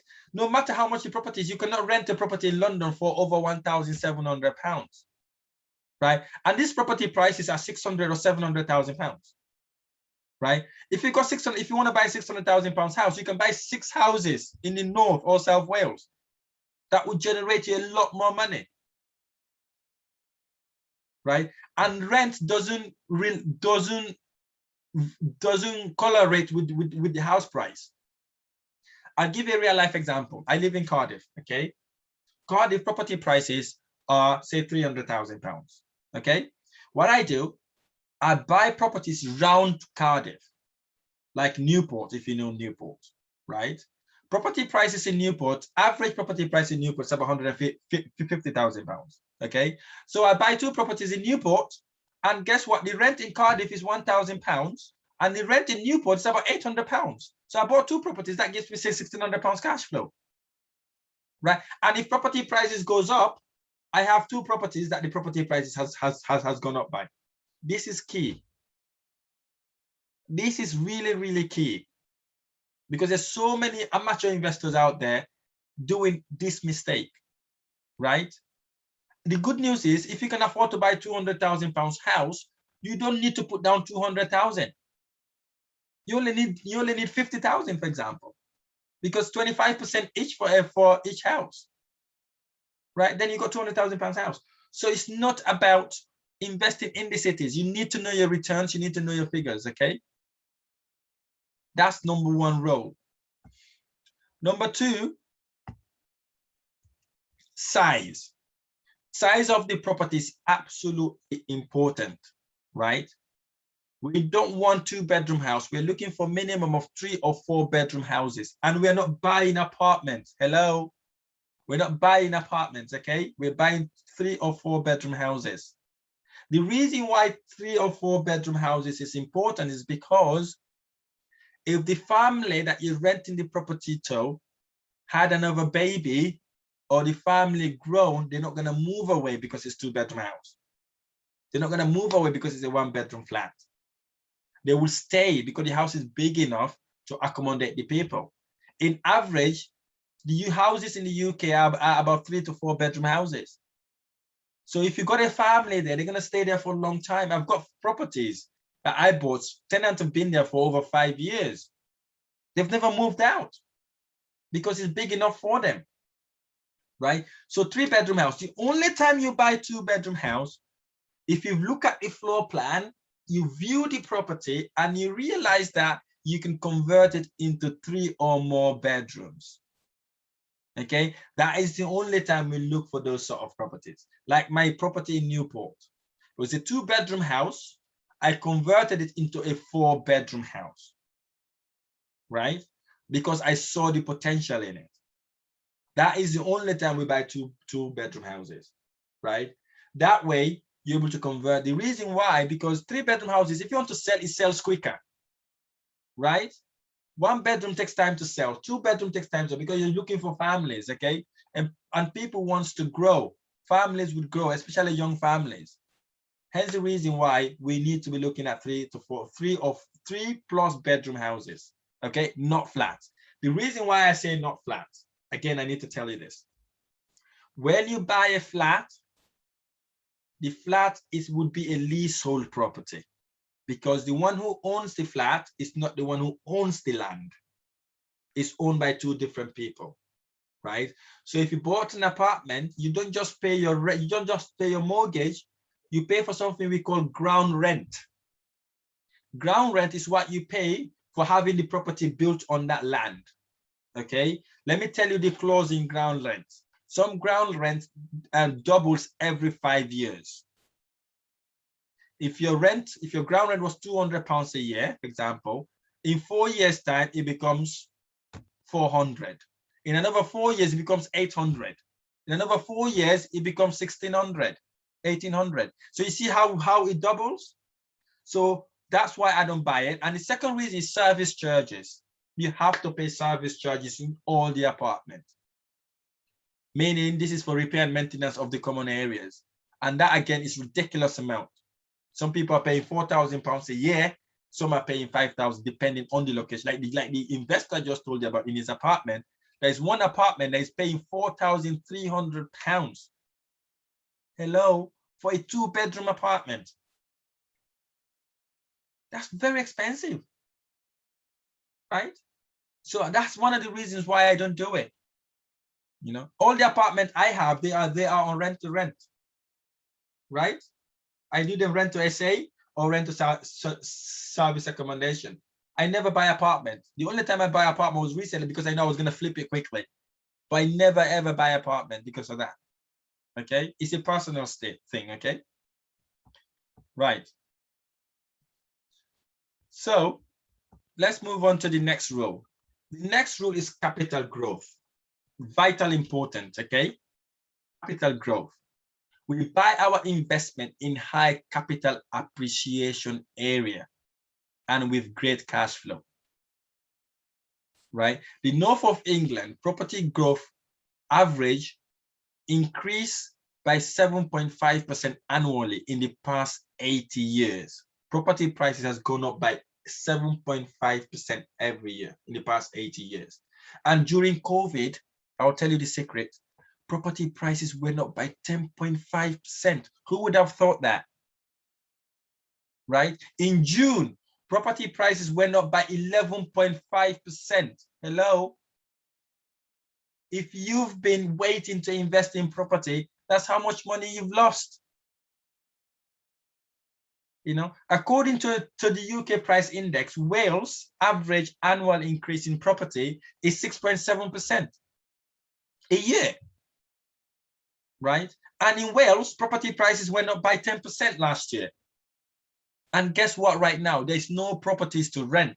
My estate agency, we have over 50 tenants looking for properties. And the rent, I don't know if you've noticed, has shoot up significantly.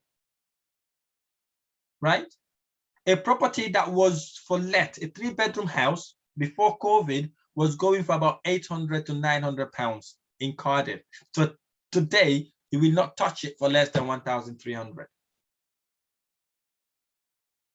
And capital appreciation in my area in Cardiff, property prices were really, really low. Today, average house price in Cardiff is £250,000. Right? So it's very important to know where we buy our property. To boost the growth, your investment property needs to be very close to a secondary school. Yeah, it needs to have a good catchment. Secondary school, if the secondary school is good, property prices always goes up there because parents wants to live near a good school, right? And good transport link. They need to be in a very good transport link. Good road network, right? And near a city center or town center. This allows cash flow and greater capital growth over time. Aim for a minimum of 5% capital growth. Again, I will show you how you can see what the capital growth is in that area. Okay, that's the third golden rule. Right. The fourth golden rule is cash flow. I don't know if you've heard this word before, cash is king, right? Our investment property needs to be self-sufficient. Right? It needs to look after itself or after themselves if we have few. Therefore, we need to make sure they are cash flow correct. Okay, I had a student who joined my program recently. He bought a property, right? Gave it to a family friend to rent. He's only making £50. Yeah, and now he wants to change the tenancy. It's become an issue. Right? One, because he bought the property in the wrong location because his bad family lives around the village. He bought it in a village. He thought it's the best investment. I got my nieces or my aunties to live in that property. Now he wants to kick them out. Rent has gone up by 150% in his area and he can't increase his rent. Yeah. So cash flow is very, very important. Okay. So what I like to do basically, I would like to share an example of the cash flow so you can see exactly what it is. We are going to dive in it later on, but I just want you to see what it is so you can see exactly how it looks like. Okay.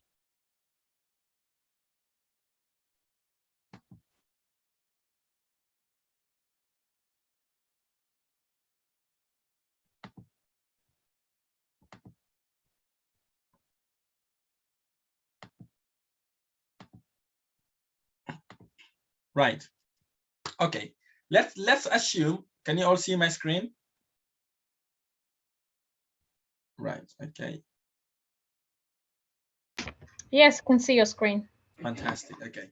So now let's assume we've bought a property, right? We need to work out whether this property is making us money or not.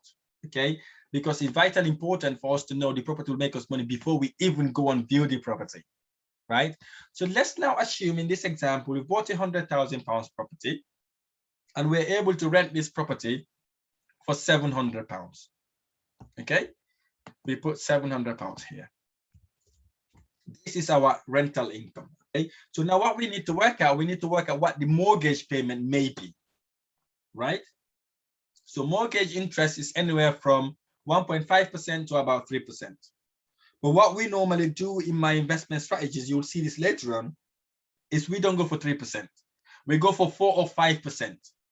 So we can ring-fence our investment to ensure that whether interest rate goes up, we're still going to make profit.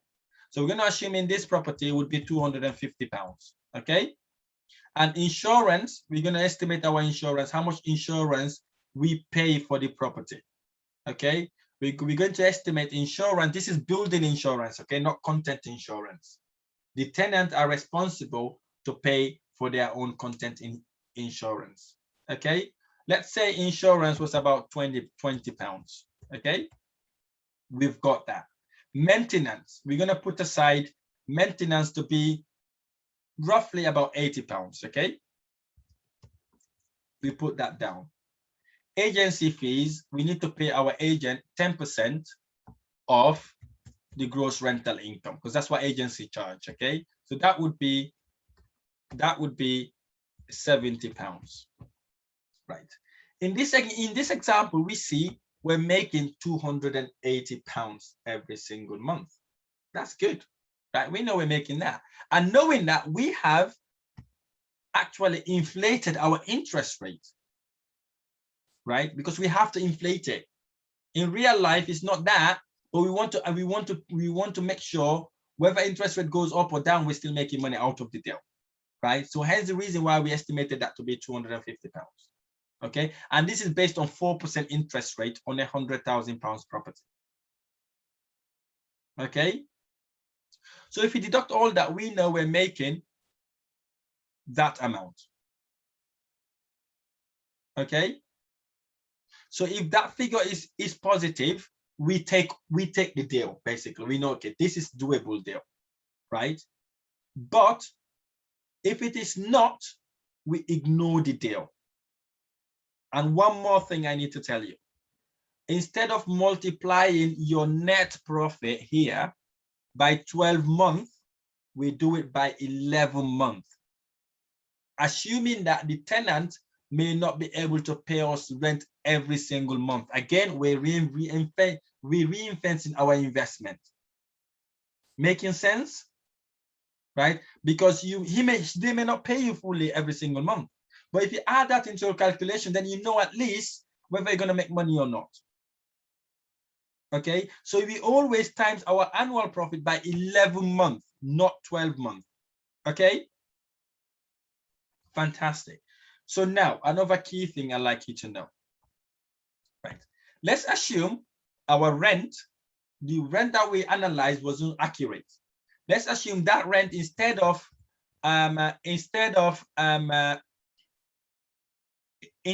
say £700, maybe the rent was about say £100 or something like that, or say £500, right?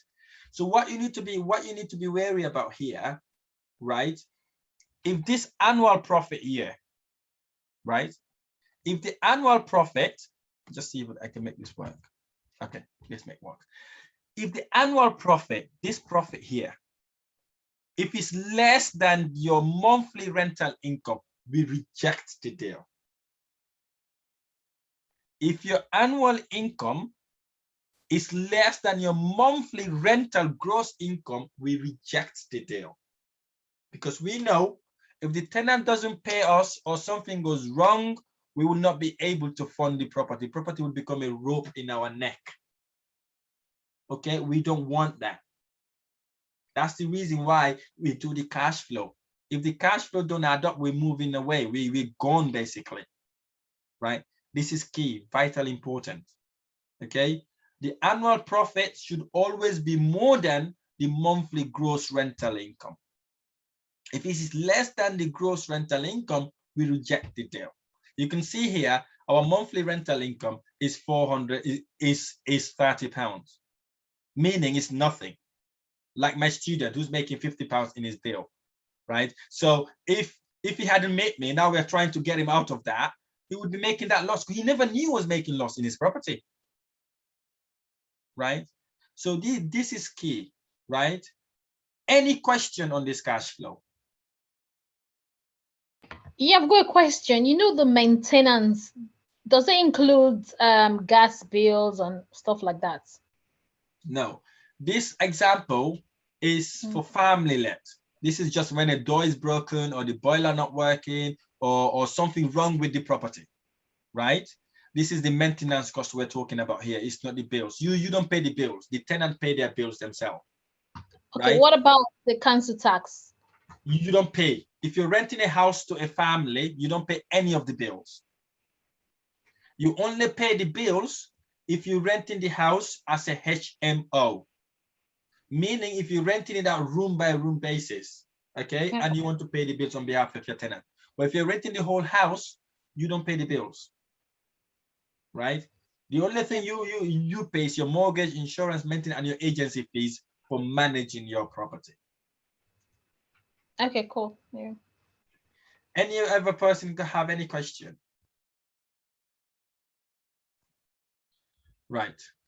Okay. Let's move on to the next one. Okay.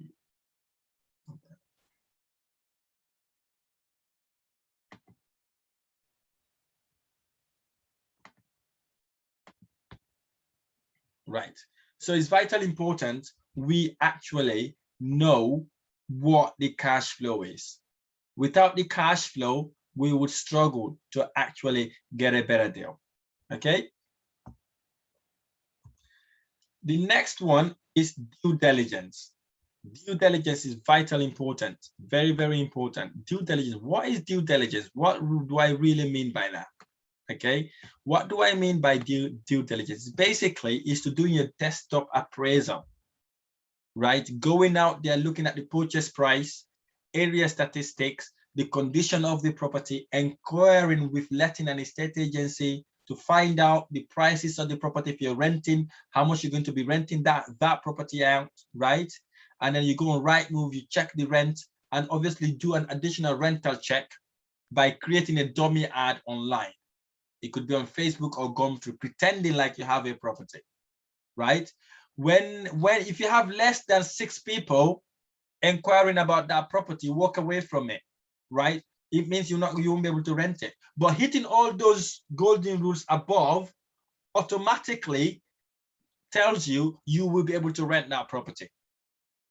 When you do a dummy ad, right? When interested person call you, tell them, I'm very sorry, this property is not available yet. We ran the ad earlier. Can I take your number so that I can ring you as soon as the property becomes available? So guess what?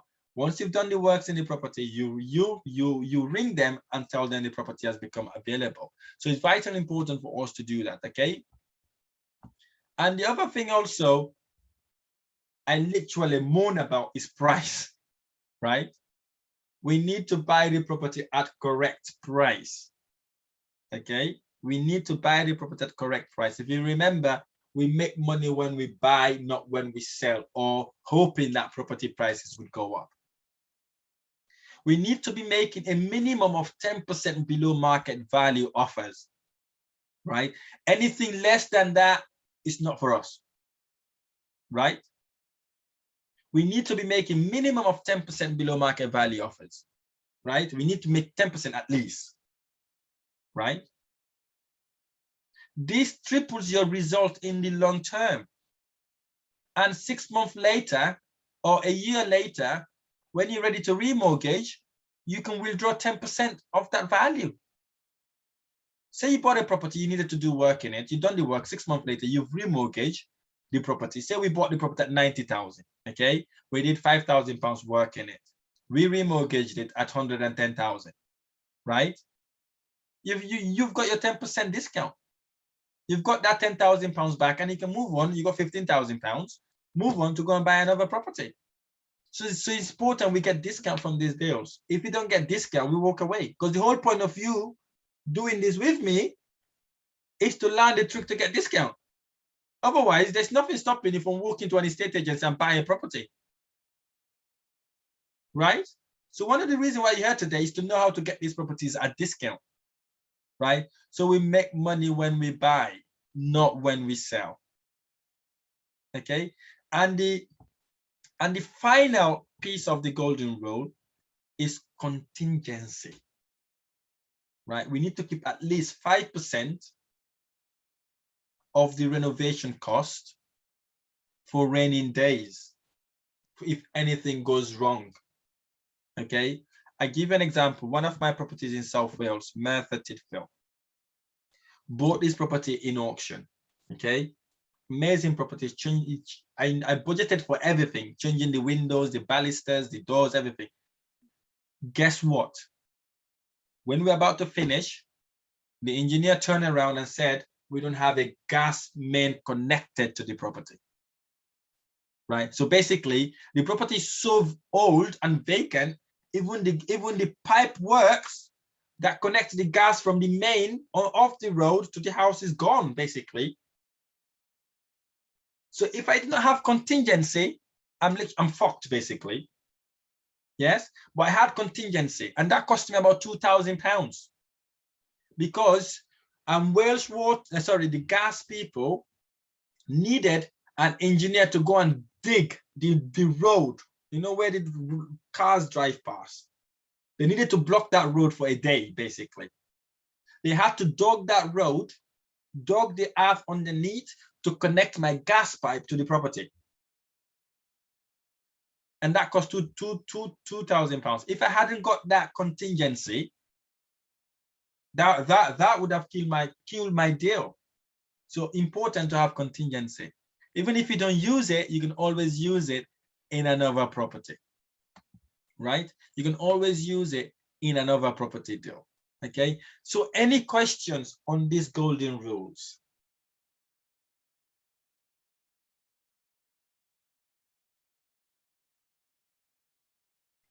Again, it's location, the size of the property, capital growth, cash flow, due diligence, price, and contingency, right? We need to get, this needs to be our acronym, basically. It's like it's like your alphabet, basically. You have to know it, A, B, C, D, or whatever it is. It needs to be like your alphabet, basically. Right? So how do we apply these golden rules? Number one, we need to identify your area where you can buy properties. Okay, you cannot buy properties everywhere. I know UK is a small country, but you can't be buying everywhere, right? We need to find a patch. Okay, you need to find a patch where you want to invest. Okay, you need to say, okay, this month or this year or this time, I'm going to be looking at this area in the UK, right? You look at that area and you concentrate in that area. Okay, and that way you will be able to look at it. Okay, and you need to have a budget bracket. We're looking at properties from 50 to 170,000, depending on the location, right? 70 to 170. These are the sweet spots, basically. You're right. If you look at properties in this area, these are the prices you need to look at, right? Why I'm saying 70,000 is because if you say 70,000 pounds properties, we negotiate to buy it at 50,000 or 60,000. Okay. And if it's 170,000 property, we negotiate to buy it at 150, 160. Okay. This is the bracket we want to be in. Is this making sense? Okay. So you can also find the postcode through searching for a prominent location in the area, so you know where you're investing. And number two, we need to check the school report. It needs to be very close to a good school, right? Again, when we do an example just now, you'll see how all these things works, okay? And we need to be clear and specific to what sort of properties we're interested in, right? If you remember, it's 3 bedrooms, not 2, not 1 bedroom. We're looking for 3 bedrooms, okay? And we also need to check the properties in very close location to where we want, close location to a transport link, okay? We need to ensure we are very close to those areas. Okay.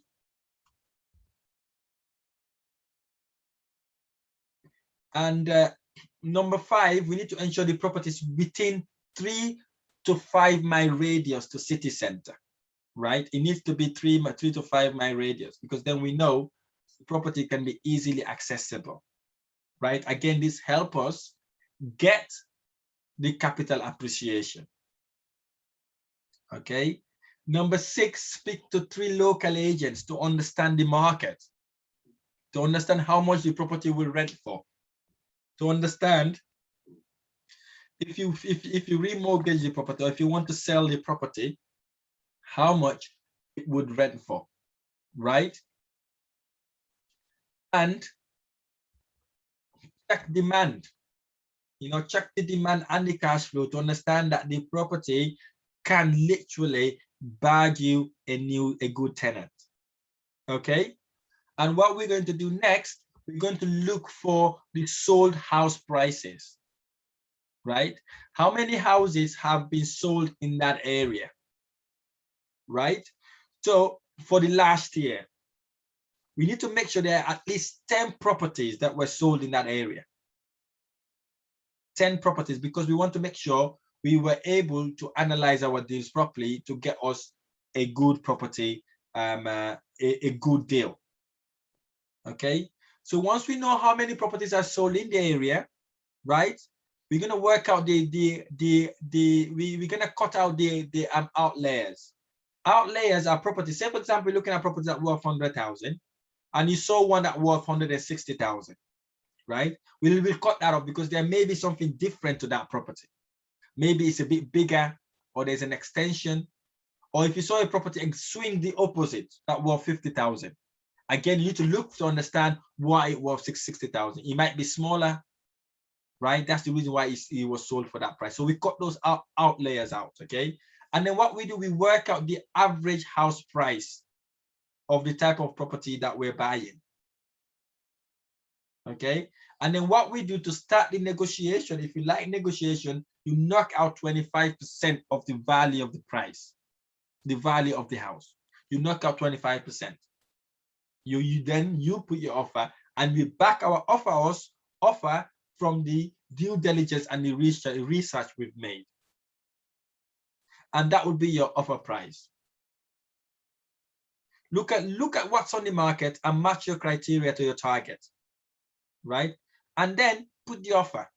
Remember to position your offer with the estate agency nicely, right? And prepare to get a slap, basically. Prepare to say no. Prepare for them to say no. If they say no, happy days, you move on to the next deal, right? And you don't have to wait for just one deal. You will have to have lots of deals going. So whenever they come back with a no to you, you don't get upset. You don't get mad or deflated, right? And make multiple offers and get slapped every single day until you get the one that you want, right? And also appreciate sometimes the agent don't want to put your offer across, especially if it's a ridiculously below market offer, right? They may not want to put the offers, but it is their duty to actually put the offer. They have to put the offer across. When a great deal is agreed, be ready with your expert team and make it happen, right? Once you've got the deal, make it happen, right? And it would eventually happen, right? And that's how you got your property deal, right? These are the key rules we need to be engraving in ourselves, basically, right? We need to be actually looking at this every single day to ensure we are hitting this. Just to remind you again, I have to add this again. What buy-to-let or family let is? We purchase the price, purchase the property, we rent it out to a family, we get a great returns in those properties, right? And it's very easy to manage if you want to be a passive investor, and it attracts lifers, families that want to stay in these properties forever, basically, right? It's suitable for an investor, as I already said, right? If you don't want property to be a job, you can be an investor. You can buy the property, get an estate agency to manage it for you if you want it.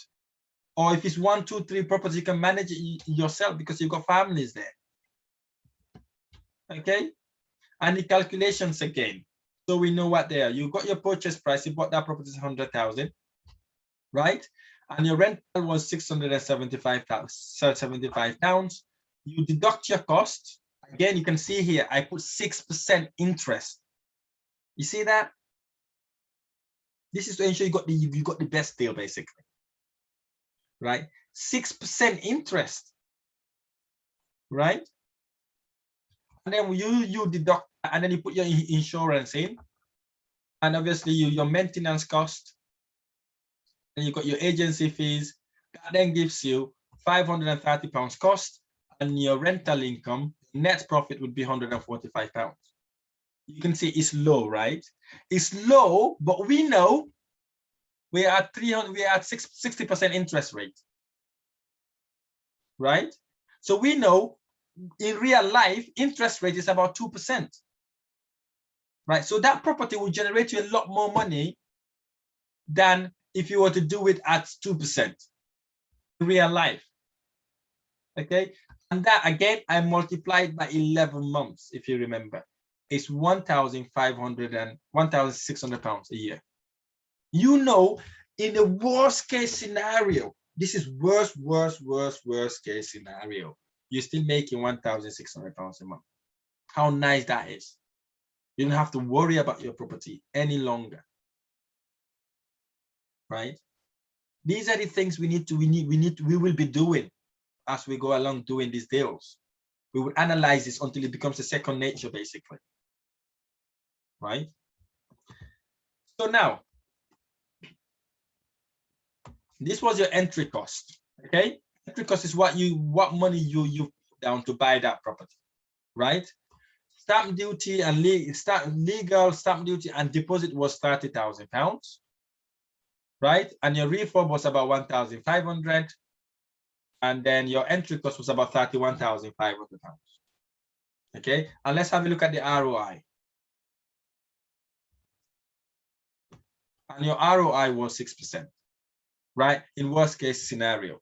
So when we do properties, we're looking for a reason not to buy the house. Okay, this is important. We're looking for a reason not to buy the house, not for a reason to buy it. That's the reason why we're going to be stringent in our calculations. Because we don't want to have sleepless nights. We don't want to be worrying about our property. It meant to give us joy and pleasure. Okay, that's what it meant for. Okay. So let's go look at the figures on buy, refurbish, and refinance. Okay. Let's assume this is one of my properties in Newport, right? And the terrace house, that's the postcode. So we bought this property below market value at £85,000. Okay. So what we did, we put 25% down to get the loan, 25% of the £85,000, right? And we paid stamp duty to $2,550. Legal cost was about $850, and valuation was about $450, and mortgage cost about $850. If you don't know any of the terminology, put your hands up and ask what they are, okay? So I can explain those to you. Mortgage cost was $850, and then obviously our bridging loan interest is 1%. I'll tell you what bridging is. Bridging is a company, it's a private company, it's like a bank. They lend you money short term within 6 to 24 months or 18 months. It's a very, very expensive loan, okay? You pay 1% a month, right? This is as the word says, it's a bridge, right? This allows you to buy a dilapidated building or house that nobody would live in. You do the work quickly as you can, not wasting time because you're paying lots of interest. And then what you then do, you remortgage that property to a normal lender, a normal bank, a normal mortgage bank, right? On the interest rate that is normally happening. So you're taking it from the old lending, which is the bridging loan, to bridge you to do the work. And then as soon as you complete the works, you then remortgage the property, right, to a normal mortgage. So the quicker you do the work in the property, the better it is for you, right? Because the short-term lending is very expensive, okay? But it allows you to buy a property as quickly as possible, because mortgage, if you're buying a mortgage property, it takes in average 3 months. But bridge, it could take 28 days. You're done, basically, right? And that's how I buy most of my properties. They're all in bridge for a start. Do the works quickly, not wasting time. Remortgage, pull my investment out. I'm on to the next one. Okay. Sorry, I've got a question. What's the maximum they can lend? Some bridging company will lend you 85%. I've seen some lend 90%. But the going rate is 75%. They'll lend you 75% of the actual value of the house. But some would lend 85%. Okay, cool. Okay. Yeah. So with bridging, you still need a deposit. Yes, you need the 25 or 15%. If you got an 85%, you only need 15%.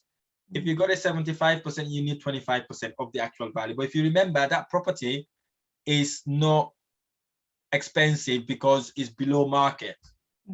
So what you then do when you do the property up, it will worth 140. For example, this property was worth 140, I think, if I remember correctly.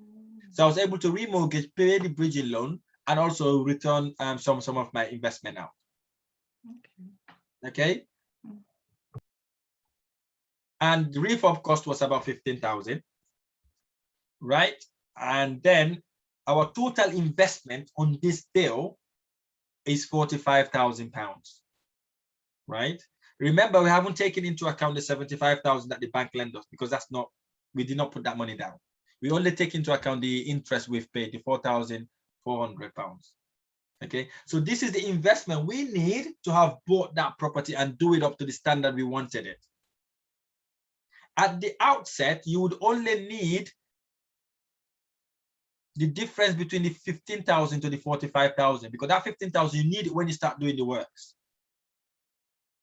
Okay, so technically you would have only need £40,000, right? Sorry, £30,000 to be able to buy the property. And then you then raise the 15,000. Again, I'll show you how to raise that funds. Very easy, right? Okay.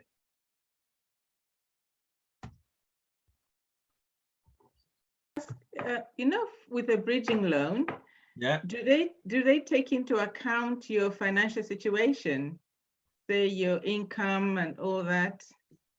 Yes, they do, but that will not be the reason for them to lend you. Okay. As long as the property is valued at what you said is valued at, right? They will lend you they will lend you the money, right? But your financial situation puts you in a better position, basically, right? It puts you in a better position because then they know there's less risk to lend you. What they look at more is the property. If you could not afford to pay the deal, can they sell that property quickly and get their money back, basically? And they don't tend to look at your credit rating a lot, like what it would have been if you're doing a normal mortgage. Okay. Okay. So how easy is it for them to lend someone who is starting for the first time, for example, who is getting a buy to let or buy to remortgage for the first time? Because I remember speaking to a mortgage broker about buy to let, and the question he asked me if I've got my own mortgage, if I have the property. I said no. He said then it's going to be difficult for lenders to actually lend me money to do buy to lets. Well, he's not a good mortgage broker, okay? And there are facilities out there. For me, I'm direct to the people, right? Most of my bridge, I don't go to a mortgage broker because it saves me the £850. Yeah, it saves me that money. I am direct. If you're now you're my mentee, I will get you direct to source. There's no middleman, basically. No middleman. You go direct to the source. I have contact with people that works in this component. You don't have to pay a mortgage broker for getting you the mortgage or getting you the loan. Okay, most investors now don't buy properties for themselves anymore, right? They do buy to let now because if they know what they know now, they would have invested that money in buy to let. Okay, so I don't think it would impact you massively, right? If you've got an experienced mortgage broker, who would have told you, I'll go out there and look for a suitable product for you, right? Again, now you're part of the mentorship. If you've got these issues, we can solve it easily because we are direct to the banks. We don't go through the mortgage brokers anymore. Okay. Okay, cool. Good. Any questions? Right. Okay. And in this property, our annual rent is £7,400. Okay. And our mortgage interest, you can see again, is 5%. You can see I'm bulletproofing the interest.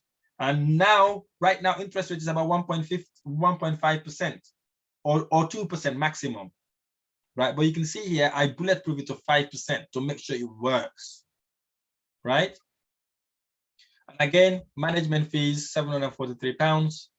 And then you've got the other cost, which is insurance and all the rest of it, that's about £594. And then if you deduct that, total expense is $6,212.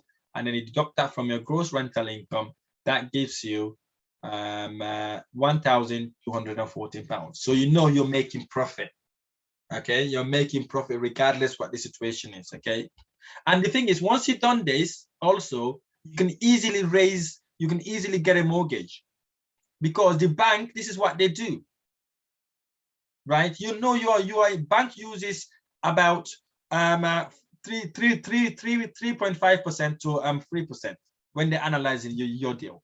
They're lending you 1.5, but that's what they look at, right? So if you're doing this already before them, then you know your deal would always stack up anyways, right? And that's 8.7% return on investment, gross yield, and we've got our ROI at 2.7%, right? And the fair market value for that property was 130,000, right? So 85,000 pounds property, if you remember, right? We did that work, 15,000 pounds work, the value goes up to 130 within 3 months of buying the property, only because we've added value. And we remortgage the property at 130, the bank then lends us 75% of the 130,000 pounds. Make sense? And then what we then do, we pay the existing loan. If you remember the 85,000, the 75% of the 85,000, right? We pay that off, which was 63,750, right? So we pay that off, and then what we do, we then pay for the renovation cost. If you remember this 45,000, you remember that 45,000? That was the entry cost. I'll go back.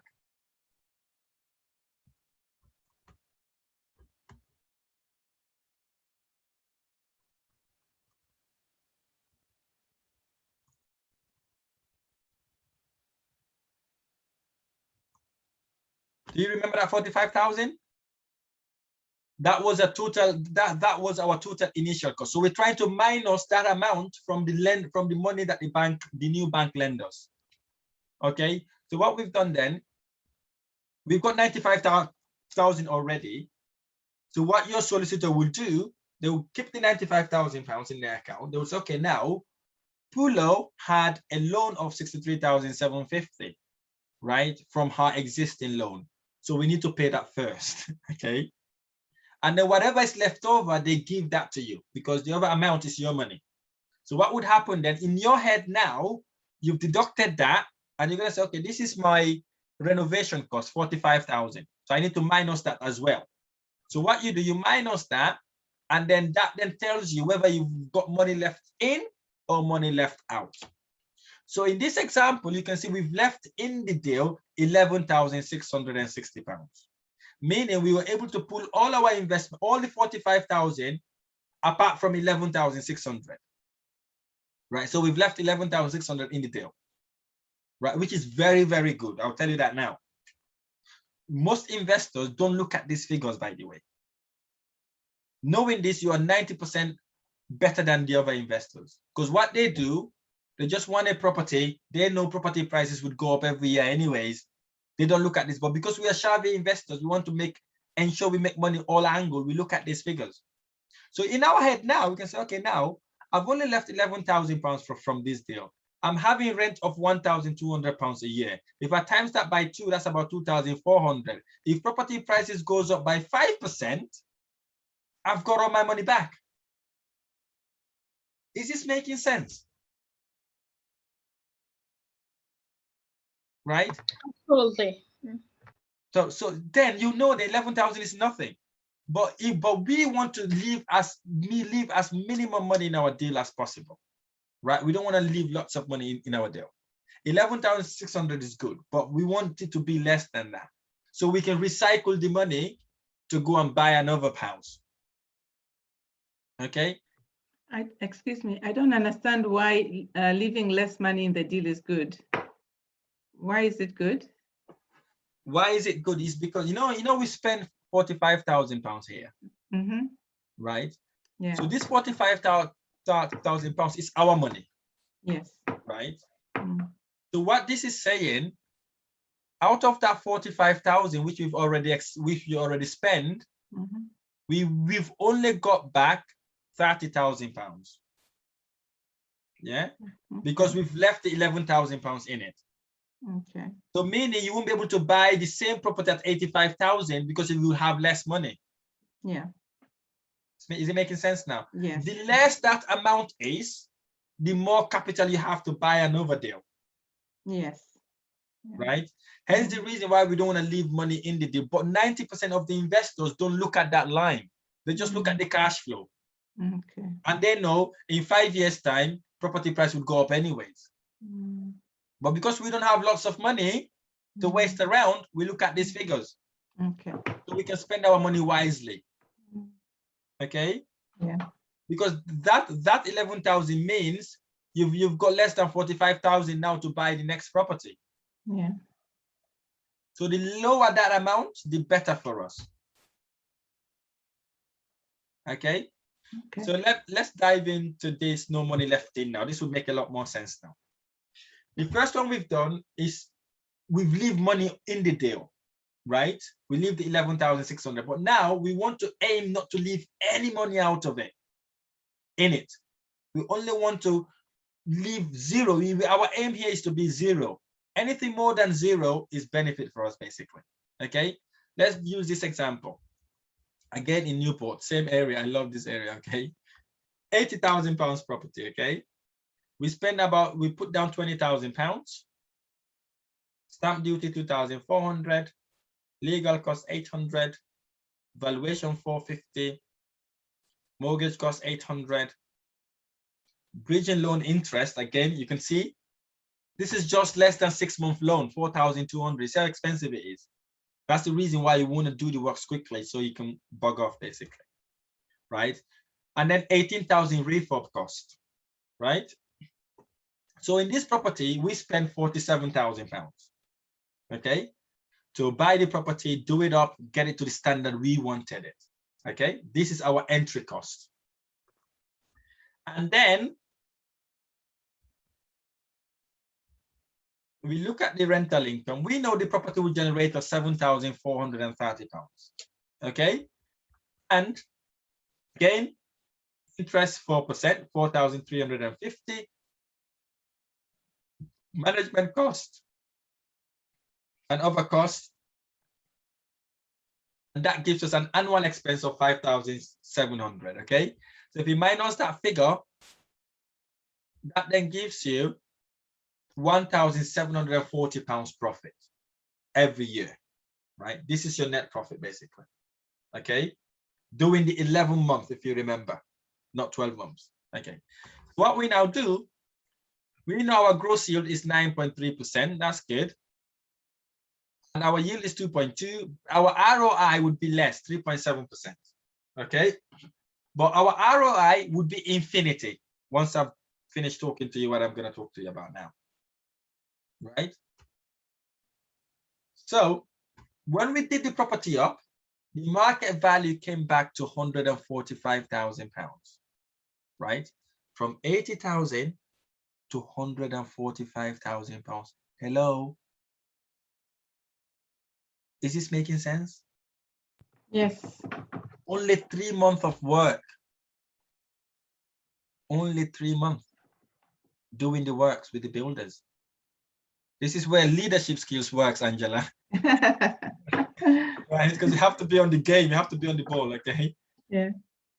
Right, and then what happened? The bank will lend us 75% of the £145,000. That would be £108,000. Okay, so what we do again is to pay our bridging loan and deduct our renovation cost, right? So that's exactly what we're going to do. £60,000 is the 75% of £80,000, right? Is this making sense? Yes. Right, okay. So that needs to be refunded back. We need to pay that back. Okay, and our renovation cost, if you remember, is 47,000. Do you remember that number? Yes.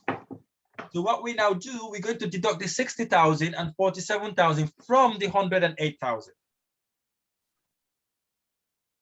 And that means we have taken all our money out, all the 46,650, we've taken it all out, plus £2,100 to do anything you want to do with. And that money is tax-free, by the way. Right, that is free money. Right, I'll repeat again. If property came back at £145,000, we went to a new lender, a proper mortgage company. They remortgaged the property. They are happy about the valuation. They remortgaged the property at £108,000. The solicitor hold that money in their client's account.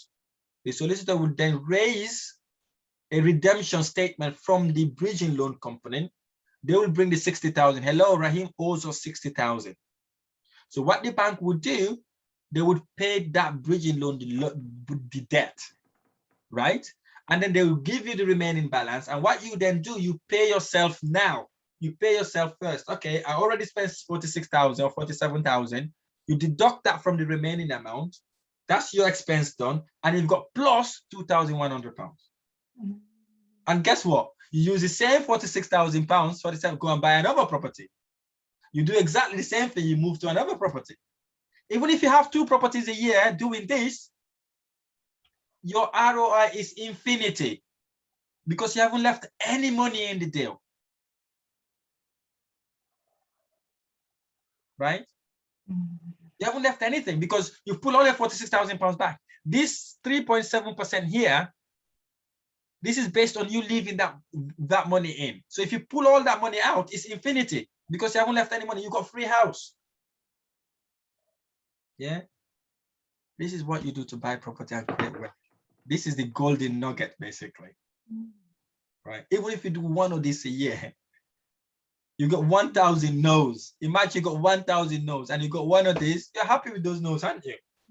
Yeah. Because you have a free property plus your money back. So who cares if someone says no to you then? I don't care. Right? I don't care. And this is real life thing, by the way. It's not if there is what happened to me. Right? If I tell you about the properties I bought in the north, I just don't like to brag. You'll be thinking, wow, this is crazy. In one of the properties in the north of England, I was able to pull all my investment plus £10,000. Wow. Tax free. You know, it's very easy. It's not easy to get these properties, but once you get them, you will be laughing. You know, I don't know. One of you said patience. You know, patience is key to properties. That property I made that 10K. I was buying it. Then the vendor passed away. I was patient. I did not get agitated. Right? These are the sort of thing you need to be doing. Right? So you can see how you can make wealth in real estate. Right? Not everybody knows this, by the way. Not everybody knows this. Right? Even if you leave £10,000 in a deal, let's say it was in red. Let's say that figure was red, the £11,000 we had previously. You get in rent and you can remortgage that property in 2 years. You're in a better position than the people just go buy blindly. You know, even if you come back, you didn't have even that 2,100. You only pull all your investment out. You're happy. You can use the same money to go and buy another property. That's how I did when I do my rent to rent. I did not have money, right? I wasn't buying crazy properties every day. I wait. Any property I get, I make sure I pull all my money out because I know I haven't got money, right? I pull the investment out, pull the investment out. If I leave 5,000, I know in a year, I've got that back. My golden rule also, if you leave money in, especially when it comes to HMO, you should get your money back within 24 months, right? If you're not going to get your money back within 24 months or 18 months, you don't buy that deal. You can either make that money via capital appreciation or by the rent you receive. Okay, this is why the rich get richer. Nobody tells you this. They won't teach you this at school. Some of us got degrees here. I'm an accountant. They've never taught me this, and I had £50,000 debt when I left uni. You know, if I'd known this at uni in my first year, I would quit my university. I was like, this is it, I'm done, man, I'm gone. Seriously, I'll be like, you know, I'm gone. They don't teach you this. They teach you to go and work for people, right? This is what people do in real estate. Is the best thing, and you've got property for life. I don't know who said like to leave their properties for like generations upon generations. It's a legacy, right? You'll have that property until you die. The other day, my wife was telling me, are you going to sell a property? I said, listen, I will never sell my properties, man. The ones I will sell, I will buy them from the beginning, the intention to sell. But the ones I'm going to keep, they're there for lifetime, right? Because look at that. Even if you go, what this is telling you, even if you go into property blindly, nobody knows, you don't know anything. You just go buy a property, right? You don't know anything. In 2 years, property price would go up, right? You can make at least £5,000. Now you know these things, it's even better for you, right? So if you don't get a deal for 1 month, 2 months, 3 months, just keep going. I'll tell you tonight, keep mining, you will get it. I'm here to support you 24/7, right? You can do this, I've done it. You know, I've done it. I started with absolutely zero. You know, it was hard work, but what I did not do, I did not give up. I committed to it. I said, this is my life. I need to survive in that island. I need to make it happen. Persistence. I had someone told me, I will not give you my property because you are black. How bad can it get? You know, but I still said, listen, I'm not gonna give up because of someone else's opinion. Your opinion about me is not, it's your opinion, it's not a fact. And guess what? The same landlord, I never gave up on him to prove him wrong. And I end up getting properties from him. And guess what? Now he calls me nephew. Right? I took on 7 of his properties. Right? Now, whatever he wants to do, be properties, be anything, he come to me. Right? His daughters got married recently. He ran out of money. He came to me, Rahim, can you lend me money? I look him back. I said, this is the guy who told me will not rent me his house because I'm black. You know, when he asked me, I lent him £10,000 instantly. He was shocked. You know, what I'm saying is never ever give up. Don't let someone's opinion to be your fact or your reality. It's not. You know, you can do whatever you want to do with your life. Don't let society, the news, social media dictate your life. You know, own it, control it. It's your duty, responsibility, and obligation to make yourself successful. Don't leave it to chance. Don't leave it to someone else. It's yours. It's not going to be easy. And the thing is, if it was easy, everybody else will do it. Everyone will do it if it's easy. And if it was easy, you're not going to make money out of it anyways, because it's easy, everybody's doing it. Right? I don't like easy things. Easy things are boring. One, it doesn't give you good return on investment. Right? All the deals I get in my life are deals that I add value to. I never got a done-up property in my life. I have to do something in it. Guys, we can all do this. Right? You've got the golden nugget now. Okay? Let's move on to the next one. This is when you buy property to sell. You have to have the intention upfront. Okay? We've talked about it, what it is already. Okay? It's a property in Cardiff. Okay? We bought a semi-detached house. It's in Cardiff, around the Riverside area, if you know Cardiff. No, sorry, CF4 is 447. This is near Martha, right? And then the property was 125,000. Okay, that's how much we bought it, right? We put down 31,250, right? And stamp duty was 3,750, and the legal cost 750. Valuation was 450. And by the way, valuation came back lower. Okay, these are my budgeted figures I'm sharing with you. I did not pay for the valuation, right? Because the bank paid for it and it wasn't required. And the mortgage cost also, I did not pay for the mortgage cost because I was direct to the lender. But these are the figures I budgeted. And then bridging loan was about 7,500. You see how expensive it is? 7,500. Right? And then our total, and then our refurb cost was 25,000. So our total entry cost in this deal was 70,000. Okay. And what happens then? We put the property in the market, right? At 195,000. Right? We sold 195,000. Our initial investment was 70,000. Our agency fees were 2,000, and our holding cost is the amount, how much it costs you to keep the property until it's sold. This could be electricity, gas, and insurance, and any other stuff that council tax as well. All that is included in that, okay? And then obviously you've got your legal cost, and then you've got your loan that you need to pay, you know, the bridging loan for the 125,000, that was 93,750. And then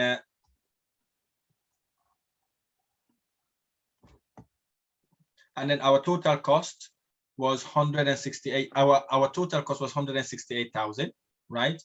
If you minus that, our gross profit was 26,700. It's not bad for 5 months of work, is it?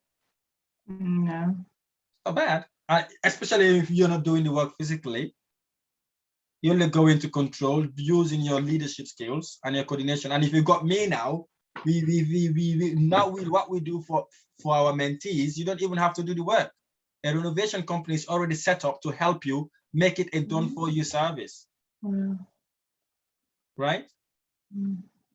You'll be in London or Birmingham, wherever you are, you can buy a property in Wales, we get the work done for you. And you could be making this sort of profit if you sell it. Right? And it's doable. Even if you do 2 of these a year, you're happy as Larry. Seriously, you're happy as Larry. Yeah. You are on 50K a year. Right? Then you got choice to work as a pharmacist or a nurse or whatever you do. Then you go to work knowing that you really want to serve. You're not there to pay your rent or your mortgage, okay? Right? This is what you do. Even if you do 1 of these a year, you're sorted.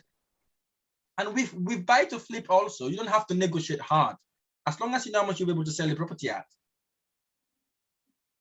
If you got 26K a year, you're sorted.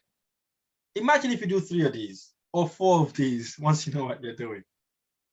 You are on 100K. You know, all this is doable. And the best part of it, you don't have to physically build the house. Right? That's the best part of it. Right? You don't have to physically. I don't know where Angela lives. Where do you live again, Angela? I'm in London, in Hackney. In London, you don't have to travel all the way to London every day to go and do some quick work, right? You can just use your leadership skills, get it done. You know, I have projects in Newcastle, Liverpool that I've never been and seen. I've got my building company doing it.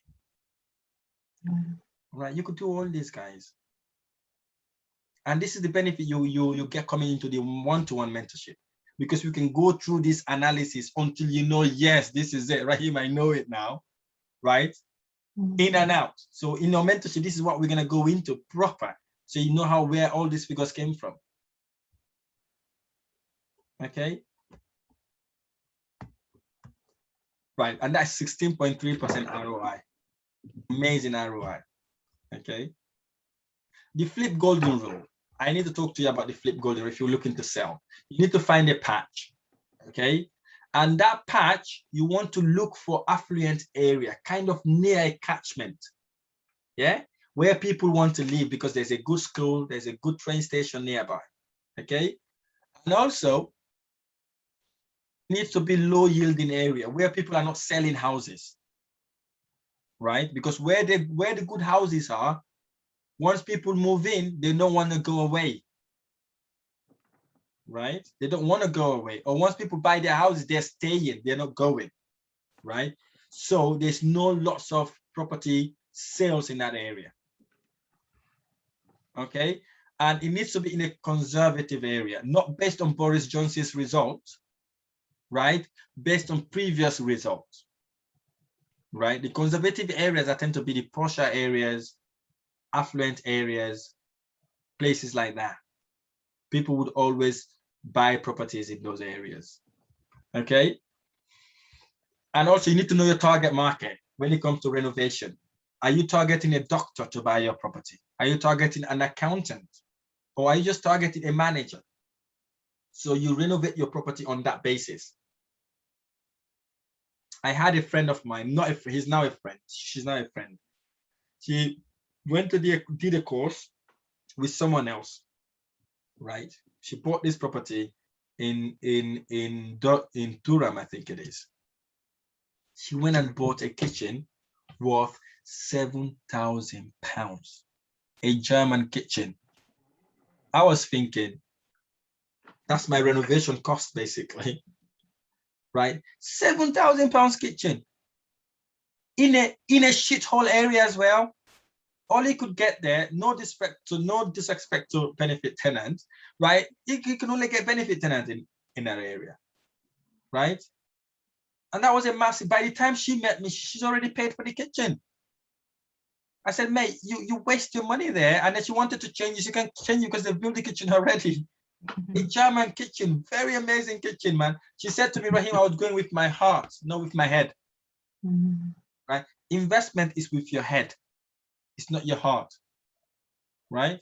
Don't get the emotion get through to you, because you get, oh, you want to say, oh, I want to have a nice light bulb there, a nice kitchen, a nice wardrobe. No, it's business.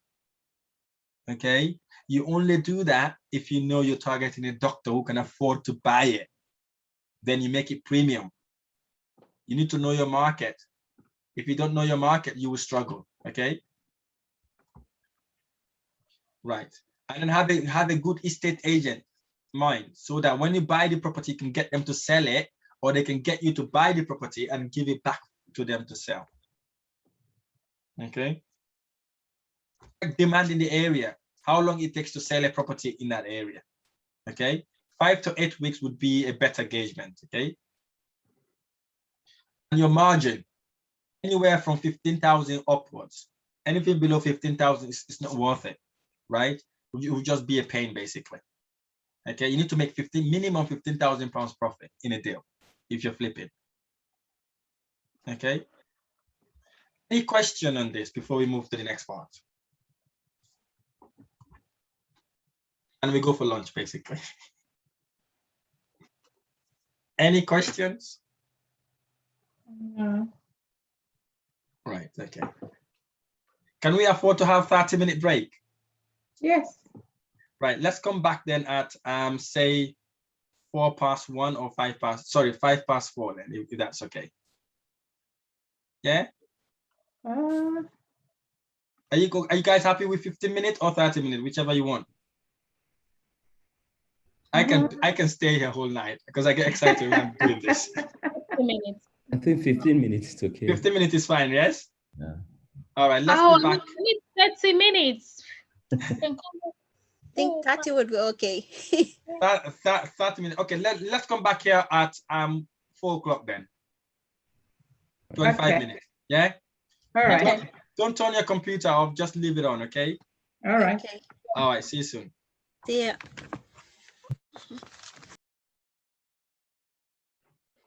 Are we all back in?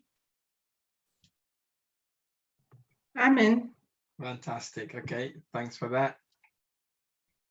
I can see Pulo. Pulo is back. Cynthia, are you back? I'm back. Yes. Okay. Papi, you back?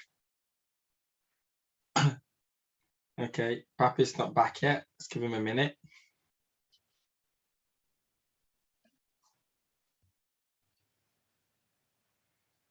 Okay.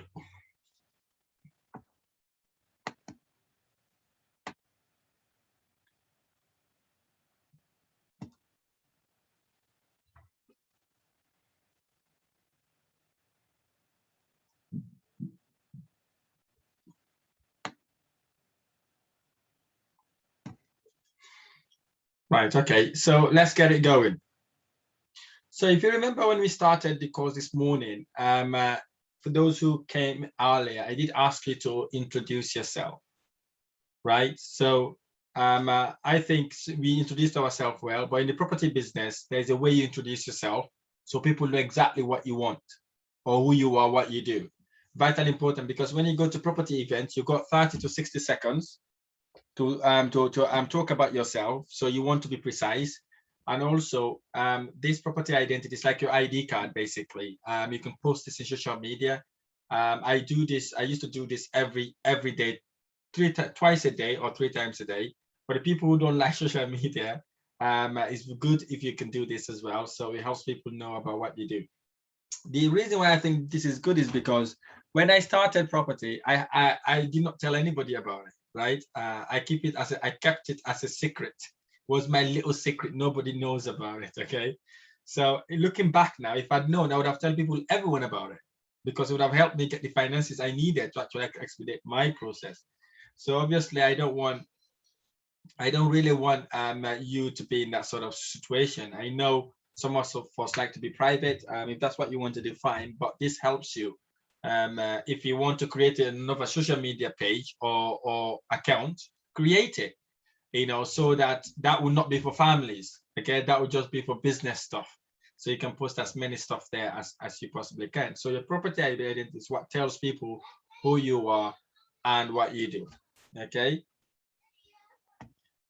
Right, okay. So basically, this is what you do to introduce yourself, to tell people about yourself in social media, in an event, or wherever you are. You could say, for example, my name is Rahim. I specialize in family-led.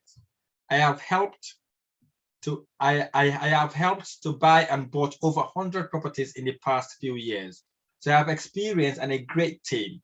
I am looking for an investor who wants a great investment return and all the work's done for them, right? That I can team up with, and we can both make great money. Do you know anyone? Right? This is tell people who you are, what your experience is, how many properties you've bought, and then what sort of person you are looking for. And you also ask if they know anybody who will be interested. Okay. That's our first example. I used to post this every day, basically, right? So people know who I am. Okay. And there's another identity here. Example 2. My name is John. I specialize in buy, refurbish, and refinance in Leeds. Right. I have time and expertise to ensure it works. And I need someone with money to put the work in place to make it happen. Do you know anyone like that? Boom. Right? You see, his name is John. He talks about what he specializes in, and he even named the location. Right? And he tells the person that he's got experience. He needs someone with money to make the thing happen. So basically, it's very precise, right? If you can post whatever your identity is every day, maybe twice or once a day, people would see that. They will start noticing you, right? They will start knowing what you do. When I started in Cardiff, any property event I go, I've got my rent-to-rent hat, right? So whenever someone have a rent-to-rent question, they refer that person straight to me. Rahim is your guy. Rahim is your guy. Everybody knew me for rent-to-rent because that was my identity. Okay. So same thing. If you want to do refurbishment, buy-to-let, make that your identity. Let everybody knows about that, because if they got a deal, they will come to you, right? Or if they know someone who wants to buy a property or sell a property, they will go for you. They will go to you because they know you are the expert in that area. Okay. Another example. My name is Louise. I have 30 hours a week to spend on property.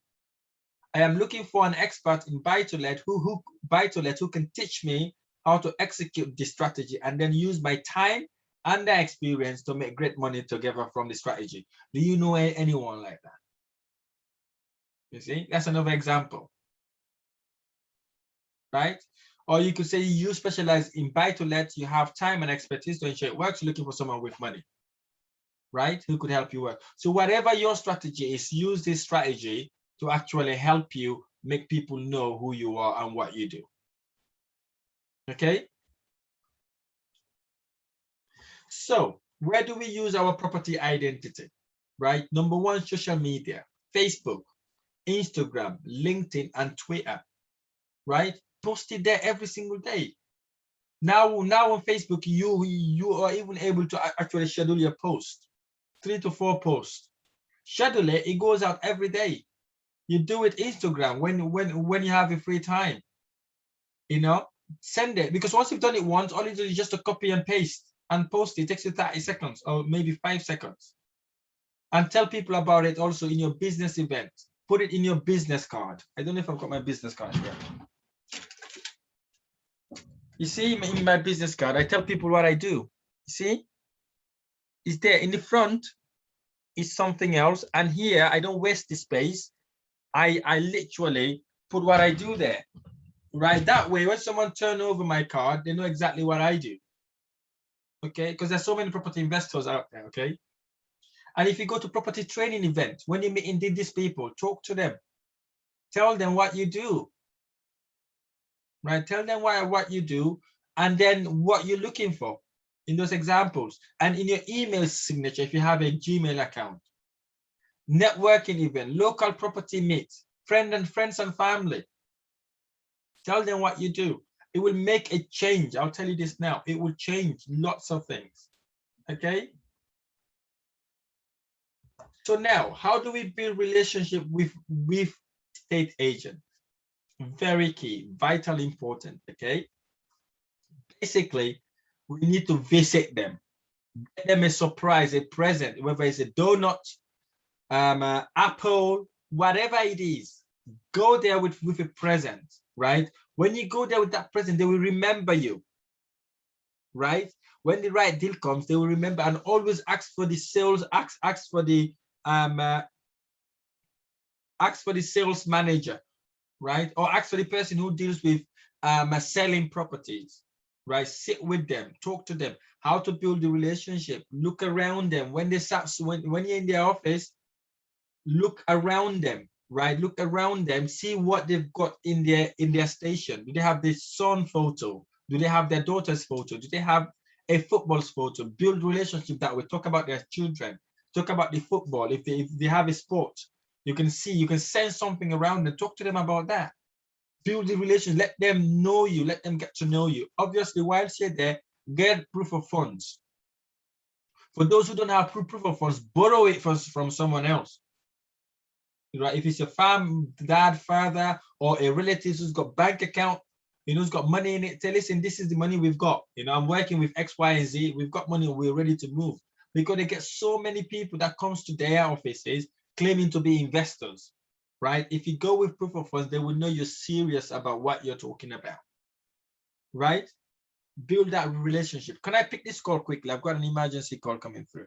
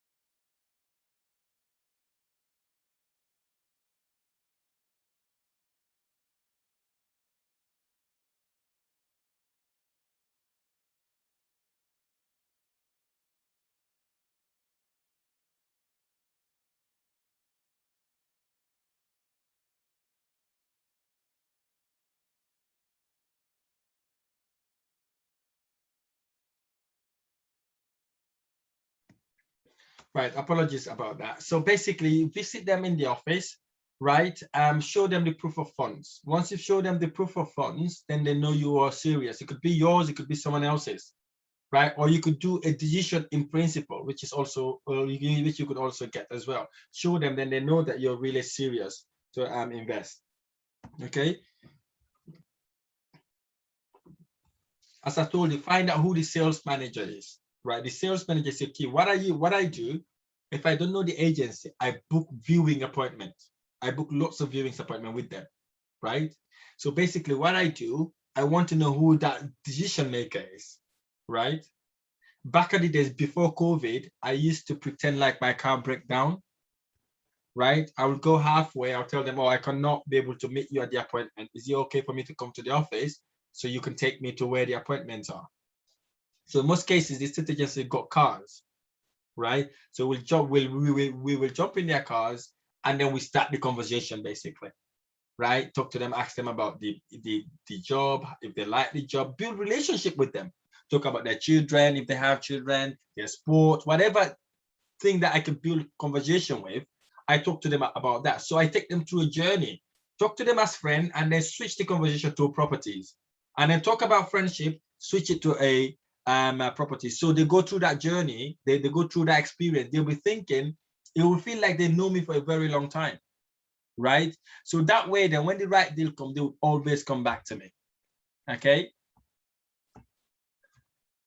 And build that rapport, book viewings, book so many viewings with them. When you book viewings, they would know you're ready to move, you're ready to buy, you're actively looking.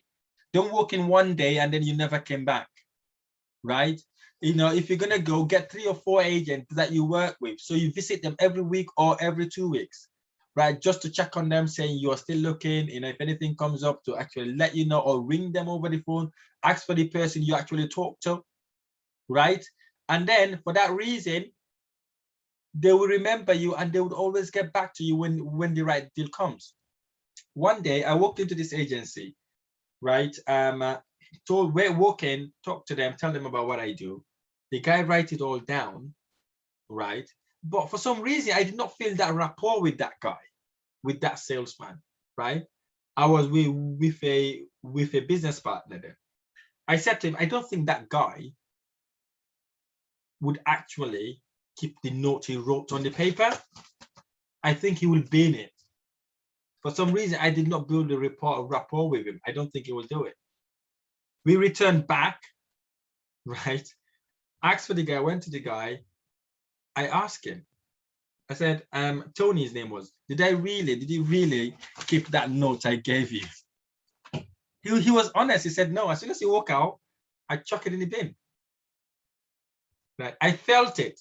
I felt there's no relationship there, right? But when I came back, I sat him down. I said, well, we have to rewrite it again, right? Sat with him, talked to him, build that rapport with him, right? So he kept it, right? Then he became a friend because that's what triggers his mind now, right? So sometimes you don't connect with that person. You can either use the same person or wait until that person is out of the office or is their day off, then you look for someone else who you can build that relationship with. Because sometimes you can tell, okay? Some people like to judge you by your cover, yeah? Some people do that. So if you don't build a relationship with that person, move on, wait until that person is off, right? Find out when you ring, and then pretend like you want to see that person, ask when that person's day off, and then you visit the branch when he's not in the office. Okay. And when you're communicating with them, control the conversation. Go in and out of business conversation. Talk about sports, hobbies, and then properties. Hobbies, properties, properties, until you get that connection.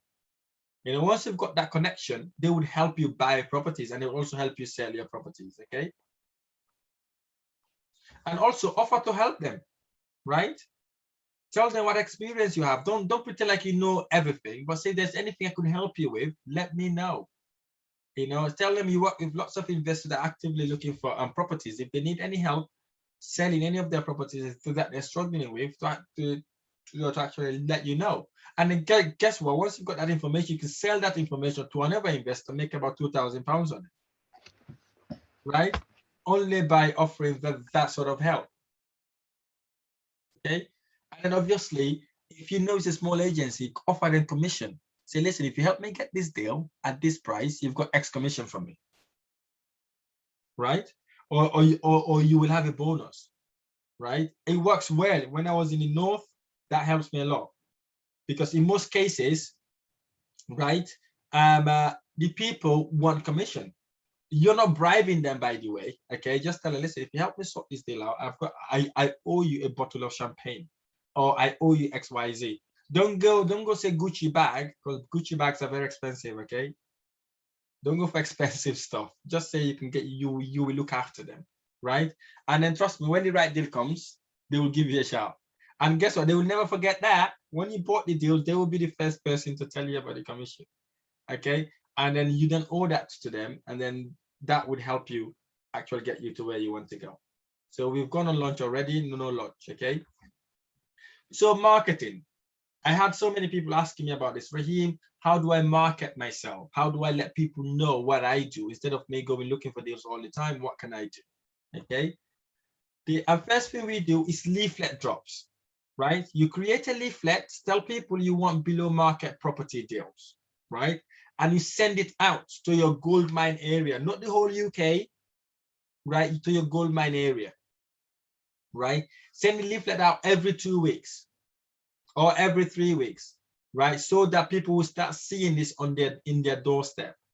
Okay, very key. The second one is to let board, right?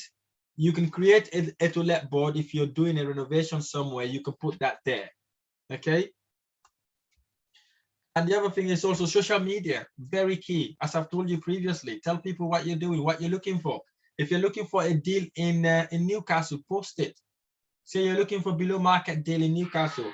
If it's 10%, say 10%, 20%, whatever discount that you're looking for, put it out there, let people know about it. Okay. And estate agent and letting agent, we've talked about this already. Go there, tell them what you do, market yourself, tell them, listen, I used to like teach the estate agency what I do. This is the property price, this is the margin I'm looking for. I tell them I need minimum of 15 to 20,000 pounds profit per deal. I show them how to work it out. So when they've got that deal, they'll ring me straight away. Right? It's like educating them, okay? And then obviously direct mailing, like sending letters to the potential investors. This is what Papi did last week. He did lots of letters and posted to landlords, right? You can post it to the sellers. And what I'm going to teach you also is how to identify the addresses, ways to get the addresses. So you can post the letters directly to the owners, okay? And then emails. If you've got their email addresses, you know, do it so you can contact them. So when the right deal comes, okay. Billboards, you can use billboards as well. You can also use mortgage brokers. Mortgage brokers are key, right? They know people who are selling properties, or they know property owners, okay? They know property owners and they know exactly who is struggling and who's not struggling. If you build a relationship with your mortgage broker, he will refer you to people who are selling, right? Like we recently secure a deal here in Cardiff from my architect, right? From just a conversation. I said, listen, I'm looking for deals. You know any of your contacts? He said, oh yeah, I know someone who's looking to sell it, offload their property portfolio. So we were able to actually secure that deal and source that deal on. And we made about £3,000 on it, right? Only from a referral.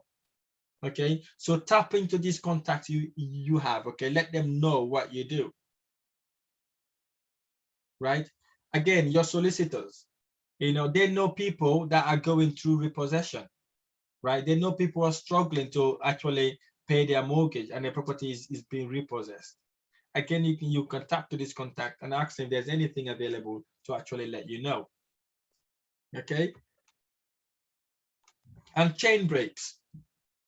Chain breaks is when someone is about to buy a property and for whatever reason it fell through, right? The owner is motivated straight away, so you can plug in and buy the property at a discount, right? This has happened to one of my to one of the properties we bought not long ago.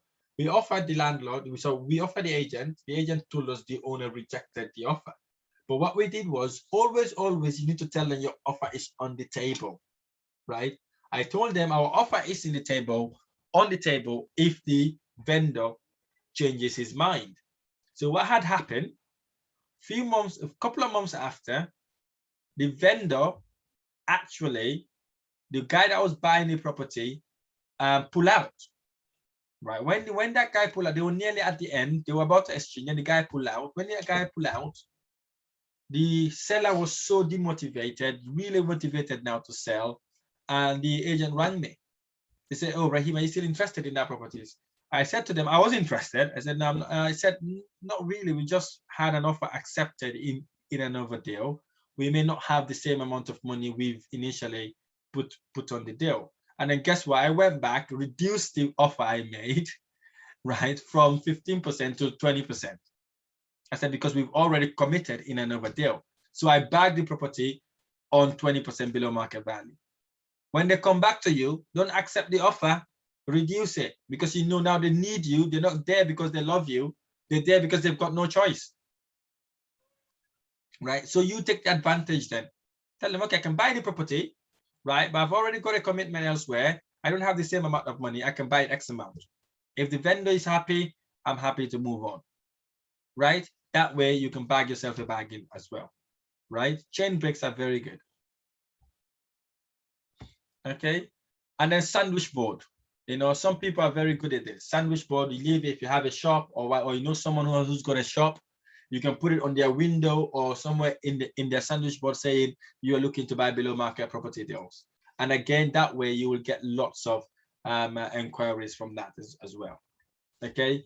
And obviously you've got junk leads, people who's got leads that they haven't made use of. You then contact those people, right? And then they'll ask them to sell these leads to you, and then you then tailor your marketing towards those people, right?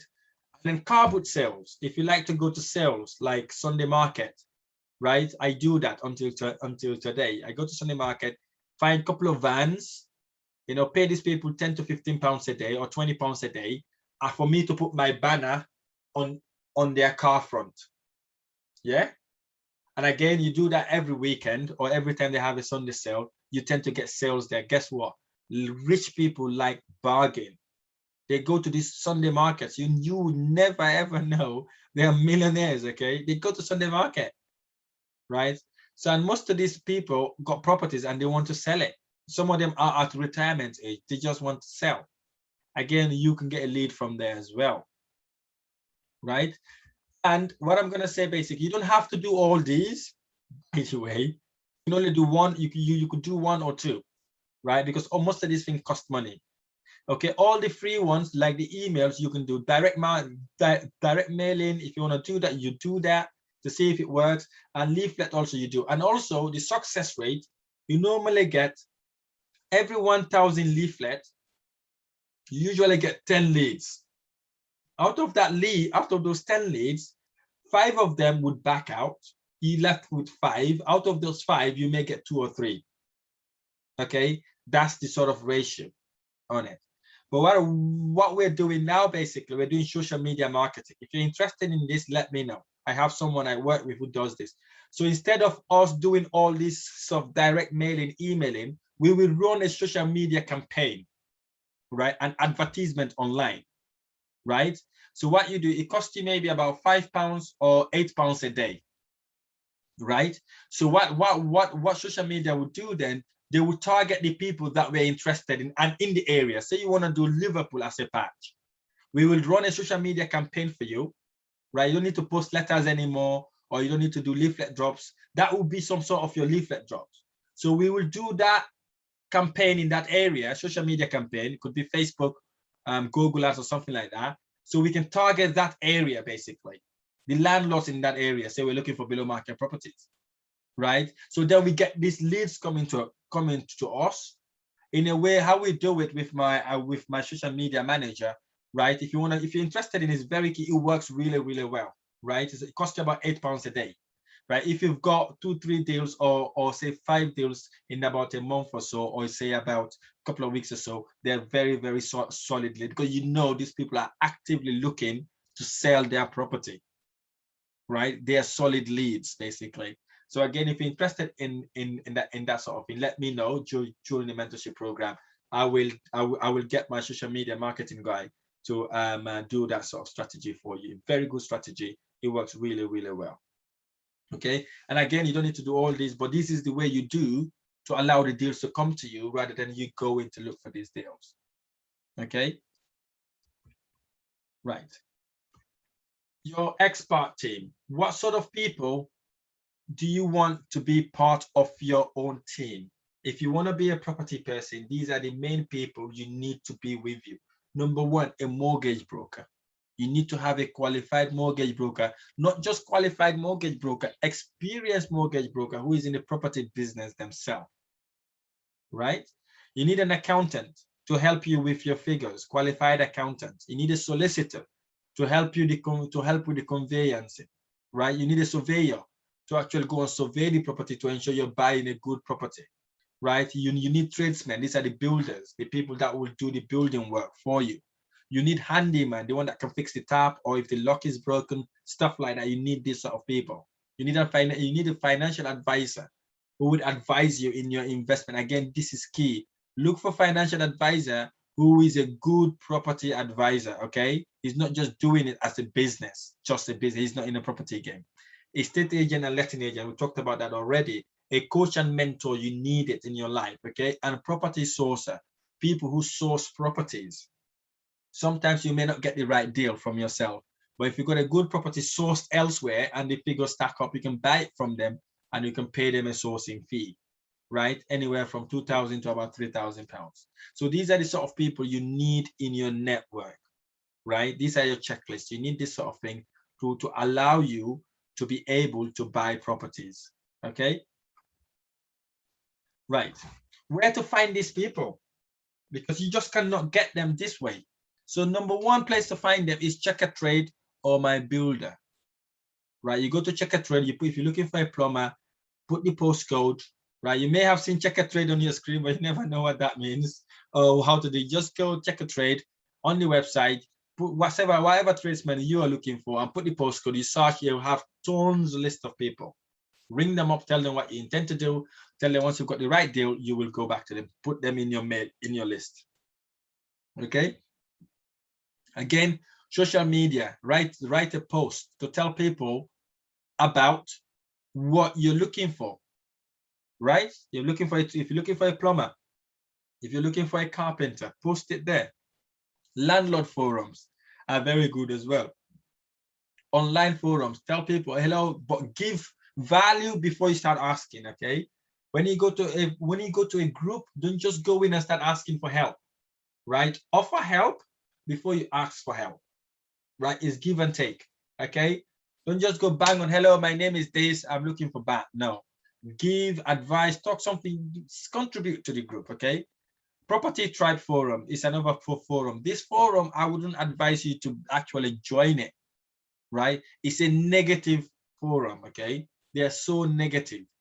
If you join that forum, don't listen to their posts because it's just so negative. It kills you basically. But if you need a tradesman, just post what you want, get it, and then bug off. Don't entertain it. And we have pin meetings. Pin meetings is property meetings that Simon Jutsi does. He's got this going throughout the UK. It's where all property people meet for a networking event, right? It's property investments, property investor network, right? So you can go and network with people, like-minded people. That's where you build your relationship base, basically.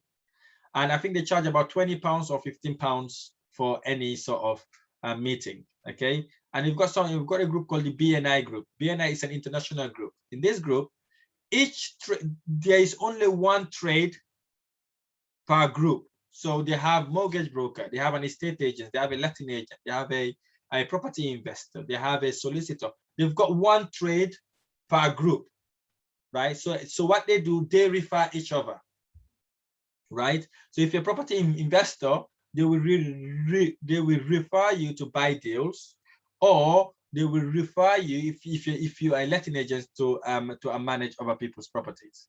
Okay, you pay a fee for this. I think it's about £300 a year. I can't remember how much it is, but it's a very good way to actually network with like-minded individuals, and it's a very good place to get joint venture partners, because most of these people have a successful businesses already, right? They've got money coming in, but they don't know what to do with it, right? Some of them would go and invest that money with you, right? And then PPN, I don't know if some of you know Rob Moore. Rob Moore has also started doing something similar to PIN meeting. So he's got this monthly meeting going in some areas in the UK where you can do the same thing as the PIN meeting, okay? WhatsApp groups. Again, join WhatsApp group. Tell people what you're looking for. right? Tell them what you're looking for, and then they will be helping, because most of these people are tradespeople anyways. But again, you need to give before you start taking, okay? And you have business events, right? Business events. When you go there, tell people what you're looking for. If you're looking for a painter, say you're looking for a painter. Even there is no painter in that place, they're most likely to know a painter, right? That's how you build your network, basically. Then what do we ask them? Once you've got these people, we need to know what to ask them, right? Number one, ask them, can the person provide you a testimonial from a happy customer, right? If they're good tradesmen, or if they're good professionals, they would have a happy customer somewhere, right? Do they have a happy customer that you could ask for customer review? Okay. They work a set of rules, right? And does these rules tie with yours, right? You have to ask for that as well, because sometimes they may not be ethical to you, or they may not work to certain rules. Okay, check if that also ties with you. Okay, is the person in property themselves, right? If they're in property, that means if you communicate to them, they would understand what you're looking for. They would understand what to ask. For me, until today, I don't know everything about properties. I don't even know the names of certain things, right? But what I do, if I don't know, I just try to describe it, and then the builder would know exactly what I meant, right? And he will sort it out. So they need to be in property themselves. Okay. And can you see their books? For example, can you see whether they're making profit or not? Because tell them, once they start working with you, it's not a one-off thing. I want to work with you for a very long time. I want to know I'm dealing with a successful business. Okay. And they work personally for you, not subcontract. Because some of the builders would go and subcontract the plumbing job to someone else, right? So you need to know when they're working for you, they're actually doing the work, okay? Because you don't want to have problems. So if the subcontractor did not turn up, and then it becomes a nightmare, okay? Is there a written contract of agreement, right? Do they have a written contract of agreement? If they don't have it, we have it. We'll ask them if they're happy to sign it, right? They need to sign it so that you both know what you're doing. You both know exactly what is required from each other, okay? And then obviously, is the experience in the same area that you want them to invest? For example, if you're buying a buy-to-let, have they ever renovated a buy-to-let property? Right? If you're doing HMO, have they ever renovated a HMO property? If they haven't, you have to walk away, because it's a different sort of ball game, okay? And then, are their fees transparent? Right? Are they transparent? Are they able to give you receipts after the works? Right? I'm telling you now, most builders don't like giving receipts. Okay? You need to ask them if they can give you receipts for their works. Okay? And do they want to educate with you? They should be actively learning and involved in property groups and introducing you to these people. If they are not, there will be someone out there who will. Right? Because builders know property people. Ask them if they know anybody themselves. Okay? So basically, these are the things we need to know. We need to ask our people, our expert team, or our new team members, to ensure that these are the sort of people we want to work with. Okay. Where to find the deals? In a nutshell, everywhere, right? Deals are everywhere. I have someone who approached me recently and told me, already there's no deal, there are no deals in Bournemouth. I said, really? Say, okay, let's sit down on the computer. We sat on the computer. There's lots of deals in Bournemouth. But we was looking at the wrong area and the wrong prices. So there are deals everywhere. But which platforms do we look at for these deals? Rightmove is a great platform, which is what we're going to use shortly, right? Zoopla is another great place. On the market, prime location. You have Spare Room, Gumtree, Open Rent, RoomGo, Easy Room. You got social media now, Facebook, Instagram, LinkedIn, estate agencies. You can do leaflet drop, cardboard sales, emailing, billboard. There are deals everywhere. The other day I was walking down the road here, right? I saw a deal, right? When I go out for a walk, I look for deals, right? I look at windows. You know, if I see a vacant property, guess what I do? I take my phone, type the address quickly, take a photo of it. When I go back to my office, what I do, I type a letter up and post it, right?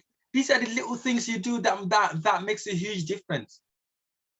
You know, if you like going out, walking, cycling, jogging, running, whatever it is, make sure now you start looking at the windows, right? Look at vacant properties. Look at properties that have been on the market for a very long time. Because if it's in your area, you would know this for sale sign have been there for a while, right? And then you can either knock the door, like last week. That's what I did.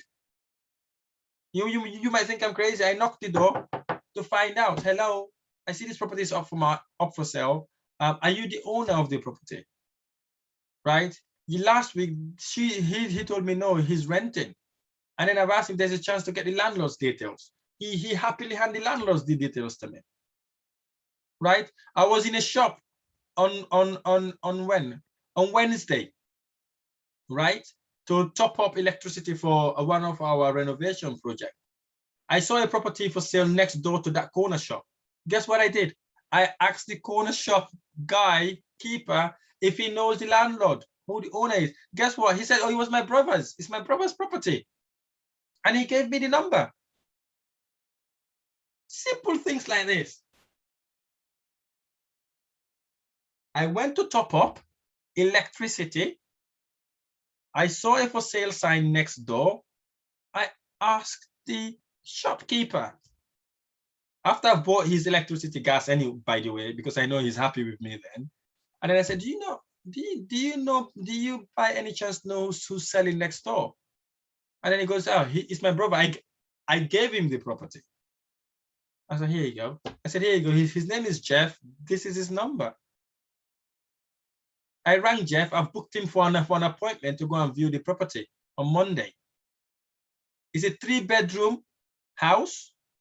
So 3-bedroom apartment is a whole house plus a shop underneath, and they're selling the whole freehold. It's not leasehold. If I got that deal, I will do the shop as a different unit, do each and every individual flat as a property. That's what you do, basically. Tell people what you're doing. Ask questions. I'm telling you, you'll be surprised how many deals you can get. You know? And I was driving last week, going to Birmingham again. I saw a deal online. What I did when I was on my way, guess what? I drove past there. You know, I saw the development. Guess what I did again? Exactly the same thing. I knocked next door. When I knocked next door, guess who owns the land? It was the guy next door who owns the land. I took his number. Right? I put an offer on Friday, yesterday.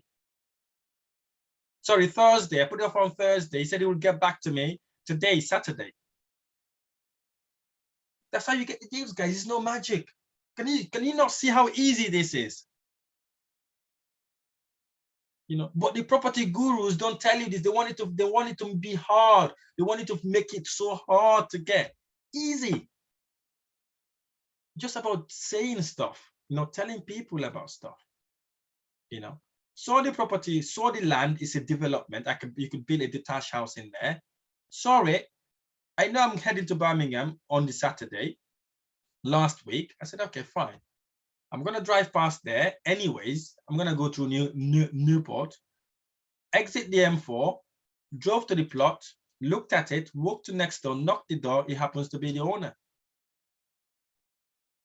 So guys, you do these things. It's no magic. You know, plus you got social media. You've got all these platforms. You got all these avenues. Right? We can do this, right? We can do it. It's not hard. It's easy. You just have to not to be shy, okay? Angela and Pulo, not being shy. Being shy is not gonna get you the deal, right? Don't be shy. Just ask. They're not gonna bite you. You know, they'll just say yes or no, or just frown their face on you. They're not gonna do anything to you. Okay. Step to acquire the deals, right? Number one. Well, that's not number one. We source the deal. We source the deal, meaning we go online, we look for the deals. Number two, we book a viewing.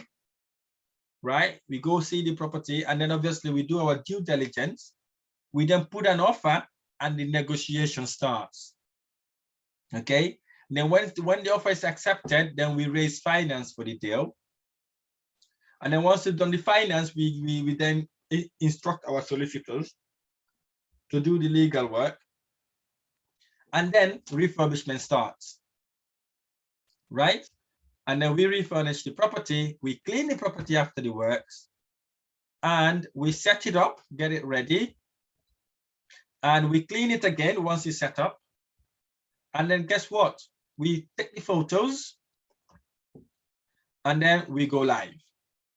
As simple as this. This is literally a checklist, right? To make it so easy for you, so you don't have to worry. And the good news is, if you're with me, you don't have to do all these, right? Because we can do the property up for you, and also we can get the tenants for you as well. But it's good to know this process, because if you want to do it, you can do it yourself, right?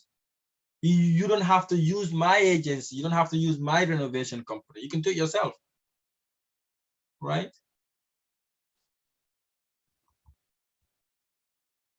Right.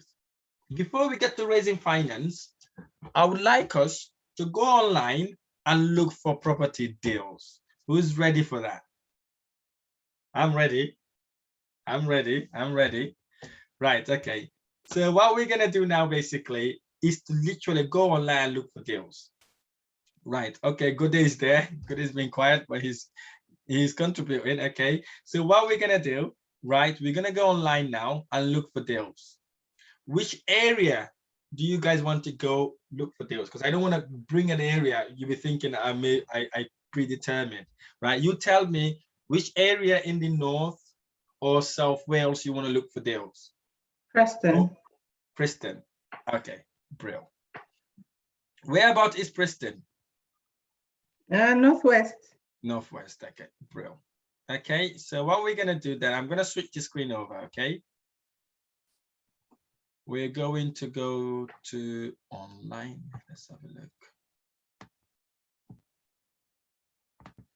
Okay.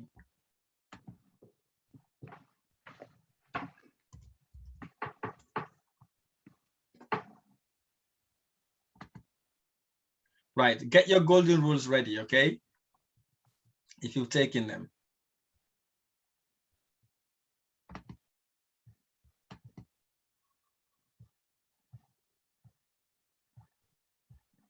Boom, okay, we're here now. Let me know if you can see my screen, okay?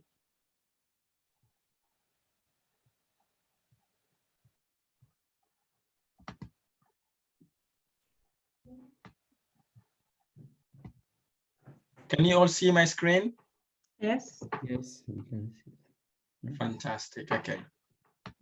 So what we're gonna do, if we're looking, we're gonna pretend like we don't know Preston, okay? We're going to know we don't know Preston. So what we're gonna do, right? We are going to look for a prominent location in Preston, right? A prominent location could either be the train station, the main train station, or a Primark, right? Primark is in every big city center, but Papi know that now anyways, right? Look for a Primark. So what you do, you go.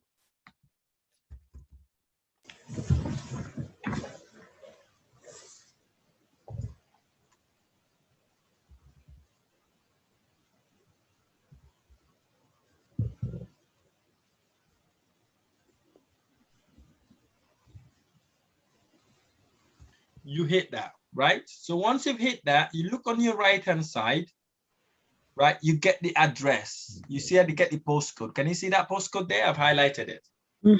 Right. So what you now do, you know where the city center now, because you want to be bang in the city center, if you remember. That's one of our golden rules. Not far from city center. Okay. So what we now do, we're gonna go to Rightmove. Rightmove would be our favorite, our best friend. I'll talk you through Rightmove. So when you hit Rightmove, it gets you to this landing page. This landing page is where you hit basically. So once you get to this landing page, you're going to put your postcode you've already copied. You put the postcode here. You go back, you copy the postcode like that. Once you've copied the postcode, paste that postcode here, right? And then you hit for sale. When you hit for sale, it brings you to this dialog box. This dialog box is your cockpit, basically. This is where you do the golden rule stuff, some of it. So what you do, you want to be 3 mile radius, if you remember, 3 or 5 mile radius. So we try 3 mile radius first. Now that then hits us to that bracket. Okay, it gets us to that bracket. That's one of our golden rule. So, and again, what we're gonna do, we want properties from 50,000 up to 170,000, right? So we are in that bracket now, right? Easy, right? And what we do, we go to the number of bedrooms. We're looking for 3 bedrooms, not less than 3 bedrooms. Again, we've hit that bracket. We just don't want to go and search randomly. And guess what? We're looking for houses, not apartments. Yes, you hit houses, right? You can see we've got 3 mile radius, 50 to 170,000. We've got 3 bedroom minimum. We've got houses, and we've got property posted at any time. So guess what? You hit find properties, right? We've got 133 results, right? 133. So what we now need to do is to look for property that we could add value to, right? If you remember, we don't want a donor property like this, right? There's nothing there to add, okay? So what we do, we're gonna scroll down and see if there's anything here that worth our while. But before I get to that, I want to tell you one thing. What I tend to do, once I've hit this, I do 2 things. Number 1, I go for lowest price first. Yeah, to see what the lowest price is in that area. Okay, because mostly the lower price properties are properties that you need to do work on. Okay, so you then you scroll then and see if you can get properties, right? And again, you don't go for properties with guide price unless if you've got money ready to buy the property in auction. Right? I'm fine, thank you. And it's a different strategy altogether. Okay. Right. So what we're gonna do, we're gonna look, right? We look for this. This property looks like something that we could add value to. You can see this. Basically, the worse the property, the better for us. If you think of we, think of me. That's my saying when I go to estate agency. Yeah. If you think of we, think of me. Right? All the agencies in Cardiff knows me for that. Right? They only send me horrible properties because that's what I like. I love horrible properties because I know I can pull my money back. I love it, right? So look properties that we could add value to. You can see this property, we can add value to this property. Okay. And you can see the photos as well. This way before you even dive in. Okay. And then you keep looking. You keep looking to see if there's anything better, right? Anything worse. Right? The worse it is, the better for us, okay? That's what we want. Like this one. This could be another one. See? This is another one, you see? We keep going. The worse it is, the better. Look at this one, 90,000. Look. See? It needs a bit of work. Can you see that? Boom. We keep going until we get the worst one. Keep going, keep going. Again, this is another one. I can see here. It need updating. Basically, keep going, you keep going. We know we've got what we're looking for anyway. This is another one as well. Yeah. You go.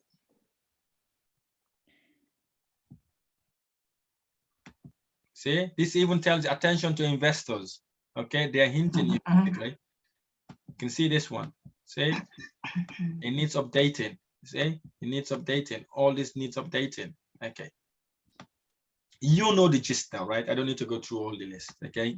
So now what we're gonna do, we're just gonna click randomly one of these properties. Okay.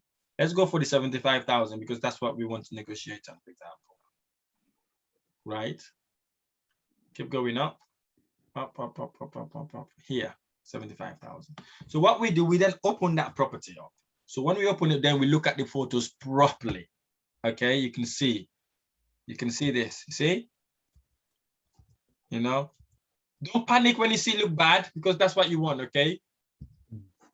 Good property is when it's bad to us. When it's bad, basically. Then we have less competition, okay? We don't have people queuing up to view these properties because everybody is so scared to use it, to actually buy it. Okay, so we keep looking. Okay, we've seen all the photos now, right?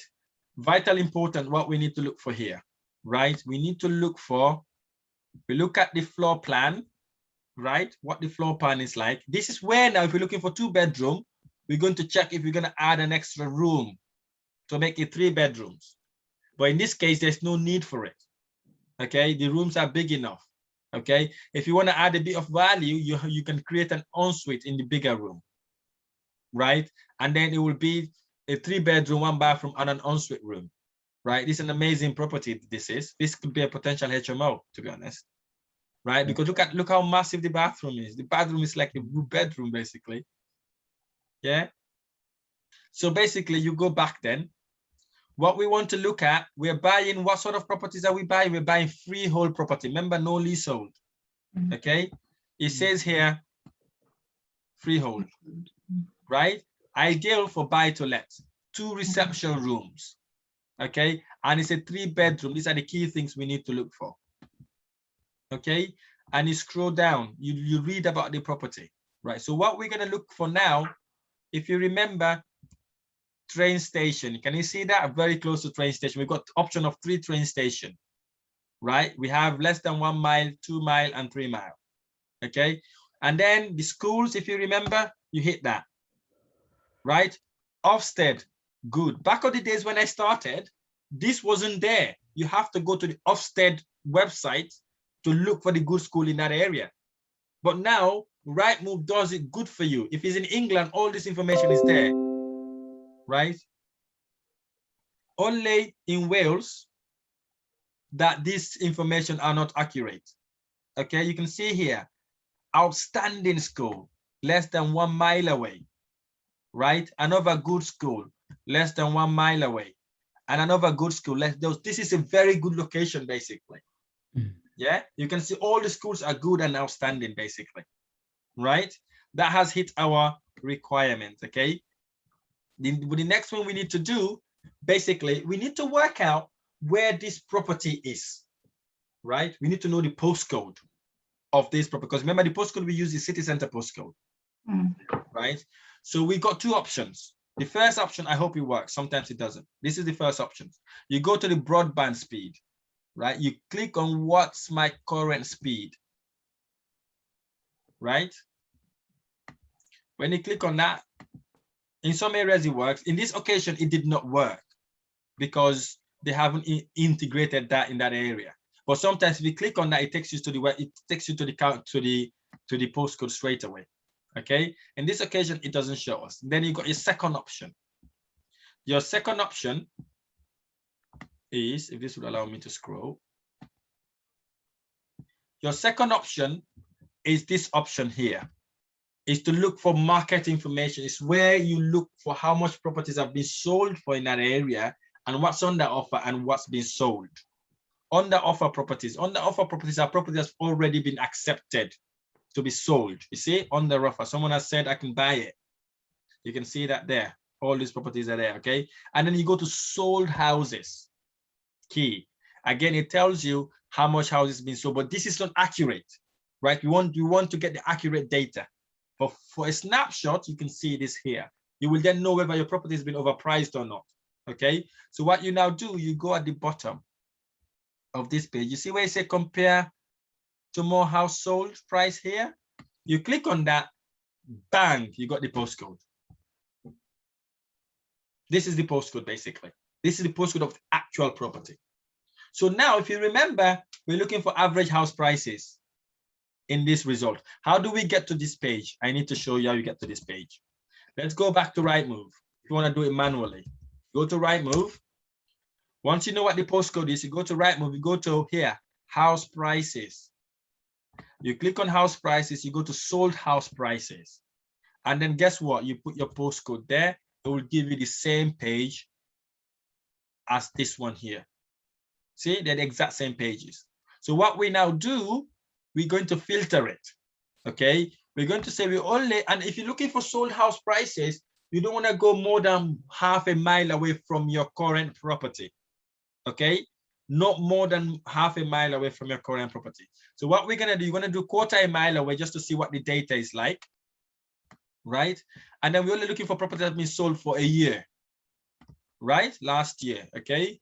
And then what we do, we look for terrace house, because this house is a terrace house. You can see the title here. Can you see? It says it here, terrace house, and it says it's on there as well. Okay, so once we've done that, then we look for freehold properties. We select freehold. That gives us only 3 properties. So what we do, we're going to expand our parameter. We expand it, see if we can get 10. So we've got 15, more than what we need, right? So what we're going to do then, basically, we need to add the prices up, right? Up to 8 properties. And we divide it by 8. Okay, just to see what the average house price is in the area, right? You could either do that, or you could check. Sometimes they have the valuation on their right here. But what I do, I tend to do it manually, right? Who can volunteer to add the figures up? Anybody can volunteer? Yeah, okay, I'll volunteer. Right, okay, get your calculator out.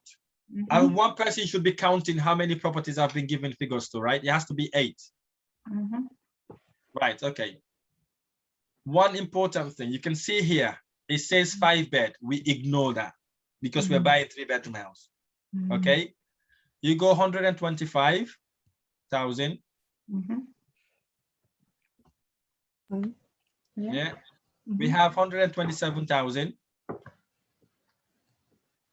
Yeah. We have 123,000. Yeah. We have 89,000. Yeah. We have 92,000. Yeah. 70,000. Yeah. 82,000. Yeah. 95,000. Yeah. 75,000. You've got 8 already. Oh, so you got 8. Okay, fine. Yeah, more than including 8. Including the 95,000.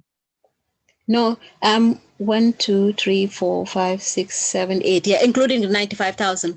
Right. Okay. So if you got that, put it equals to, and divide it by 8. Okay, that's 109,750. That's it. So your property is 110,000. Okay. So this is the average house price in that area. So what we do, we write that figure down, right? We know roughly that's the average house price in that area, okay? So now we know that now. We know our average sold house price, okay? So what now we need to do is to reconfirm the figure we do, right? I go to a website called Zoopla, okay? Zoopla. Now we know the postcode. So what we go to house prices in Zoopla, right? And we put the postcode, right? That postcode comes up and you hit search. What Zoopla does, Zoopla tells you what has happened in the area recently, okay? So what Zoopla has told you, house price is 93,000. You see, we're not far off, right? Zoopla puts all the properties together, right? Not as we did. We pick and choose which property we want because we don't want flats or stuff like that, right? You can see Zoopla is not far off from us, so we are kind of okay, right? So what we now do, we look at the house prices in this area, right? You can say, okay, now what sort of property you want to look for. You can filter it to the sort of properties. You can see here how much the property price has gone up, right? It's 1.35%, right? And it tells you if you want to know for 5 years, look at that 8.9% for the past 5 years. That's how much property price has gone up by. And if you want to look at the last 10 years, you can see 23%. And this is not a good, this is not even a good area because you can see property price went up last year by 1.3%. But if you look at it in average, It's 7.5%. Yeah, that's how you see these things, okay? So now, let's assume now we want to know what the property address is. What we want to approach the landlord. We want to get contact with the landlord or the homeowner. This is what we're going to do. Bear that in mind, right? About the average house price. We're not far off there. So what we're going to do, we're going to go here, right? We've got two options. We can either use this map or we can open another map. So what you do, you remember the front of the house, how it looks like. We know it's a black door with a downpipe and with a black door. So what we go, we click on this map here. I hope it works. Sometimes if I share it, it doesn't work. So you go here, you zoom out, right, until you get close to the property. So there's a man here. There's a little man here on your right. Can you see that yellow man? Yeah. So you drop that man somewhere by here. Yeah. When you drop that man, it takes you straight to the street, right? Then you do 360-degree first, just to see where you are. Okay, it looks like this room. It looks like this door here, right? You see the downpipe, right? You look like that door. So what you do, you look basically, is this one here? Is this property here? Right? Is this one here? So what you do to work out the number, you do this. You know this is number 30. Can you see the door number there? This is number 30, right? So we go 32 on this side on your left. So we know that way is going down, okay? So what you do, you go like that, you look, this is 24, right? And this property must be 26, right? You can see there 26, right? So you zoom out, you see 26 there, right? So what we now do, we copy this address here. So now we know it's 26. So what we do, we go up. We go up, we copy the address. You see here? You copy that to get the full get the full address and put it in an Excel spreadsheet. So what you do, you go. Was it 26 we said? 26, yes. Yeah. And then you hit that. Bang. Yeah, you've got the full address. Yeah?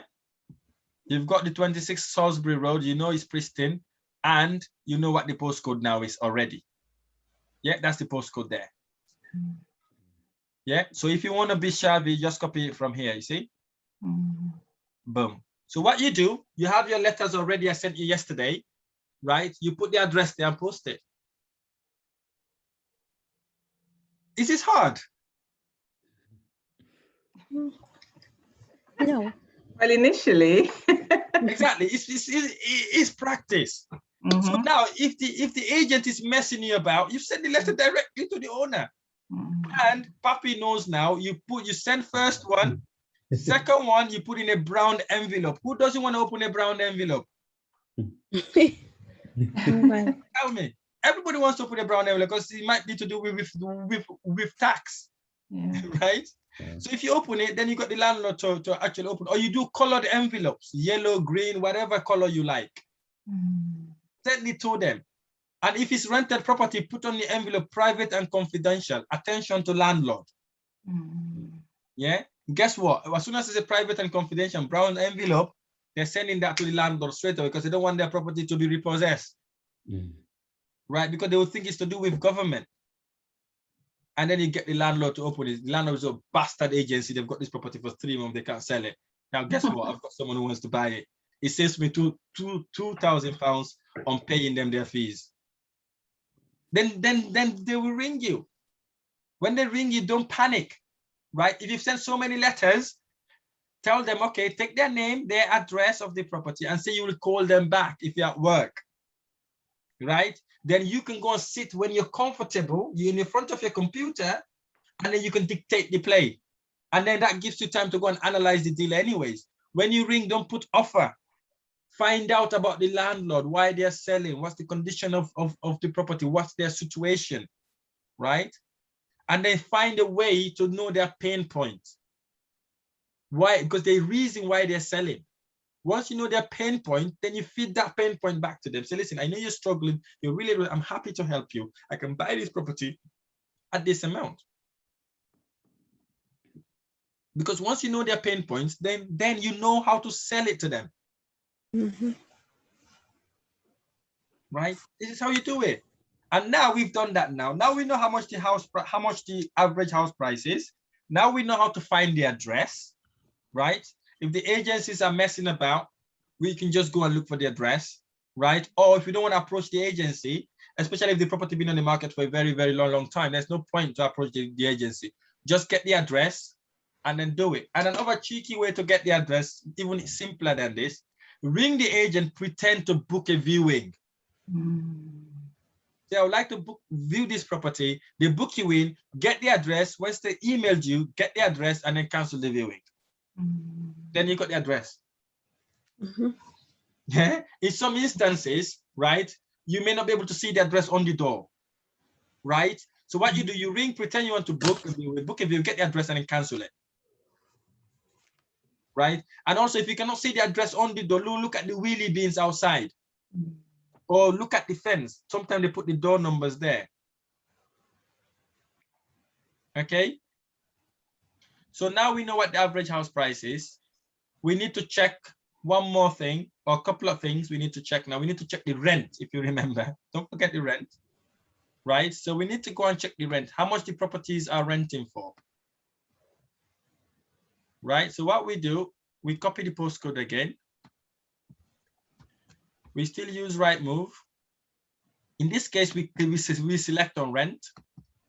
We go to rent and we paste that there. We hit search. Exactly the same thing. Now we know we're bang on the property, right? We're not in city center anymore. So we do that. Nice. We do 3 bedrooms. We do houses. And then we hit search. Yeah, it tells us how much properties are going for. 4 bedroom, that is 350 per month, right? 5 bedroom, 498, 398. You know, this is a HMO property probably. No, this is a room share, I would imagine. Yeah, these are room shares. That's why the prices are low. Okay, it's not for the whole house. Okay, these are room share. These are the actual prices now. That's a room share as well. That looks like a house. Right, that looks like a room share as well. 5 bedroom house share and a 9 bedroom house share. What is this telling you? It's telling you that you could rent this property as a HMO. It's a HMO area. That's the reason why you cannot see an actual house price here, because they're all shared houses, right? Which means you can easily buy this property and convert it into HMO, which makes you more money, right? And then we go half a mile, see what we've got there. Now we've got more. Okay. Now this is 1,000. 1,000 is the same house, right? 1,000, 550. 3 bedroom. Yeah, that one there again, 1,300. So we know we can add. We could rent this property at least £1,000. Okay. So you write that amount down. You know you got £1,000 for it. But now the main thing with what I think we're going to look at now is how much we will be able to sell this property if it's done up. That's the key. So what we could do now, you know, when we search for the property from city center, now we're going to search for property for the location where our property is at. So what we do, we go to buy, we go for sale, and then we put now our postcode. This is our postcode now, not city center postcode. Okay, we put that down there. And then what we do 3 bedrooms. And this time round, we put the amount the property is on the market for, right? Because we want to know from how much we can buy it, right? Not from 50,000 anymore. Now it's from 70,000 or 80,000 for the pack, because the property is 75,000.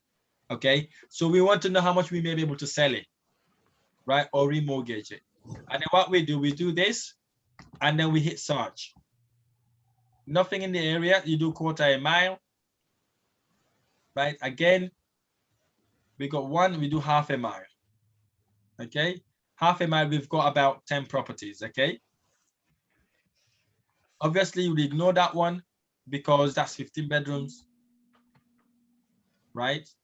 That's 4 bedrooms. Our one is 3 bedrooms. But this one also, we ignore that because this is a semi-detached house, okay? We look for terrace house, right? This is a terrace house, 160,000, okay? And then there's another 100. This one, look at that. That's literally dead property, but it's still going for 160, right? This is making you start thinking it's a good deal. Makes sense? And this one is 130,000. Offer over 130,000, right? Again, offer over 130,000. You know, this one also offer on the region of 100,000. So we know, worst case scenario, we're able to sell that property at 130,000. Yeah. So now we've got our sale price, we've got our purchase price, average house price, and we've got the rent. So we've got all the information we need. What is missing here is ringing the agent, right, to find out what the going rate is. And again, key, when you're ringing the agent, you're gonna pretend like you've bought the property, you've bought it already. It's rented. So you're gonna ring them. Hello, I'm looking to buy I'm looking to sell my property. I just renovated not long ago in a high immaculate condition, but we're not getting along with the tenant. The tenant is not allowing us. I'm just wondering, I'm just wondering if you may be able to give me a rough idea of how much I'll be able to sell the property at. The reason why you're gonna bring tenants in the conversation, otherwise the agent will say they will not give you any figure until they view the property. But if you say the tenant is restricting us access to the property, they'll be able to give you a rough figure, right? And then what you then say, you said, if I want to sell the property in 3 weeks, how much would I be able to get for it? They will give you the first, they give you a high figure because they want you to be in their books. But if you say I want to sell this property in 4 weeks, how much can you offer me? How much do you reckon I will sell it? They will tell you the actual figure your property will sell for, right? And then what you do after that, you can ask, can you bet your life on it, right? If they said, Rahim, seriously, I can sell that property whole day long at 130,000. That's your sell price, basically. That's how much you will sell your property at. Don't go for the first figure, right? That is the only thing missing in this thing here, right? So what we now do, we need to analyze the deal, right? So we go back to our Excel spreadsheet.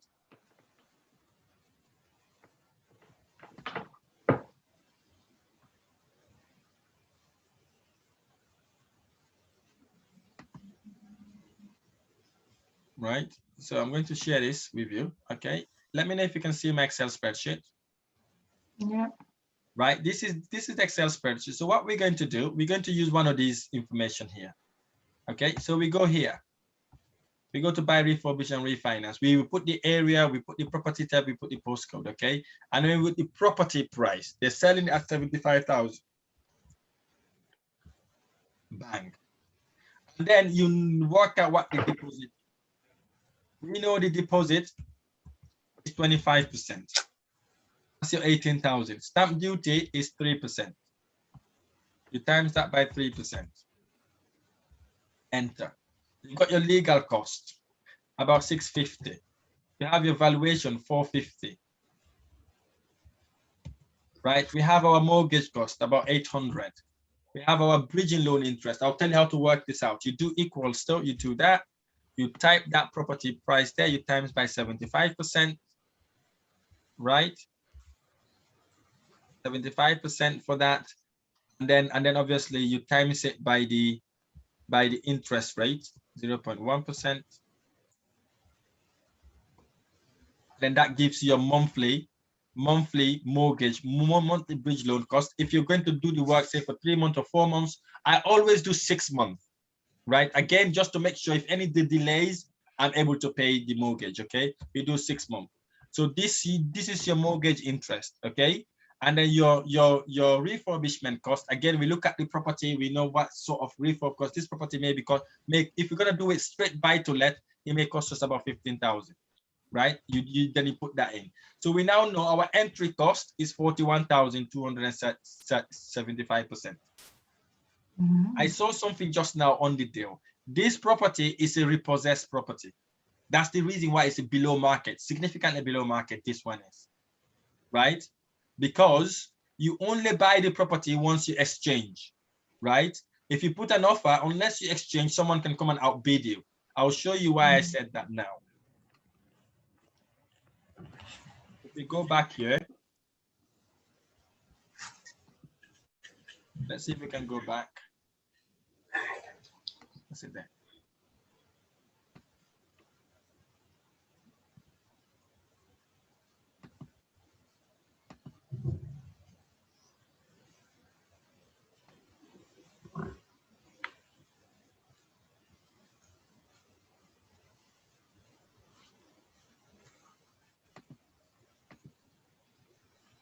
That's the property there. You see how I knew? If you look at it here, it says it here, we're acting in a sale of the above property and have received an offer of that price, right? So it's a repossessed property. Whoever offers more gets the property.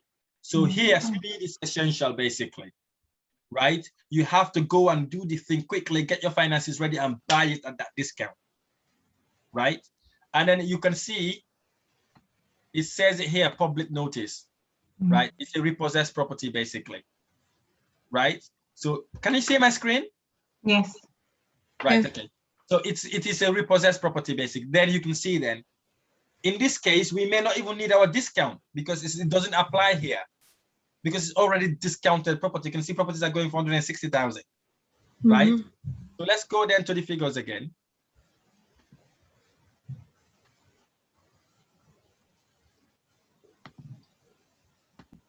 So we go there, and now we know the rent is £1,000, aren't we? Again, £1,000. We times it by 11 months. Can you see that? Not 12 months, okay? And then interest, again, we know the property would worth about 130,000. We put that there, right? That gives us then, that's our rent. This is our mortgage interest, you see?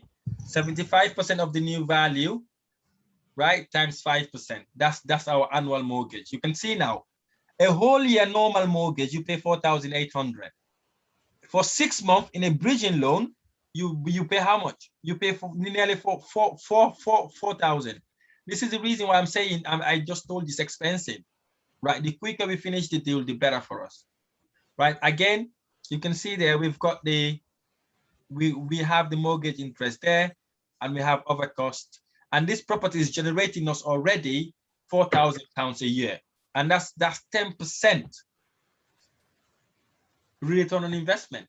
So if you can go out there now and buy that property at even 80,000, you're bagging yourself a bargain. Is this making sense? Yes. Right, okay. Let's do the next. Let's do it now. If you want to check if it's no money left in deal, right? We do exactly the same thing. Purchase price was 75,000, and we know it would be 25%, and we have stamp duty times 3%, and we have legal about, I don't know how much I put there, but I say 600, valuation 450, mortgage cost. Actually, what we could do, we could just bring all these figures there. Yeah, put that there and paste it here. Oops. That won't work because we have more information here. Mortgage cost, again, exactly the same thing we did the other one. You do that, you do times, you do equals to, you do that times 75% times 0.01. That gives you a monthly interest, and you times that by 6 months. Times 6 months, that gives you that amount. So that's the mortgage cost that needs to go below here. Yeah, mortgage cost about 850. And then we've got the refurb cost about 15,000. Yeah, so these are our entry costs. So we know the rent on that property is 1,000. So we know the property would be valued at 130,000. This is a very reserved figure, okay? You can see it's going for 160, right? So look at this deal. You only leave in 25 pounds. Is this making sense? Yes. You only leave in 50 to 25 pounds. You can pull all your investment. You see the 41,000 here is there. Your loan for the 75% of that, that's the amount here. The bank will lend in 97,500 based on 130. That's 13% ROI. You only left 25 pounds in the deal.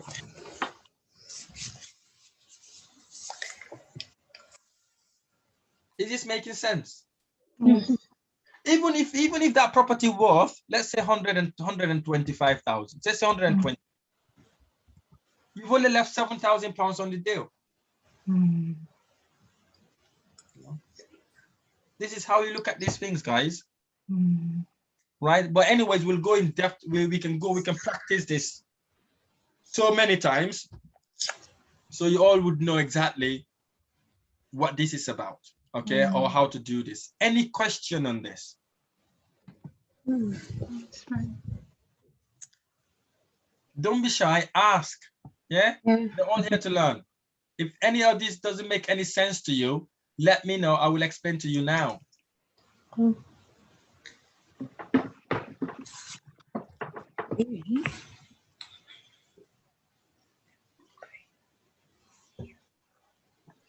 Is this making sense? Yes. Yeah. Okay. So, but basically, you can see me doing it now, right? But for you, when you start, you may have hiccups, but we'll practice it together. How many the stamp duty? How did you calculate it? What percentage? A stamp duty is of the property. I say 3%. 3%. Yes, that's what the government is asking for at the moment.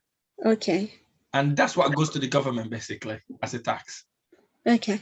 Right? That's what you pay to the government. Okay. Good.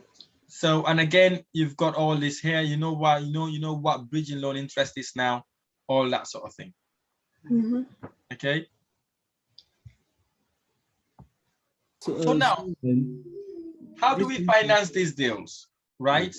There's so many people asking. Now you're struggling. To raise finance, right? They're thinking about, oh, how do I raise finance? How do I raise finance? Right? It's very easy and simple. You just need commitment and perseverance. Okay. So number one way to raise finance is family and friends, right? I give an example of a student of mine, Ange. Ange started with me last year, right? He came to me. He tried really well to pay his mentorship program. He paid for it, but he said, Rahim, I've got a big problem. I don't have money. I cannot really buy a house. I've only got literally minus in my credit card. I said to him, Ange, tap to your family members. He said, oh, my dad hasn't got money. My mom hasn't got money. You know, they're always crying. They don't have money. I said, listen, you've done this course with me now. Go and tell them, create a deal. I asked him to make a fake deal, right? Create a deal. Go and approach your family members. Don't go outside for now. Just ask mommy and daddy, right? He went out, created a deal with me. He went and said, Dad, I've got this amazing property stuff. I really want to do it. What do you think? This is how much XYZ happens. Like the analysis I just done. His dad said, don't worry, I'll lend you £15,000. He only needed 25% deposit and 15% to actually do the 15,000 to do the property, right? His dad borrowed him 15,000, right? His mom borrowed him 10,000, right? That's his 25%. He went to his uncle borrowed him 15,000, and all these people were crying, being broke.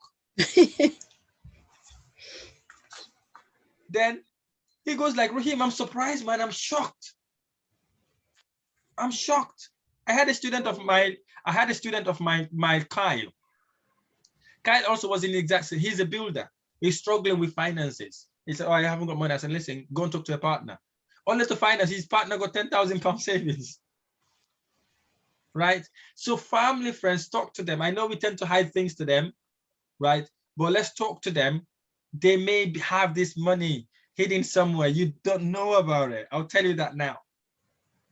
Right? That's one source of way of doing it. Number two, joint venture with someone. Right? Joint venture partnership. It could be someone in this group now.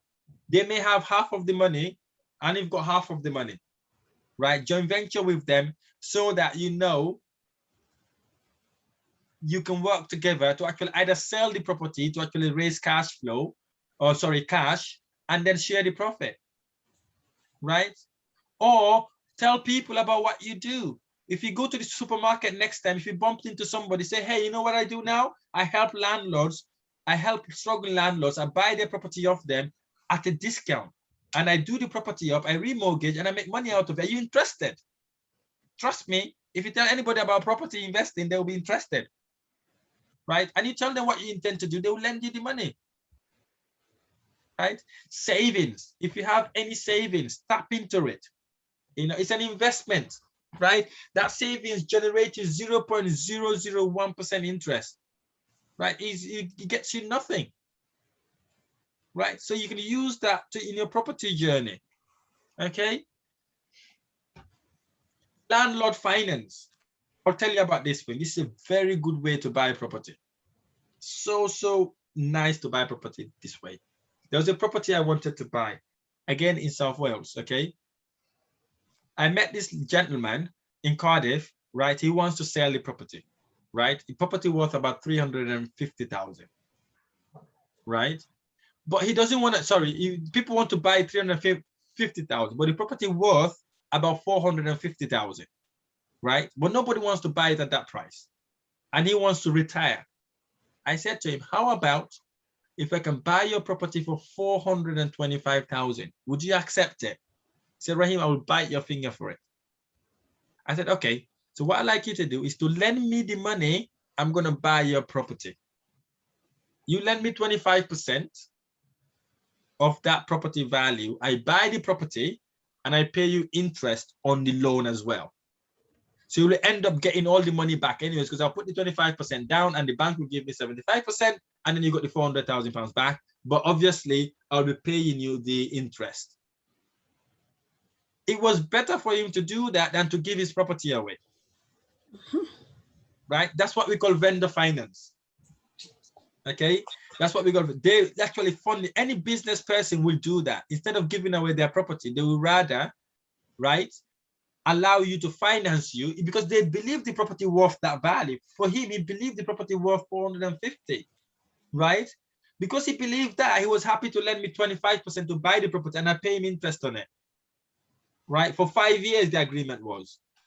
And then I pay him all his money back, right? That could be a good way to raise finance. Investors, right? If you're walking in a shopping center, right? Or you're somewhere running, jogging, you're in the park, tell people about properties. Tell them about what you do. You work with struggling landlords who are looking to sell their property at discount, right? And you're really looking for someone who would invest the money and you will do all the dirty work. You know, do they know anybody like that? You're not going to ask them if they want to invest. Ask them if they know anybody like that, right? If it's a good deal, they'll say, no, you know, I forget those friends. I can do it myself. You know, this is the reason why it's very important to surround yourself with successful people. If all your friends and family are broke, it's a problem, huh? Mm-hmm. But you have to find out first, because some of them may be saving lots of money and you don't know about it. You know, some of our family members send money in Africa in their savings account every month. If you can convince, or some of us are ready to retire, right? They have pension money that they're not even aware about. They don't know they can pull their pension and invest in properties. And in most cases, it's tax-free as well, because the government allowed that to happen 3 years ago.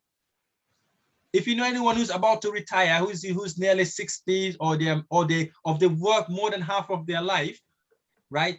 Tap into these people. Or if you're one of those people, you can raise finance that way. You can pull some of your pension and invest in property because your pension will get you nothing. Right? It's an opportunity there as well. Right? And crowdfunding, right? There are property groups. Simon Jutsi got a platform. All these about crowdfunding. You go post your deal on the platform, and they will help you raise finance. Right? And equity. If you have a house, right? If you have a house, you have a remortgage. You know, we can look at your property, see what equity you can pull out. You can pull some of the equity out and invest that. You can lend that money to your business, right? You can get money that way as well. If you got a house, or you know someone who's got a house, say, listen, I know you bought this house a long time ago. You must have got money in it. How about if you can remortgage it, I help you buy a house so we can join venture. Even if you got 10% out of the house, you've still got money. Right? Again, I will talk you through this. Any one of you who wants to explore any of these strategies, any of this way of raising finance, once you got the deal, let me know. I will talk you through it. Okay, no problem at all. Sorry, you mentioned about joint venturing, and you said people on this call now who are happy to do joint venturing are open for joint venturing. Just to mention that I am happy to joint venture with anyone who is there you go. Ready. There you go. I see. And so am I. It's good you done that, Cynthia. So there you go. So what you could do then, we can talk. You can if you allow me to exchange your numbers, because due to data protection, I'm not allowed.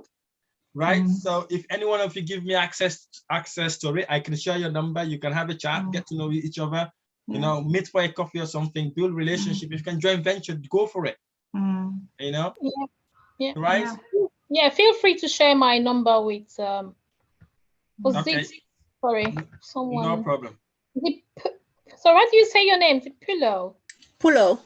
Yeah, Pulo, yeah. Please feel free to share my number with her. Do you live in London or outside London? No, I live in London. Oh, Wembley. Wembley, yeah. Fair enough. So we can find time to catch up. Yeah, you know, yeah. this is how you network. This is how you network. Maybe she got 5,000, you got 10,000, you got 15,000, you could buy a property, do it up and sell it, then you share the profit. That's right. If it's 3 people, you go 3 people, you buy it and sell it, you know? Right, and or you remortgage, you hold the property and then use some of the money back to something else. And you've got the template in your document as well, joint venture partnership agreement. Even easier for you, right? And then social media also, tell people about what you do, right? Tell them, I do this, I need XYZ amount of money. Don't shy, you're not begging, right? You are sharing, basically. You're sharing, you're not greedy. You're not begging anybody. You are literally offering them, okay? So if you're shy to say, oh, I don't like asking people for money, only shy if you're begging them. And credit cards. Again, I need to tell you about credit cards, okay? You have to be very clever and smart, right? Using credit cards. The first property I bought, I used credit cards on it, right? What I did, I get 0 balance credit cards, right? Bought the property, all the renovation came from those credit cards and some of the deposit, right? But what I did, I paid off as soon as I finished the renovation, okay? Right? You have to be clever. So what you do when that one is about to run out, you do balance transfer to the other one. When that one is about to transfer, you do balance transfer on the other one. So what I did was I took cards that are 18 months interest free and 0% balance transfer. So I had 3 cards. Each of them was about 10,000 or something like that. Right? So I had 30,000. Right? So what I did, 10,000 to add in to buy the property, and then over 20,000 is to do the works. Right? Clever way to do it. You know, but you have to know 0 balance transfers and how to structure. When you're ready for that, let me know, we can work on it. Okay, you can always transfer the balances to another card, so you don't get hit by interest or any charges. Right? Clever way to do it. I learned this from one of my coach. He is absolutely crazy with credit cards. He's got more than 50 credit cards. I've never seen so many credit cards in my life. Right? I'm telling you, that's how he buys his properties. Right? But you have to know when to actually pay them off or when to transfer the balance. And the good news is the bank would even explain to you how to do it. right? So today, I don't want you to go away and say, Rahim, I don't have money to invest. You know, there's no excuse. There is $1.3 trillion circulating every day looking for owners. You know, it's out there circulating looking for owners. But you can only get these things if you tell people about it. If you don't tell people about it, you're not gonna get it. You know, credit card is key. You know, use until today, I use credit card to do all my renovation works. I max them all out. You know, that's what we call using other people's money, OPM. Yeah, other people's, because it's not bad investment. I'm not asking you to get a credit card to go out, to go on holiday, or to buy trainers or shoes or dress. Right? It's to invest. And once you invest, you got your money, then you pay it back. If you can't afford to pay it all, you use your rent you get from your tenant to pay the debt off. It's better than getting a credit card to go shopping, isn't it? Yeah. No, well, because once you bought that food, you bought that dress is not going to pay for that credit card back. But with properties, you're renting it. You know, even if you're making £100 a month after paying all your mortgage and your credit card, you're still making money out of it. Plus capital appreciation. So if you ever use your credit card to lend other people money or to go on holiday, stop it now. Use it for something better, okay? Or to send back home, right? We stop that now. We use it to invest in ourselves, right? And I know if you haven't done it, lending money or savings account, some people like to see the money in their savings account, right? It's not about seeing the money, it's what the money does for you, right? Money depreciating value every single. Money is the most depreciating asset ever created. You go to the shops today, things that you used to buy with £1 is about £1.50. So if you had £1,000 in the bank, it doesn't buy you the same thing it used to buy you last year. It's gone down in value, plus interest rate is 0. Right? So let's use those money to buy properties. And the good news is you've got me. I will help you get these properties. Right? If you've got £20,000, £30,000, whatever amount you have, we'll make sure we get a property that is suitable for you. Yeah, let's start the journey. You know, family, friends, even if they're in Africa, tell them, listen, your naira or your dalasi doesn't value anything. So what you do, give me that dalasi. You make money in 2 ways. I got investors who are in Africa. I tell them this. 1, you make money in foreign exchange.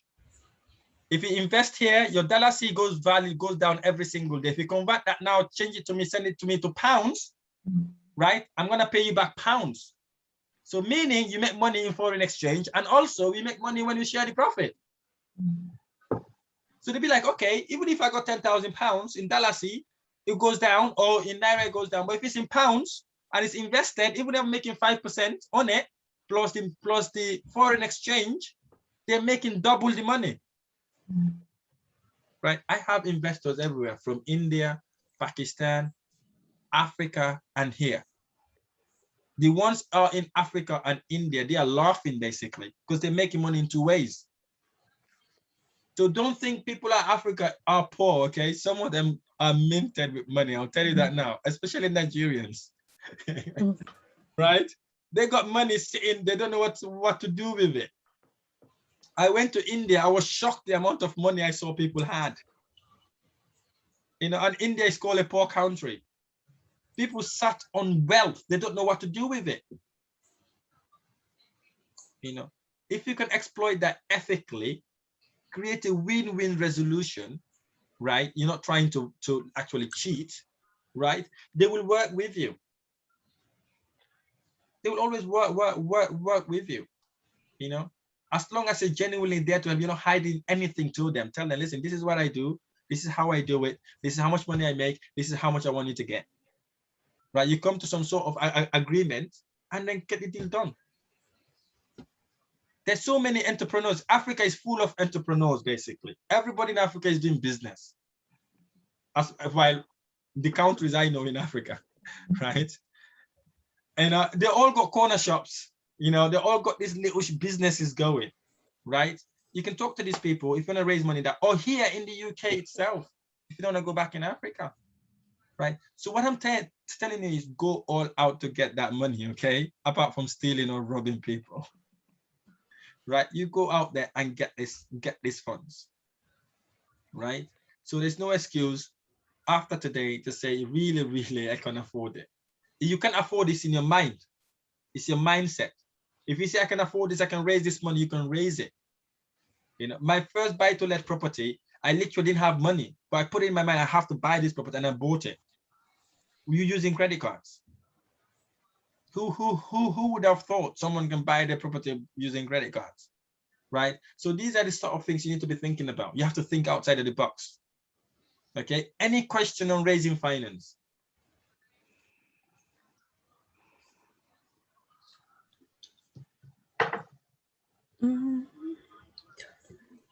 And the good news is I have an agreement already written, right? I paid £1,750 for it. You can have that for free, right? Because if you go to solicitors, that's what they're going to charge you, right? You've got that for free. It's only done three months ago, right? It's recent document. When you're ready, let me know. You only need to do is to change the names, change the length of whatever the agreement is, and then everybody else sign it. What's that exactly? It's a loan agreement document. Okay. Unsecured loan. So then you can have it ready for when you have the investor. Say, listen, you don't even have to pay solicitors. I have it. But if they want to do solicitors, no problem, right? If they want to be secure and safe, no problem. We can use solicitors. But if you don't want to, it saves you £500. Here you go. I've got the document. Okay. And get solicitors to sign it if you want them to sign it. Okay? That's good.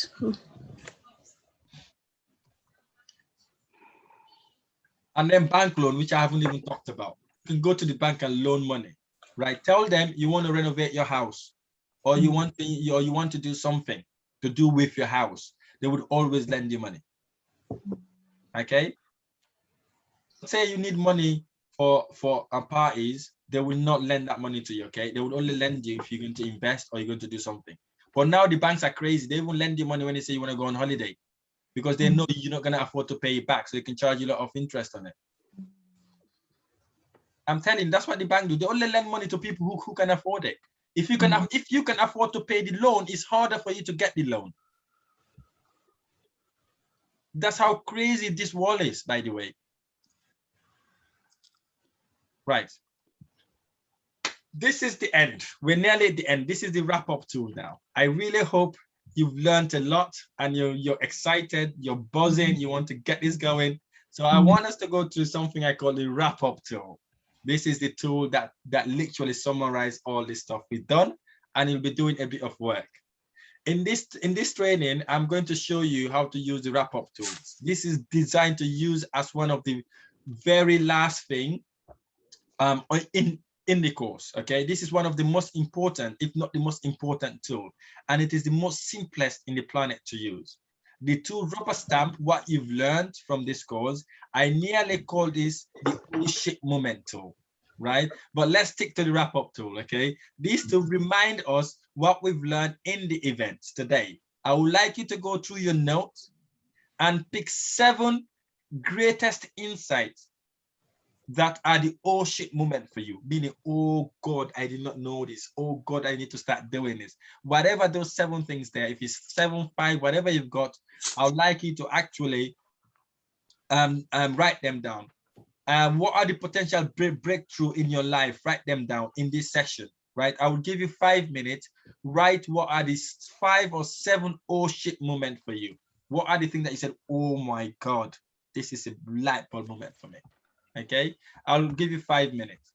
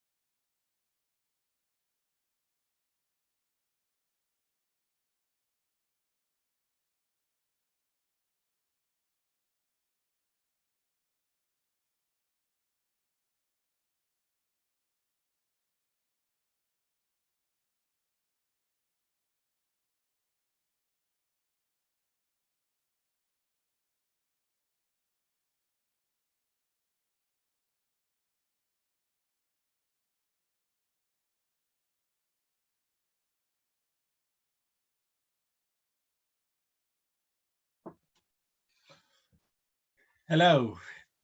Who wants to go first? Let's do it. Anyway, I'll go then. Okay, go for it. The ones I come across, this one is the vendor finance. I didn't know that was I know about the joint finance, but didn't. And the bridging loans, I never knew how easy it was.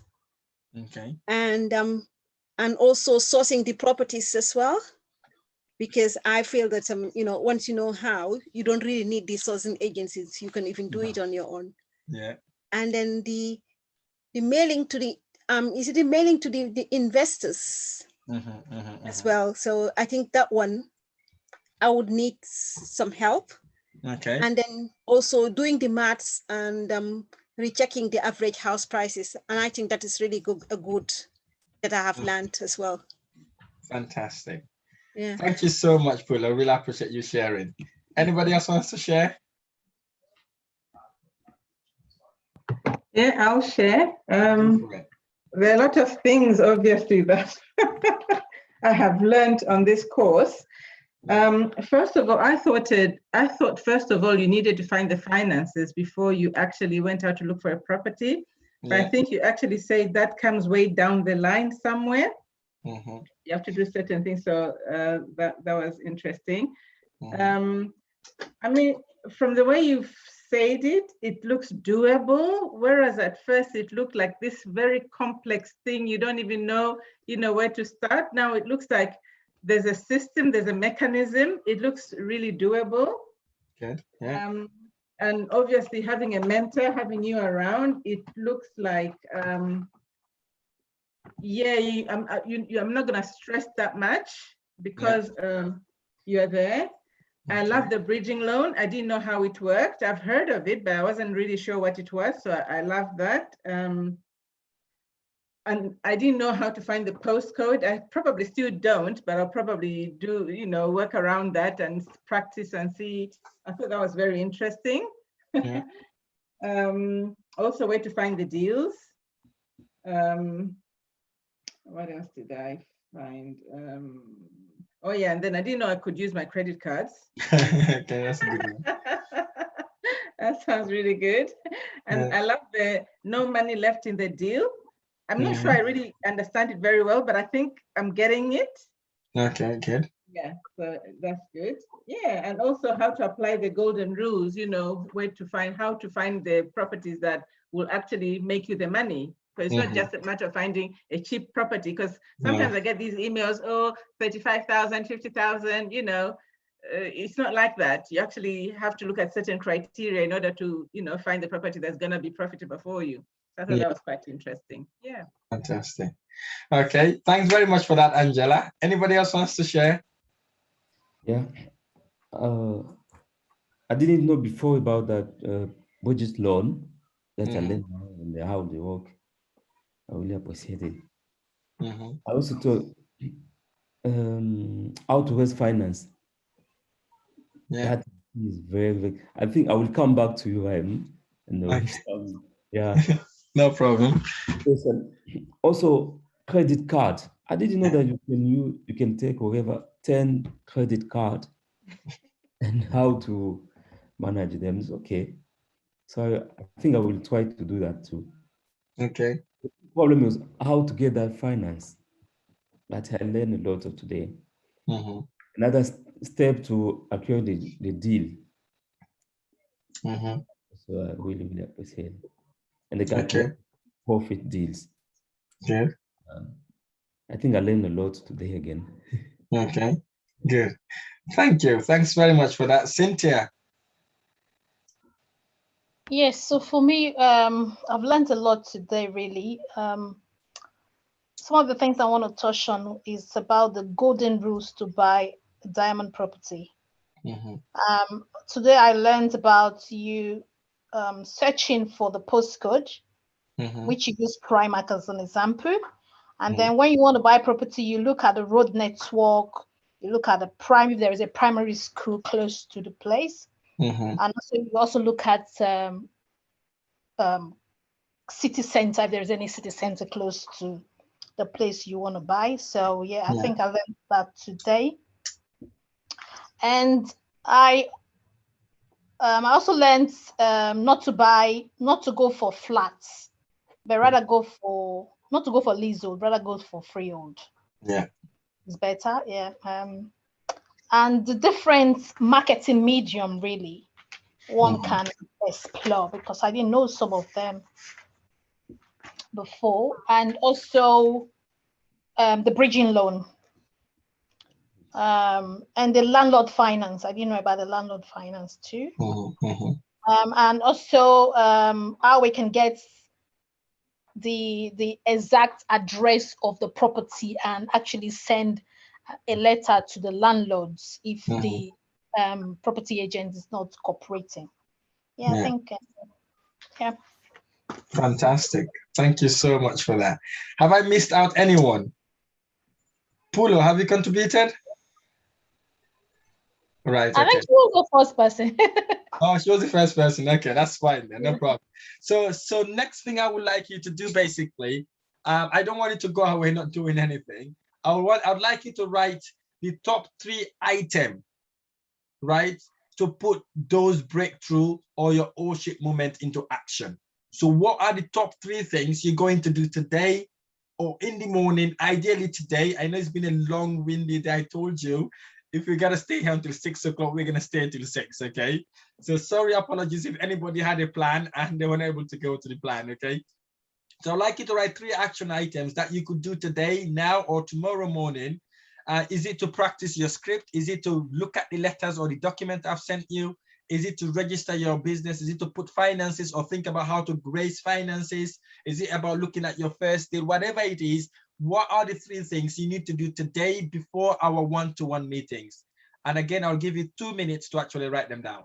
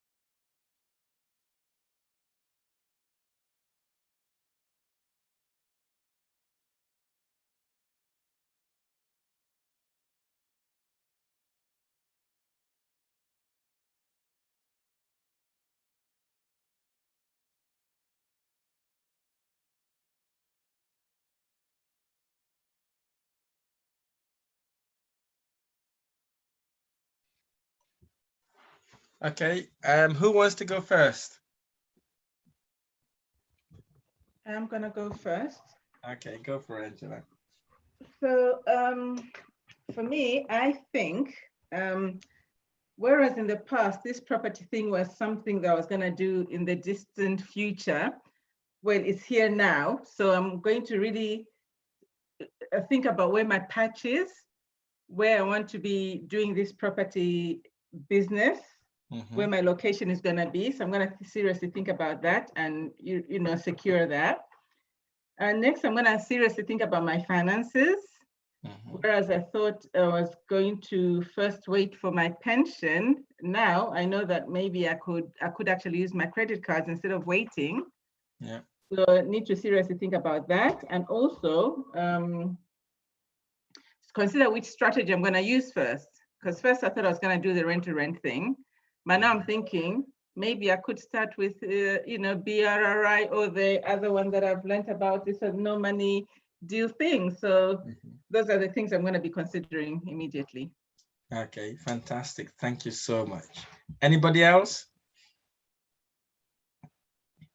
Yes, so for me, I will be going through my notes, and if you be kind enough to share the training slide with us, I will be going through that as well. Of course. I'll be looking for some rent-to-rent deals as well, and also look for BRRR properties. So those are some of the things I'll be doing before our next or before our first meeting, one-to-one meeting. Fantastic. Yeah. Okay, no problem. Thanks very much for that.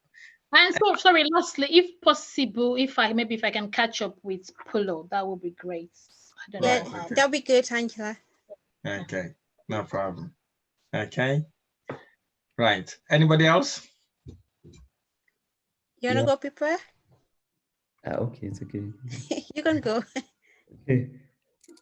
Also, my 3 action now should be, I think, I will start with rent to rent, but I think I will also jump to BRRR because I can see how I can raise finance. Also now I will know how to use my credit card. So before I would think like it's not possible to at the moment to go to rent to BRR, but I see now it's possible. Just how to know how to do it. Yeah.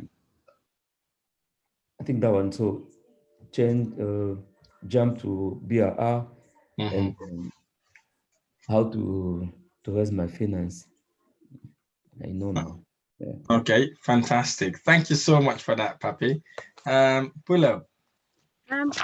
For me, I can't wait just to get to go straight to Rightmove now because I love looking into Rightmove. Yes. And to just start sourcing different properties. I think I'm gonna look at both the BRR and the buy to let as well. Okay, good. Yeah, good. And also just some time to think about how am I going to go about the financing. And I think I think at the moment, as I'm thinking now, I think I will definitely need your help, Rahim, in that. Okay, good. Yeah, for the financing. And also to start thinking of ways, how am I going to start, maybe do sketches of writing to landlords as well. Yeah. And which I could show to you before I could deliver. Okay, good. Yeah. Good. Fantastic, fantastic. Yeah, okay, no worries. Thanks very much for that. Really appreciate it. Okay, so I hope I've asked everyone. Okay, I haven't missed anyone this time around. Okay, so the next step now is what word can help you get back to your current action state of mind. For example, Polo now literally just want this to finish so she can hit Rightmove, right? She's in that state of mind right now. So what we need to do, we need to tap into our emotions a little bit here as well. This is the part that you would like to tap into, your emotional and feelings. They are the most things you would need toward achieving your goal, right? Most design and print your business card, for example, that may one of the stuff that you want to do. And you must close a property deal, right? By end of whatever month, 3 months, 2 months. I must post on social media to let people know what I do, right?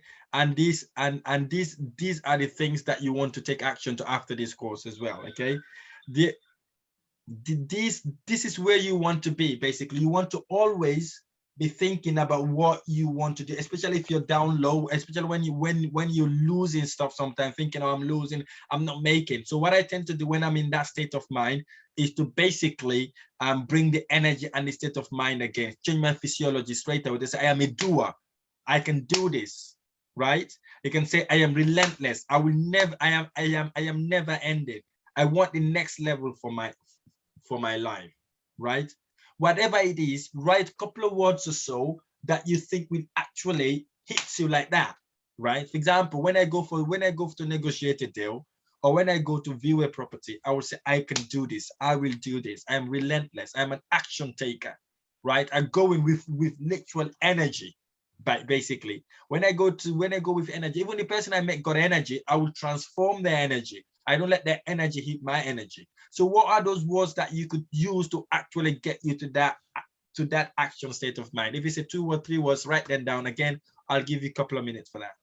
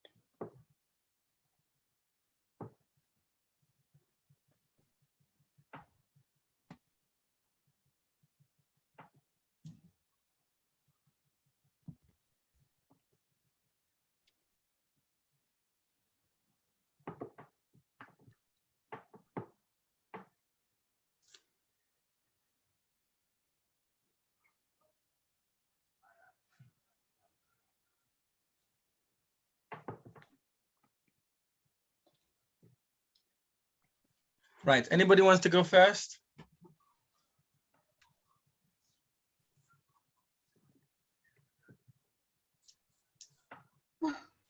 I don't know if okay, I'm just going to say something.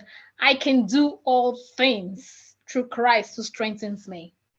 That's it. Good, good, good, good. Okay, that's a good one. Anybody else got any action state of mind to jog the action state of mind? I'm an action taker. Good, fantastic. Okay. Anybody else? Maybe I've just put some like said, I just go and get it. That's it. Yeah, that's Go and good. get it. Okay. I think I will do my best before December to get a BRR, and I will do it. Fantastic. Okay, that's good. So again, I'm going to tap into your emotions again, okay? Again, emotions here. What pain will you feel if you do not take action today or tomorrow? You've sat with me for 7 hours or almost 6 hours, 7 hours, right? What pain will you feel if you do not do anything out of this mentorship program? Write an emotional word. For example, what I used to say to myself, I will be in the same position I am right now next year. Oh, I said to myself, that stinks, right? I am always going to be in the same position every single day. That's a shame. So feel that pain. What we make decision based on two things, if you remember. We're moving towards pleasure or we're moving away from pain. So you might as well remind yourself about the emotional feelings that you feel if you don't achieve this, right? You sat here today, 6 hours, and I'm gonna be mentoring you, right? Don't see this as a waste of time. Look at yourself. What is the most horrible thing, right, that would happen to you if you don't do this, man, right? You need to paint that picture vividly so you can see it, right? So that's what's gonna wake you up. When you come back from work, you're so shattered. You've literally helped other businesses succeed. This is gonna be about you, right? Sometimes if it's about us, we become selfish, right? So what is that pain that's gonna come to you to say, listen, I need to actually do this thing. If I don't do this, my husband is gonna leave me, or they're gonna repossess my property, or I won't be able to go back to Africa to help the people I wanna help. I'm not gonna get that farm, right? So whatever that pain is, right? Vividly say it and write it down, okay? I can't wait to hear this. I'll give you 4 minutes for this one. And this will be the last one, okay?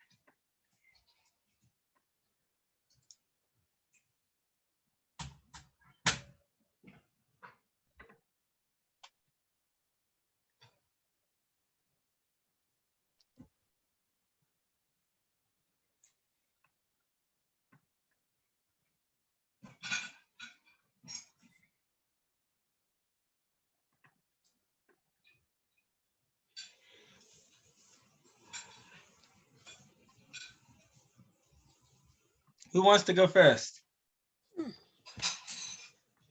Let's do this. Yeah, I'm happy to go first. Go for it, Cynthia.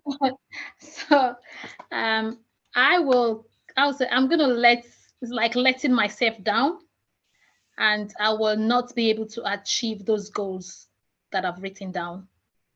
And my friends looking up to me and my partner, they're gonna just make jest of me and make caricature of me. I won't be able to talk about property business to them again. Yeah. Fantastic. Thank you so much for that, Cynthia. I really appreciate it. Okay. Who wants to go next? Okay, I'll go next. Okay. For me, it's very important for me that history doesn't repeat itself. I don't want to retire and live in poverty. So it's very important that I secure my financial future before I retire. And also, I do want to buy my dream home at some stage in the near future. And also, it's very important that I do leave a legacy for my daughter. That's very important. Bless her. Thank you so much for that. Really appreciate that, Angela. Okay, anybody else? And for me, I'll get that big pen if I don't do nothing. After I spend a lot of time with you, and I know you can help me to change my life. So it can be a big pen if I don't do nothing, and I know I have someone who can bring me the next step. And another thing is, I have some brother-in-law who have money. When I was talking about property investment, he said, no, just go. We know you have a lot of things. This can't just go. I will see how they will be. So if you succeed, I will come too. So I know people still watching for me. Of course, my wife is still watching for me. I spend all this money just to say, oh, okay, let's see how they will be. So I must succeed. Yeah. Right. Some people are waiting for you to fail, aren't they? They say, I told you that. So that's a good emotional feeling. That's it. You need to prove them wrong. Of course. Right. That's good. That is good. So yeah. So well, I really want you to go away and implement these things. Okay. If you've got this far, you've done 80% of the hard work. The only thing you need to do now is to take action and implement it. Don't go back to your old self and do nothing. You're better than 90% of the property investors right now, the information and the knowledge you have. This wrap-up to eliminate all the confusion and show you the roadmap. Use it, right? Go out there, go and implement what you've learned, right? I'm going to be your accountability partner, right? Whatever I need to help you with, I'm here, right? I'm here for you, right? Don't say Rahim is busy. If you need me, call me, text me, WhatsApp me, video call me. You know, Viber me. I've got Viber, whatever you want to, Telegram, whatever you want to communicate with me with. Call me, contact, I'm there for you. Okay, let's get this going. Let's do this. Please, please, please, please. Right? Do you have any questions?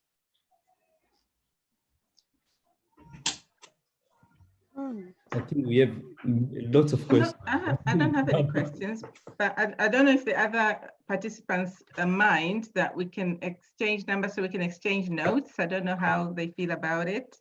Okay. Just to feel like you know there are other people doing what you want to do. Yeah, true. Or we can create a group, WhatsApp group. Yeah, we can. Yeah. Right, okay. So what I will do, I will create a group for you all. So you'll be in that group, right? So you four will be in that group then, or 5 now, I think, or 6. So you can be in that group. You can interact, exchange ideas. If you need me to do anything in that group, let me know as well. Because I do have these pockets of group as well, right? So again, yes, so it'll be very good. I'll create a group. I'll give, who wants to be the admin on the group? Right. Right. Okay, that's fine. And so I will add you as an admin as well. Okay. But yeah, thank you so much for the effort. I've got one favor I'd like you to do for me. Simple favor is to leave me a review. The review really helps me. One, it encourages me to do what I'm doing. And obviously it helps me show people the benefit of my course or what I do to people. So I'm going to share a link on the chat box. If you could kindly, please do me, whether it's a line or 2 line or a word, whatever it is, kindly leave me a review so that I could literally see that benefiting people, and also knowing that I'm able to show that as an example to inspire other people like yourselves to actually get the ball rolling and start investing in properties. So yeah, if you haven't copied it, copy the link, because once we finish this, that will disappear. And really would appreciate if you could leave me a comment or a review if anything I need to improve on. If you've enjoyed the course and it's been really helpful, please comment there. I'll really appreciate your support. Okay. Mm-hmm. Right. Any question? I don't want to go away. I'm going to go. Any question about today or anything you want to ask me? So if for example like I go into get into Rightmove and I see something, would I be able to contact you before even our first meeting? Yeah, of course. Give me a call. You know, or what you do, save the link.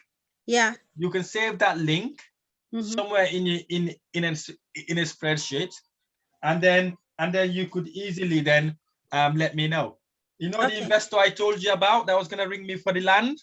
Yeah. That's him ringing now. Wow, good. Okay. So yeah, save the link, right? Save the link. And then if you want to talk about it on the day, or you can call me, then we can go through it before then. Okay. Okay.